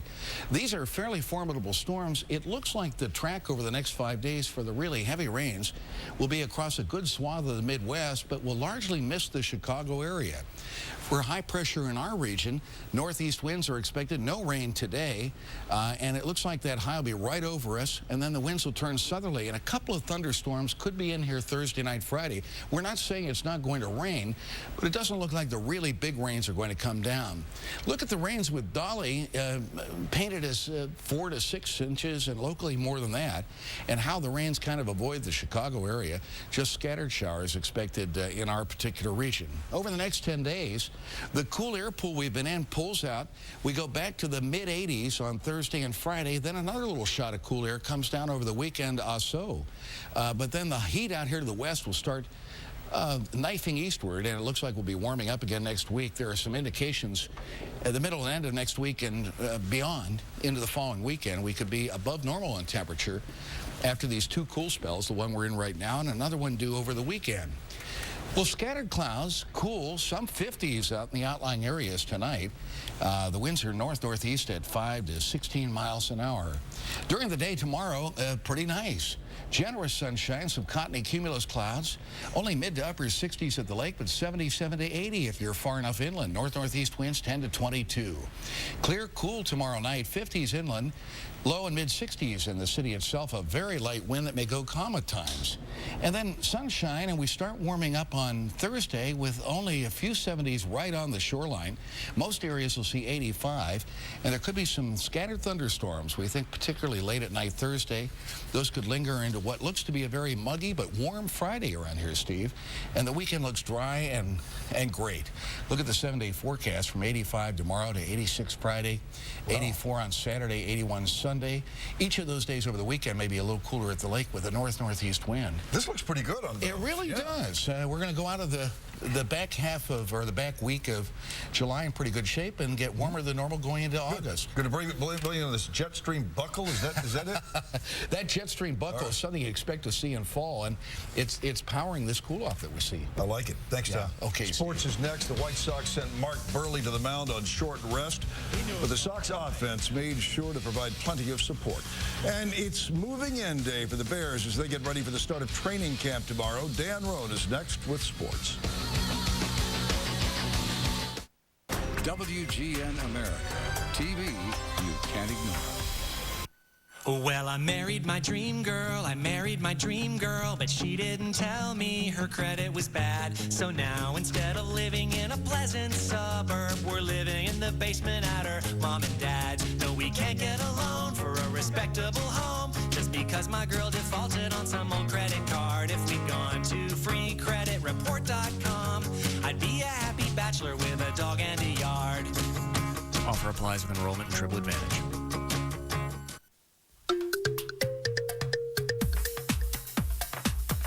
Live from WGN-TV Chicago, the official drawing of the Illinois Lottery.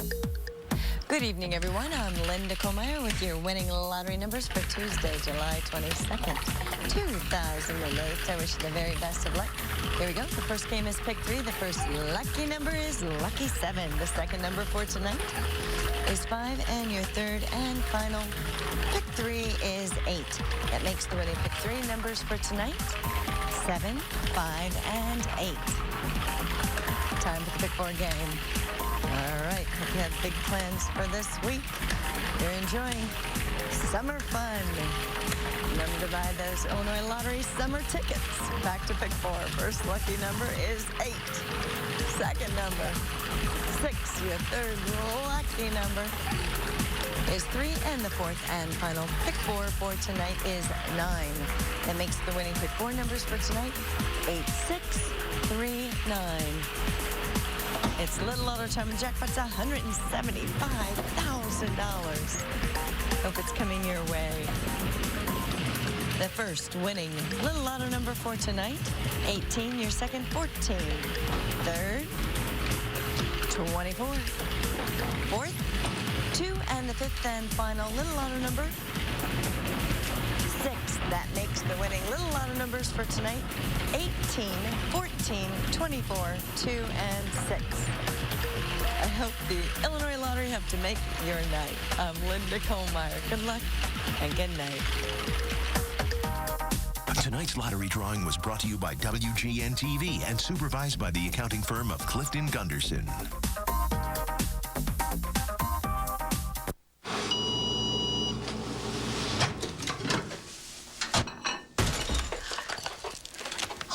Thanks, Mom.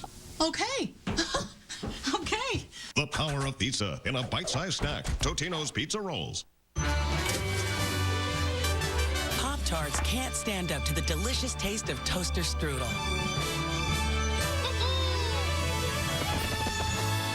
Pillsbury toaster strudel, the one kids want to eat.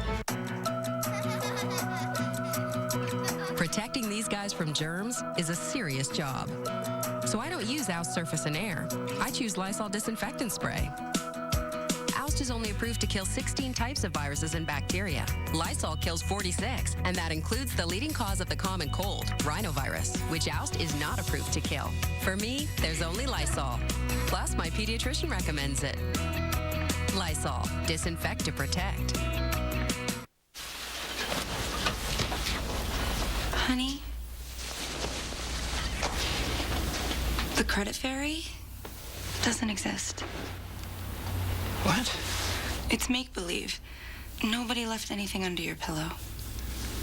If there's no credit fairy, then we'll make our credit score go up. We will.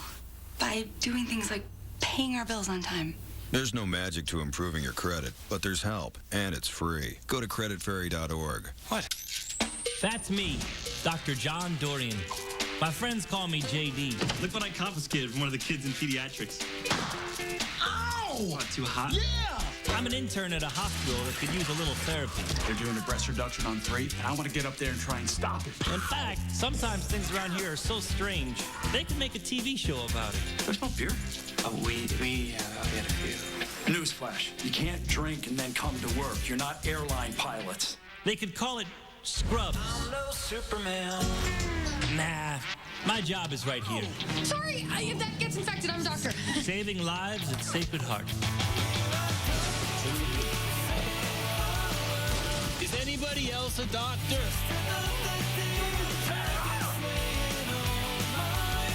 What's going on down there? Scrubs, 7 nights a week at 11 East, 8 West. Next, Reno 911. Kimball smells a rat. Ow. You aren't dying at all. Well, I mean, I ain't great.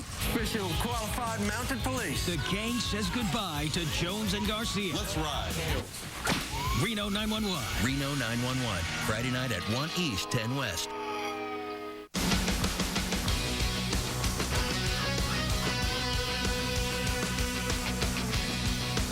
Somehow the Sox got some heat on those bats.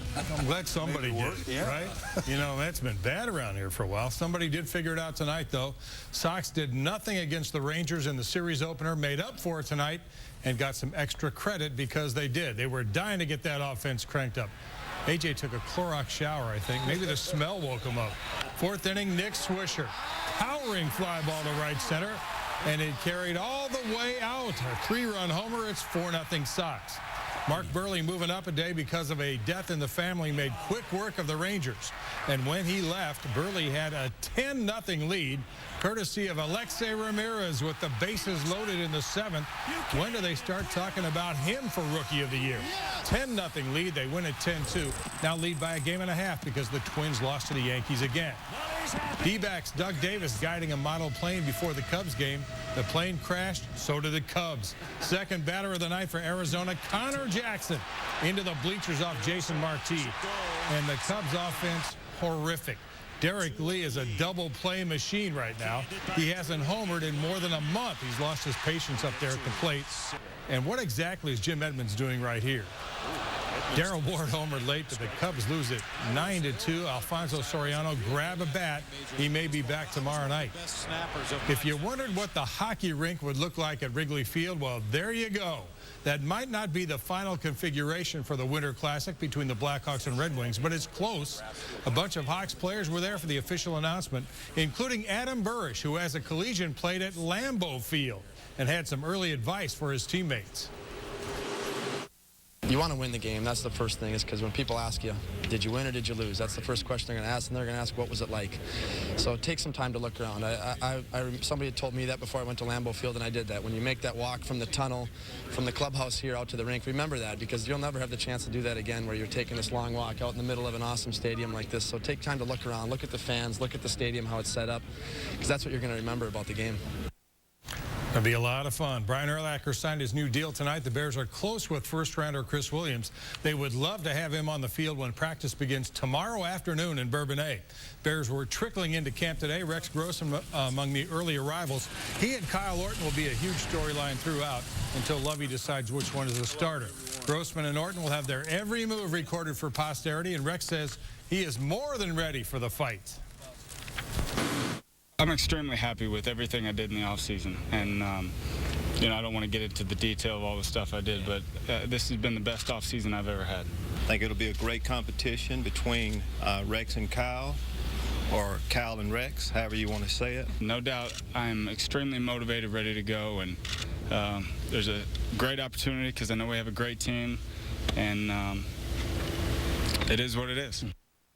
At the Palace tonight, a full-up WNBA brawl between the LA Sparks and Detroit Shock. LA's Candace Parker was right in the middle of it to start, but Lisa Leslie was throwing punches at Detroit assistant Rick Mahorn. He shoved her to the floor. It was pretty ugly. Detroit Cheryl Ford was injured in the scrum. Big fines and suspensions coming up from this one.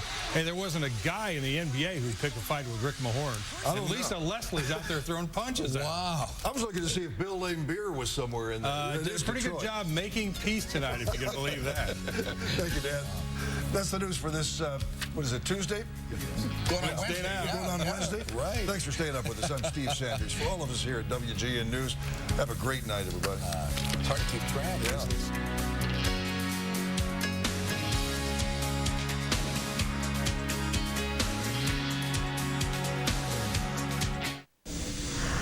WGN America, your summertime home for baseball.